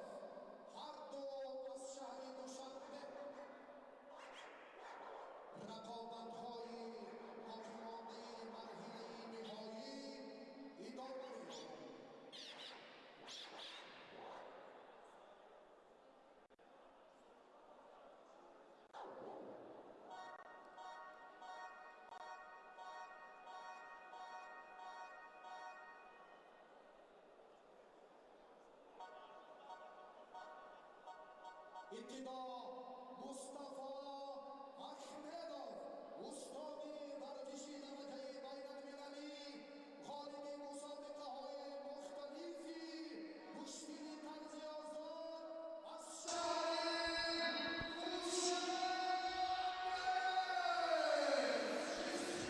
خب دوستان ارجمند اکنون ما توجه میکنیم و رقابت‌های وزن تا 70 کیلوگرم برای به دست آوردن نشان طلا مصطفی احمدov یکی از چهره‌های اساسی در این وزن، پهلوانی که در مسابقات سطحی با نفوذ البته که نتیجه‌های ارزنده را هم به دست آورده در چمپیونات‌های آسیا و دیگر مسابقات سطحی بین المللی.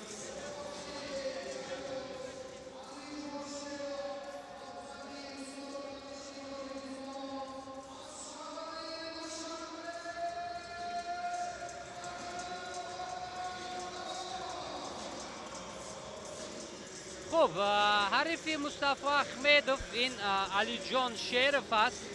او نیز نماینده شهر دوشنبه به حساب می رود.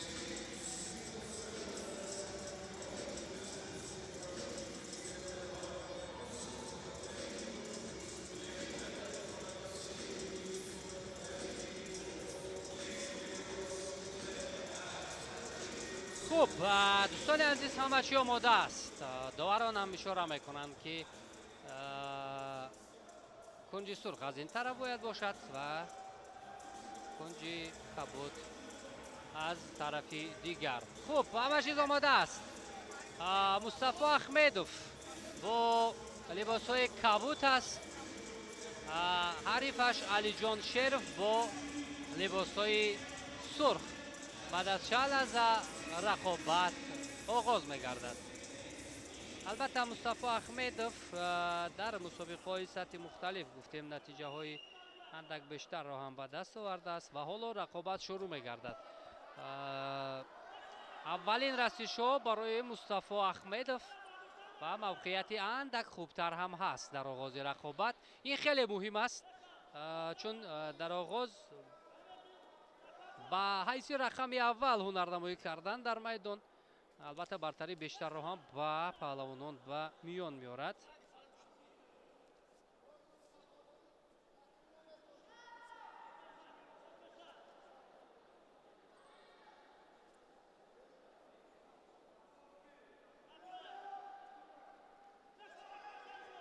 و حالا اکنون حریف رو در زمین فشار میارد احمدov و از پای داشتن اکنون موقعیت خواه و خواه بیشتر میگردد. حلقه دو امتیاز کار میکند اینجا احمدov و چرخش دید. اگر حریف را هر چرخشش برایش امتیاز آور میگردد ولی فشار احمدov اندک سستر بود به همین خاطر اون نتیجه گرفته نتوانست.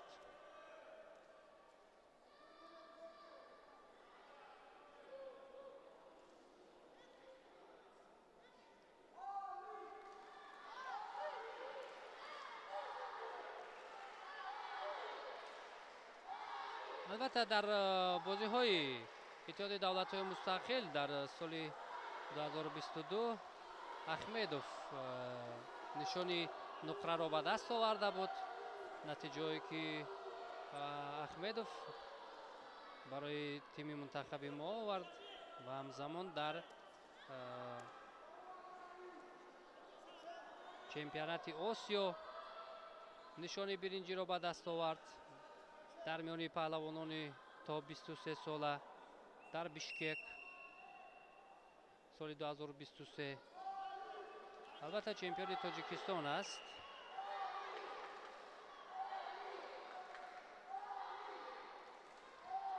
ва тафовутро мебинем ки 4 имтиёзро ташкил медиҳад ахмедов ва боз фишорро ҳам бештар мекунад. ҳоло ба қафои ҳариф ба қисмати қафои гузаштан 2 имтиёзи дигарро барои ахмедов ба даст таъмин мекунад ва акнун 2 имтиёзи дигар тамом. инҷо бисёр ҳаракатҳои олӣ ва фишорҳои пайвастаи Мустафо Ахмедов ҳарифро старнагун месозад. ба қавли дигар умуман имконият намедиҳад ба Шеров. ва 2 имтиёзи дигар 10-0 ва инҷо рақобат поён ёфт. албатта таҷриба ва касбияте ки Мустафо Ахмедов дорад барои паҳлавонон андак мушкилтар мешавад ва инҷо Ахмедов тавонист ки пирӯзии комили худро ба даст биёрад.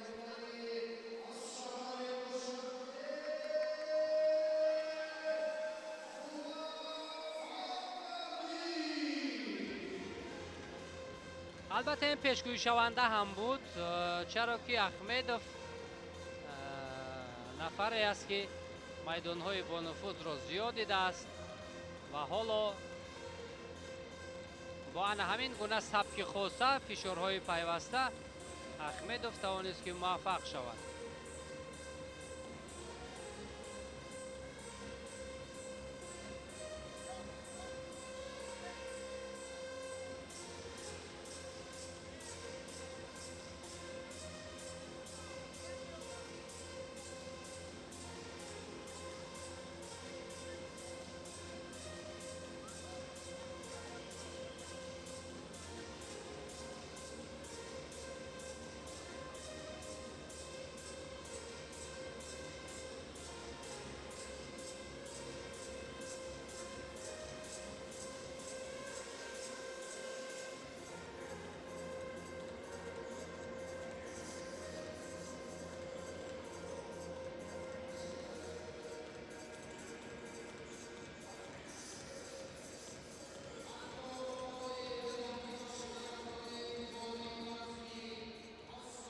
خب دوستان ارجمند، اکنون ما با ایستگی توجه میکنیم با وزن 74 کیلوگرم.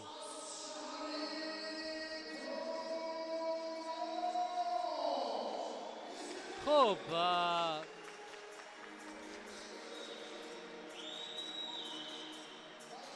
ایوب بزرگزاده، ایوب از دسته ختلون برنده نشان برنجی است در میان ورزشکاران جوان در چمپیونات جهان.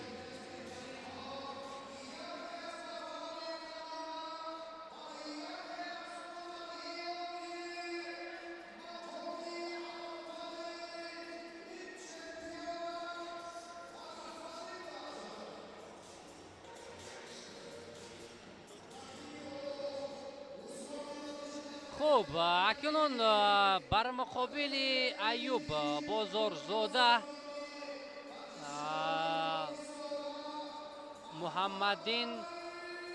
محمد امین عبداللهیف هنرنمایی میکند. پهلوان از شهر دوشنبه با لباسهای کبود.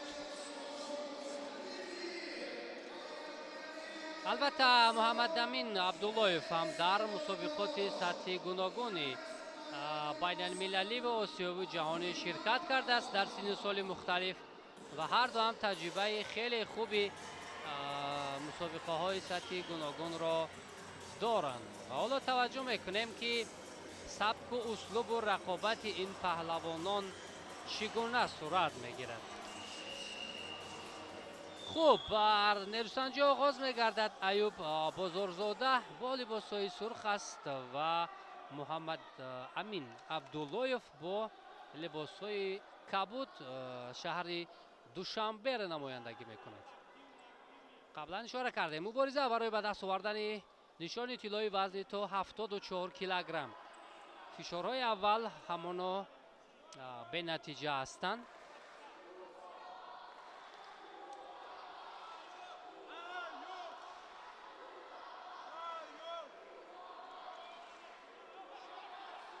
ва талош аз ҷониби Аюб Бозорзода ба хотири ба қисмати пушти ҳариф гузаштан, аммо натавонист.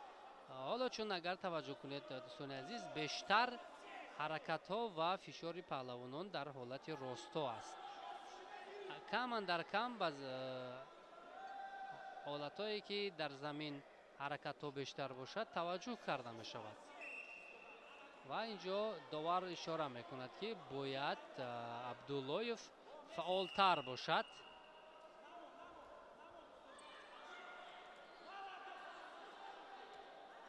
дубора такрор шудани ҳамин камфаъолӣ Абдуллоев муҷозот хоҳад шуд ва инро ҳам довар ишора мекунад. акнун муҷозот мешавад Абдуллоев ва дар он 30 сонияе ки муайян шудааст, агар имтиёз гирифта натавонад, Бозорзода инҷо соҳиби як имтиёз мегардад. таваҷҷӯҳ мекунем ба ҳаракатҳо.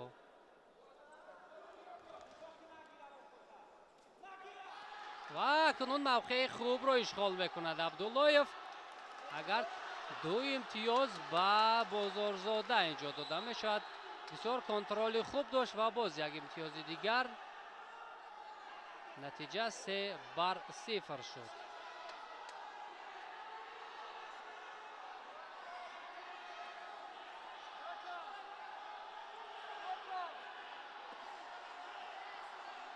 фишори Абдуллоев барои ҳарифро баровардан аз доираи муайян шуда ва тавонист ду имтиёзи дигарро касб кунад Абдуллоев. акнун натиҷа 3-2, инам бар нафи Бозорзода.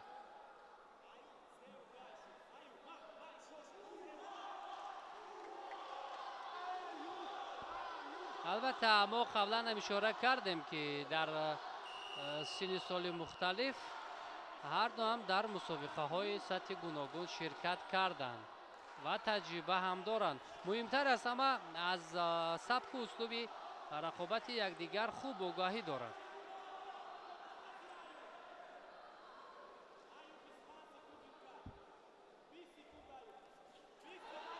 ва ба самти қафо гузаштани Бозорзода ин хубтар аст ва инҷо ду имтиёзро касб мекунад Аюб Бозорзода. ва ҳоло ҷиҳати тоб додани ҳариф мавқеият агар пайдо шавад, на 3 дақиқаи аввал сипарӣ мешавад.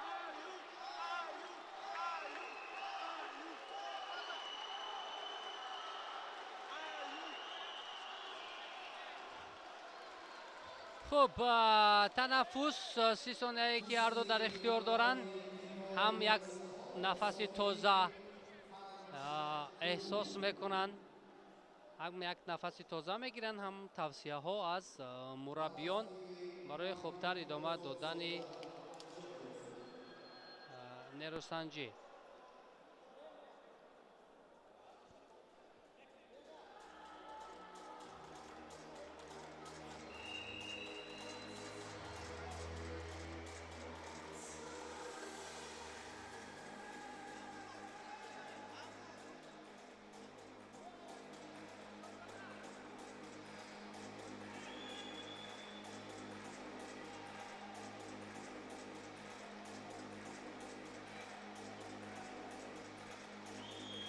خب اکنون هر دو برمیگردند و عرصه نروسنجی و حالا 3 دقیقه دیگر در اختیار دارند و بسیار 3 دقیقه که فکر میکنم پورا با فشار با گرفتن امتیازها سپری خواهد شد.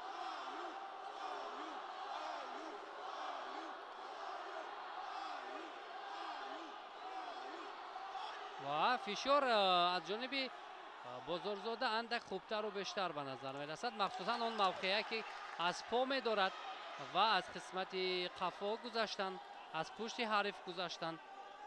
این بسیار مهم است، مخصوصا اون عمل هایی که با پهلوانان امتیاز میدین، این خیلی مهم است و از جانب بزرگزاده همین چیز به نظر می رسد.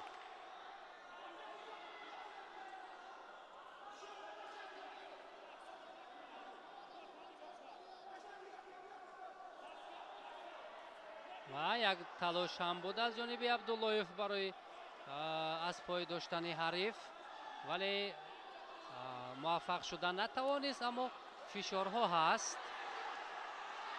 اکنون 2 امتیاز را به دست میارد عبداللهیف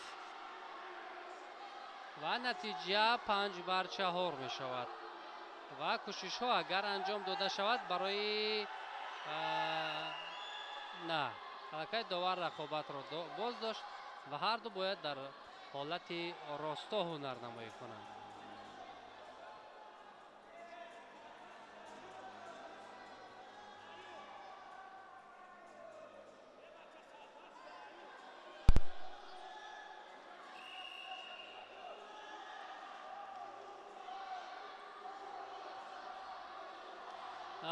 برتری 1 امتیاز برای ایوب بزرگزاده فکر میکنم چندان برتری زیاد نیست.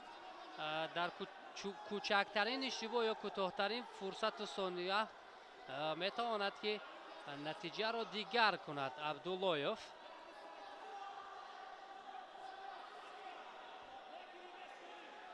و حالا موقعیت نزدیک بود برای بزرگزاده، اما حریف برعکس با پشت حریف میگذارد. 2 امتیاز دیگر کسب میکند اینجا عبداللهیف. 6-5. ما گفتیم تفاوت 1 امتیاز چندان بیشتر نیست.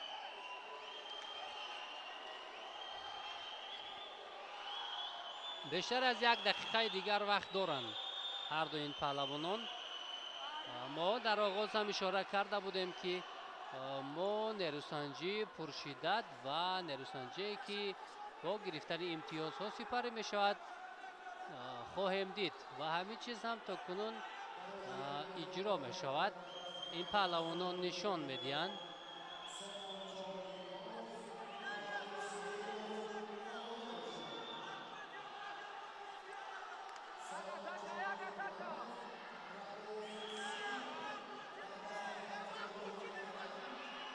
با همین واسطه می تواند عبداللهیف وقت را هم کشال دهد، ولی نه 2 امتیاز دیگر را فکر میکنم کسب کرد. بله عبداللهیف نتیجه را کلا دیگر میکند.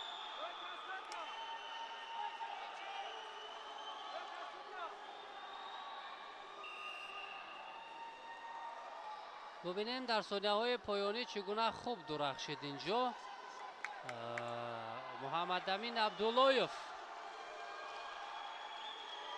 و 6 ثانیه دیگر تا انجام رقابت باقی مانده است. در این 6 ثانیه فکر میکنم دیگر برای بزرگزاده امکانیت و میان نمی آید، اما 2 امتیاز کسب کرد.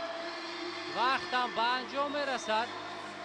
در این واخوری با برتری همگی 1 امتیاز محمد امین عبداللهیف توانست که پیروزی را به دست بیارد. بسیار رقابت پرشدت و نروسنجی جالب هم اینجا به نمایش گذاشته شد از جانب هر دو این پهلوانان.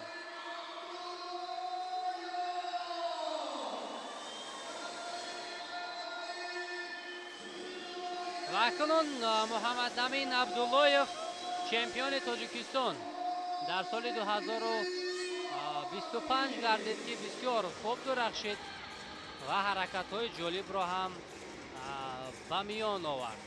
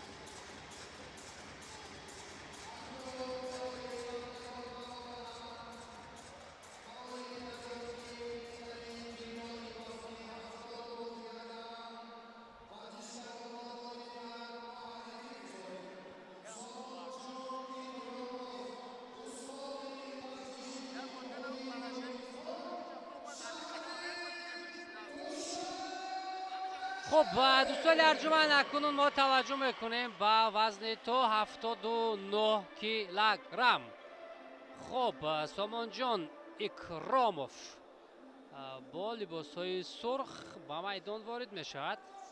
مرحله نهایی برای به دست آوردن نشان طلا. استاد ورزش درجه بین المللی سامان جان اکراموف از دسته شهر دوشنبه.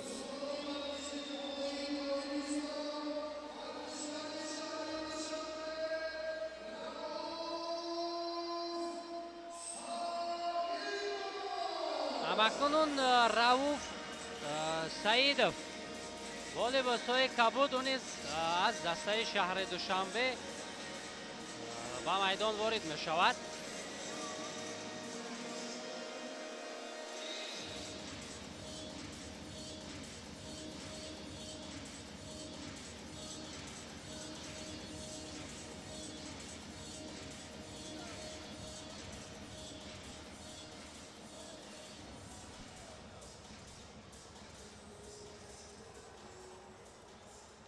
خب اکنون همه چیز آمده است. با صدای هشدکی داور هم رقابت شروع گردید. سامان جان اکراموف سرخپوش است، رؤوف سعیدوف کبودپوش. رقابت بسیار پرشدت آغاز گردید. سامان جان اکراموف حریف را فشار می‌آورد و از روی گلیم بیرون میکند و این حالت هم دو امتیاز آورد برای اکراموف.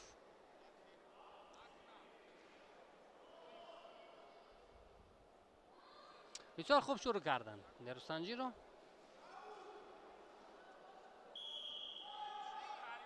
از بالا داشتن و یک پرتافت دیگر با فشار دست امتیاز نیست، ولی به هر حال اکراموف بیشتر کوشش میکند که موقعیت های خوب را به میان بیارد.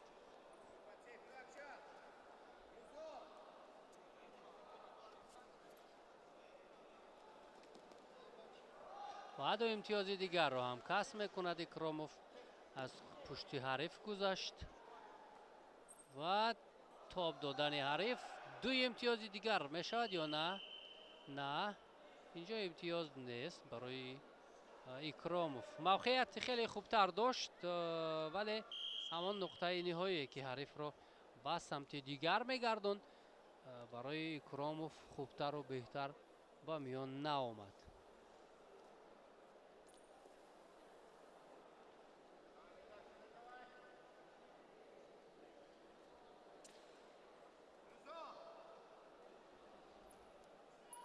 کار اکنون در حالت راستو جریان میگیرد. از پای داشتند و حالا میتواند ایکراموف که امتیاز ستاند از حریفش، مخصوصا توسط آن چرخیدن ها لکه 2 امتیاز را صاحب شد. 6-0. 4 امتیاز دیگر لازم است برای ایکراموف و باز 2 امتیاز دیگر و 2 امتیاز دیگر. 10-0. همین طور پیش از مهلت سامان جان ایکراموف توانست که حریفش رووف سعید را شکست بدهد و همین طور سامان جان ایکراموف برنده مدال طلای وزن 79 کیلوگرم گردید. خیلی عملکرد عالی و تلاش‌های جالب داشت.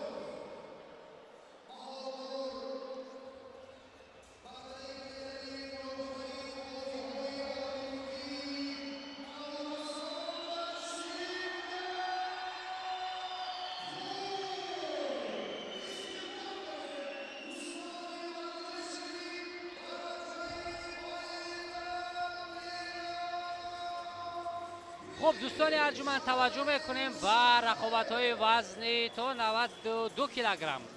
بهادر قادرов یکی از چهره‌های بسیار نمایان این رشته ورزش، برنده نشانی نقره بازی‌های المپی نورسان و یکی از پهلوانانی که یک مدت البته در مسابقه ها شرکت نمی‌کرد و دوباره باز به عرصه نیروسنجی ها برگشت. با لباس های سرخ با میدان وارد می شود. حریفش از دسته خطلان 2 اسماعیل کارتویف است. و حالا میبینیم که بهادر قادرов هنرش را چگونه نشان میدهد. نفری که واقعا یک زمان چهره خیلی اساسی به حساب میرفت و حالا نیروسنجی آغاز می شود. همه چیز آماده است. مبارزه برای نشانی طلای وزن 92 کیلوگرم. سرخپوش بهادر قادرов است، کبودپوش اسماعیل کارتویف.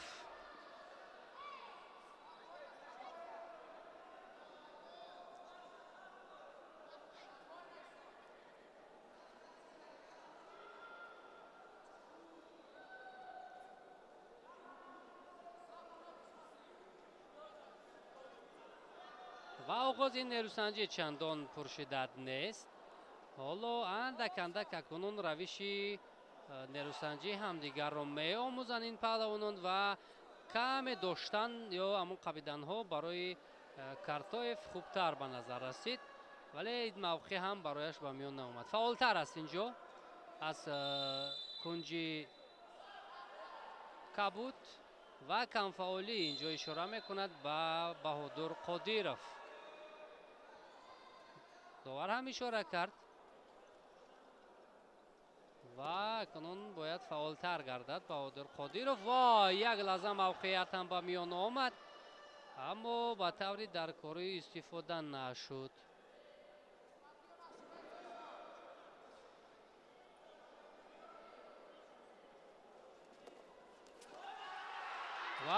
موقعیت خوب رو اشغال میکند قادیرов و 2 امتیاز رو به دست میارد. ببینید تجربه خوب دارد این پهلوان. یک بارک از کوچکترین امکانیت استفاده برد بهادر قادیرов.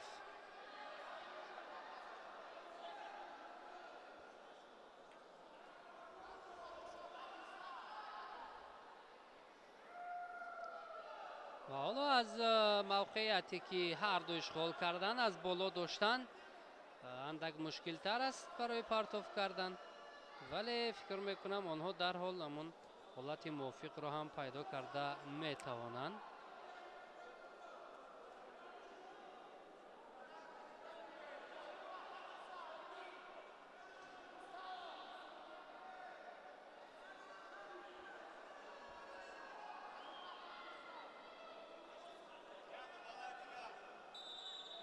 خب اینجا داور هم به هر دو اشاره میکنن که اندک فعالتر باشن و جدیتر هنرنمایی کنن. چون گفتیم در بازی المپی نورسان در سال 2010 مدال نقره رو به دست آورده بود بهادر قادیرov.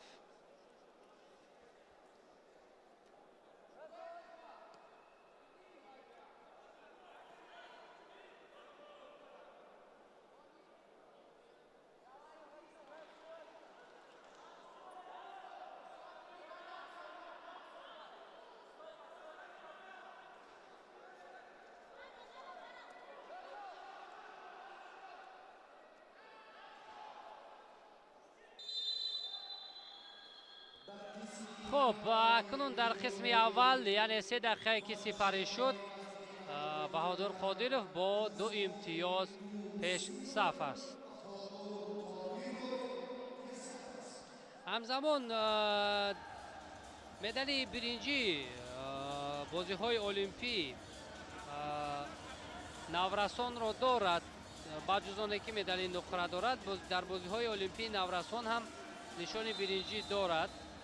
سال 2014 بهادر قادیرov.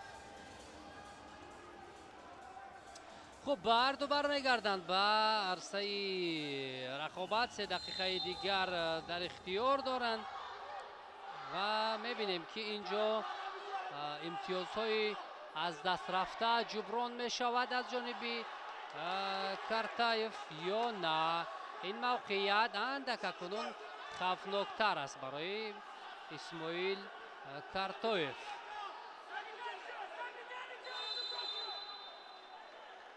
از این حالت چیزی به میان نآمد.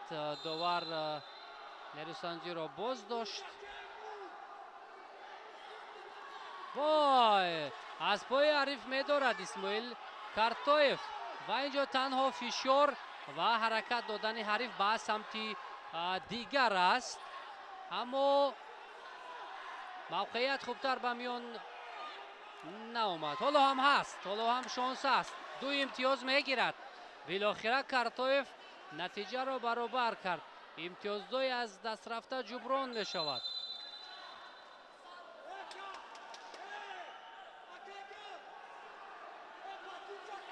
همین حالتی که به میان آمد یعنی از پای داشتن خیلی خوب است. دوستان عزیز، آن نفرانی که به گشتن طرز آزاد توجه دارند خیلی خوب میدانند که بهادر قادیرov را بیشتر با کدام به قول همچون لقب میگوییم یا چیزی دیگر با همون میشناسند. مثلا محمد شریف نجمی‌الدینov را با لقب خرس میشناسند، بهادر قادیرov را با لقب گرگ. با گوش ما آن میرسد مخلصان بهادر قادیرov را گرگ گفته صدا میکنند.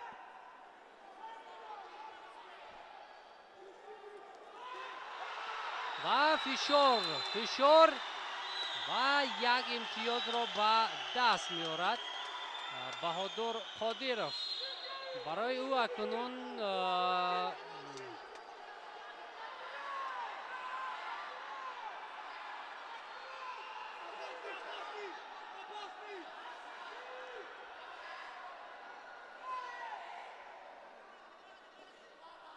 ва ду имтиёз. бубинем ҳар навбате ки баҳодур имтиёз мегирад, дар ҳол худи Картоев ҳам кӯшиш мекунад ки ҷавоби арзанда диҳад ва имтиёзи заруриро ҳам ба даст биёрад. ва акнун тафовут бубинем як имтиёзро ташкил медиҳад.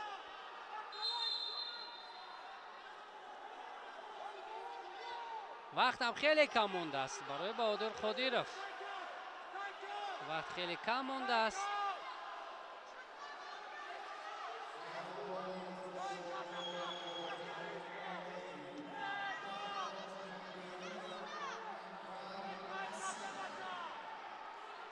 ҳамин фурсатҳои охири делусанҷӣ бисёр муҳим аст ва баҳодур қодиров ба фишор мегузарад.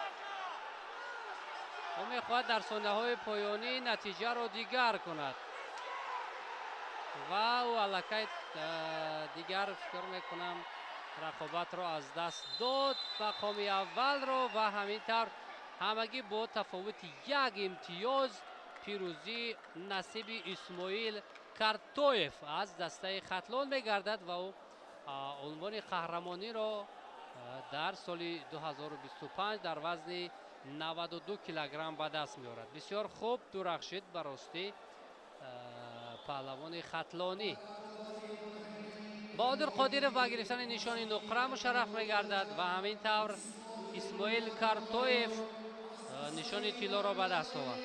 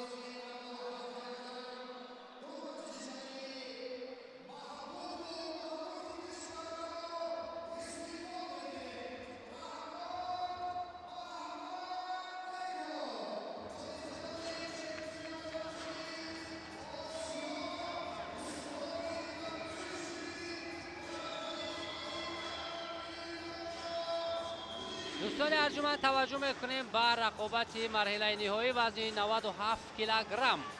رحمان محمدبеков جایزه‌دار چمپیونات آسیا با لباس‌های کبود و میدان وارد گردید. با لباس‌های سرخ و میدان وارد گردید و حالا انور حسنов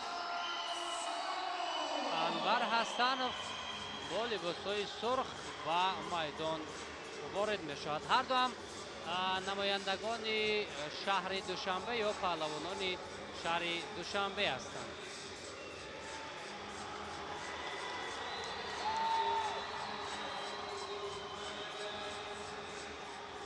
خب همه چیز آماده است. اشاره داور، رقابت آغاز می‌گردد. رحمان محمدبеков با لباس‌های سرخ، انور حسنов با لباس‌های کبود. مبارزه برای به دست آوردن نشان طلای وزن 97 کیلوگرم. و حالا اکنون تالار یا مکان برگزاری این مسابقات بسیار پرهیجان می شود. صدای بلند، دستگیری مخلصان خیلی و خیلی زیاد می گردد. معلوم است که هر دو این پهلوانان مخلصان زیاد دارند، هواداران زیاد دارند. از بالا داشتن و همین موقعیت خوبتر را اشغال میکند محمدبеков ва партофти ду имтиёзаро ҳам кор кард дар ин ҷо.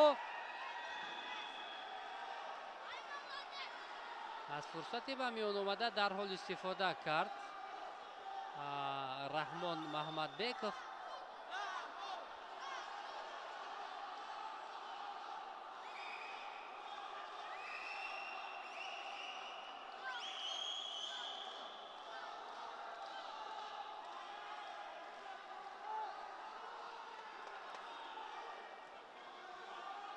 ҳамин равише ки ҳарду ҳам доранд, бубинем дарҳол ба ҳуҷум намегузаранд, як мавқеъро пайдо мекунанд ва баъдан ба фишор мегузаранд ва ана ҳамин гуна анаминро дар назар доштем ва боз ду имтиёзи дигарро инҷо касб мекунад маҳмадбеков. ҳисоб 4-0 дар 3 дақиқаи аввал.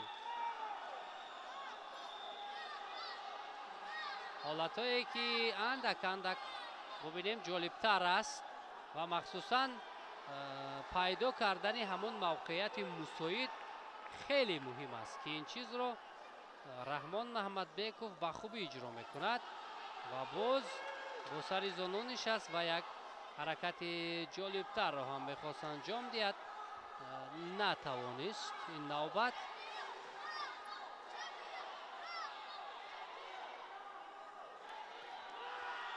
ва боз ду имтиёзи дигар, 4 имтиёз ва 8-0. Як ҳаракати дигар ва инҷо чӣ ишора мекунад? Довар ду имтиёзи дигар бояд зам мешуд ё на? ҳоло 8-0 аст ва доваронро назди худ даъват мекунад, доварони назоратӣ. ва 4 имтиёз агар бошад, инҷо фикр мекунам ки бояд рақобат ба анҷом расад. агар ҳамин гуна бошад.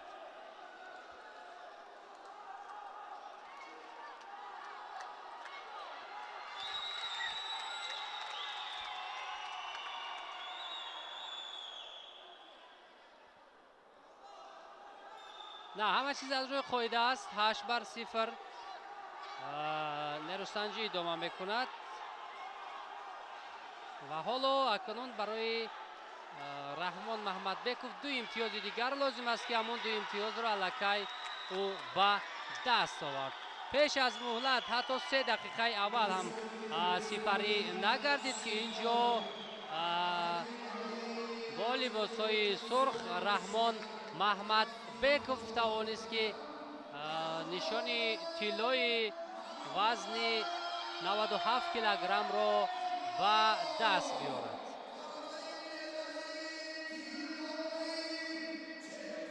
ва акнун унвони қаҳрамониро ба даст меорад раҳмон маҳмадбеков дар чемпионати Тоҷикистон оид ба куштини тарзи озод.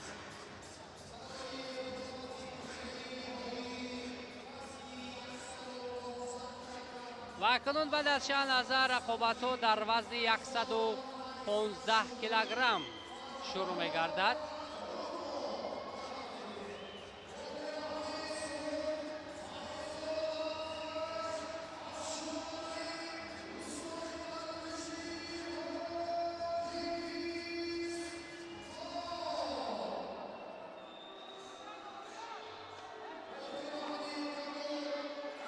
хуб, фарҳод анақолов устоди варзиши дараҷаи байналмилалӣ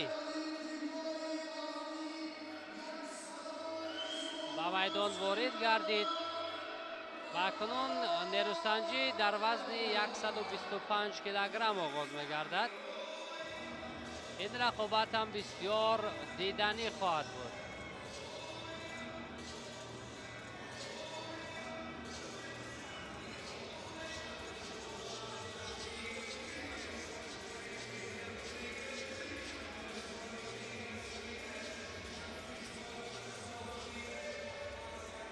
хуб, акнун рақобат оғоз мегардад дӯстони арҷуманд.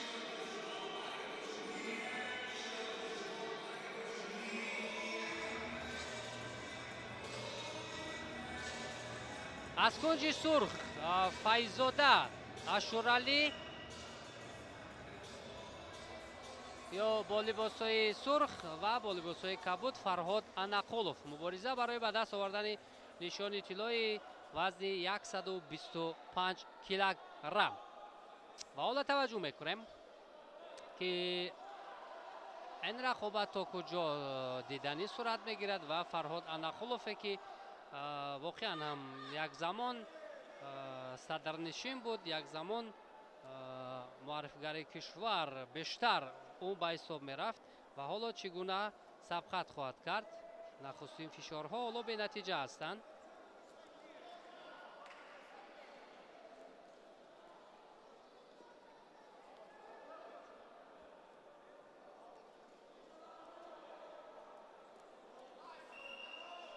фишори Анақулов бештар аст ва ҳамин хотир довар ҳам ишора мекунад ки бояд ҳарифаш фаъолтар гардад.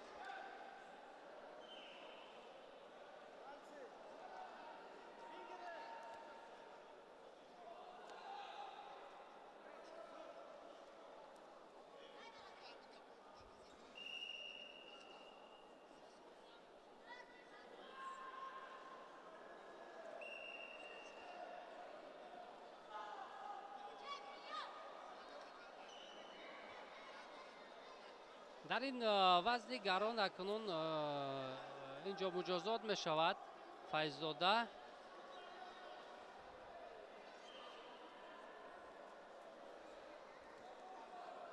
ва ҳоло агар аз ин фурсат имтиёз гирифта натавонад, пас як имтиёз ба Фарҳод Анақулов дода мешавад.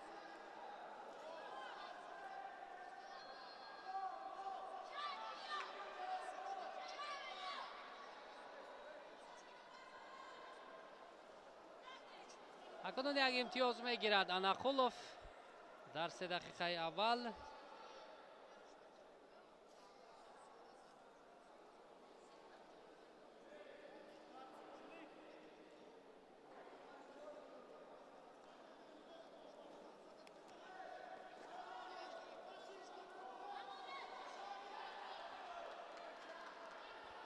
иштирокчии қаҳрамонии ҷаҳон ҳам ҳаст Фарҳод Анақулов.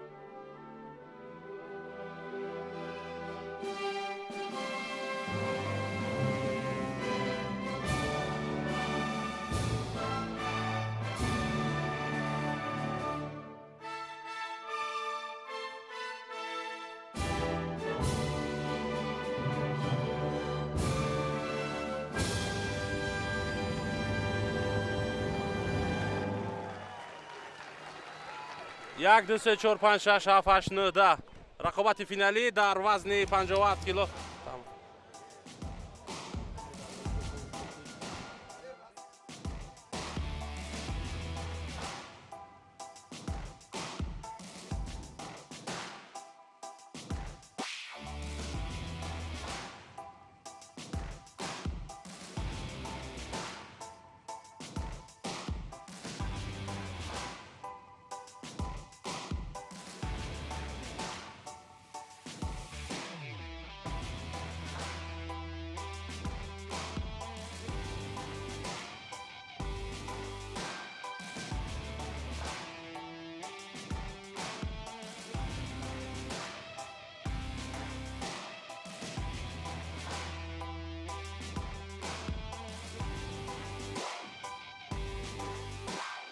Ladies and gentlemen, our next final is in the 54-kilogram bantamweight division.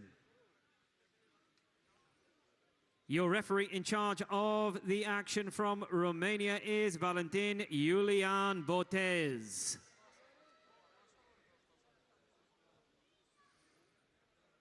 Introducing first, coming into the red corner, representing Russia, Vyacheslav Rogojin.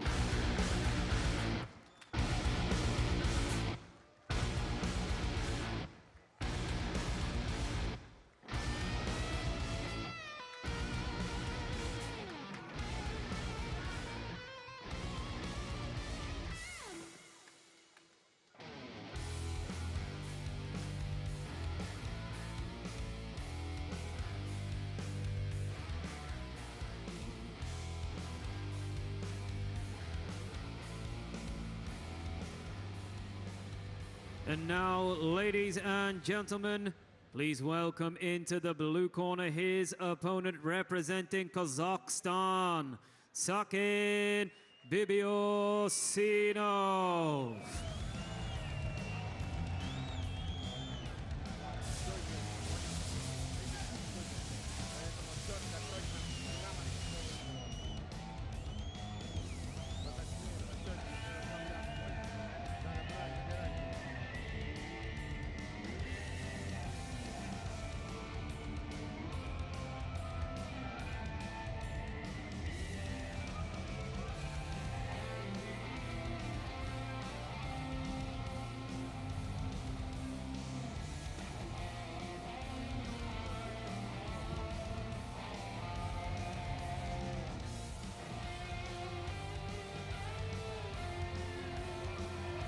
Ladies and gentlemen, your judges for this contest come from Croatia, Afghanistan, Algeria, Kyrgyzstan, and Serbia.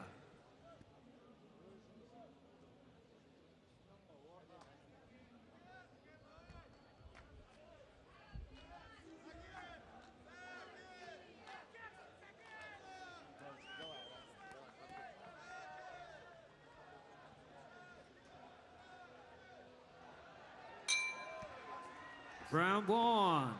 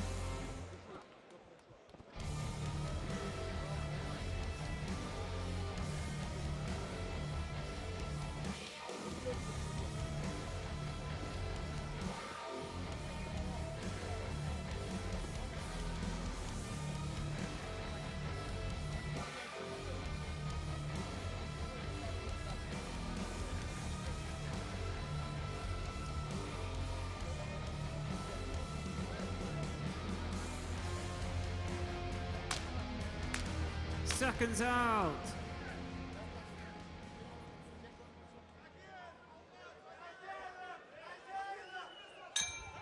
Round 2.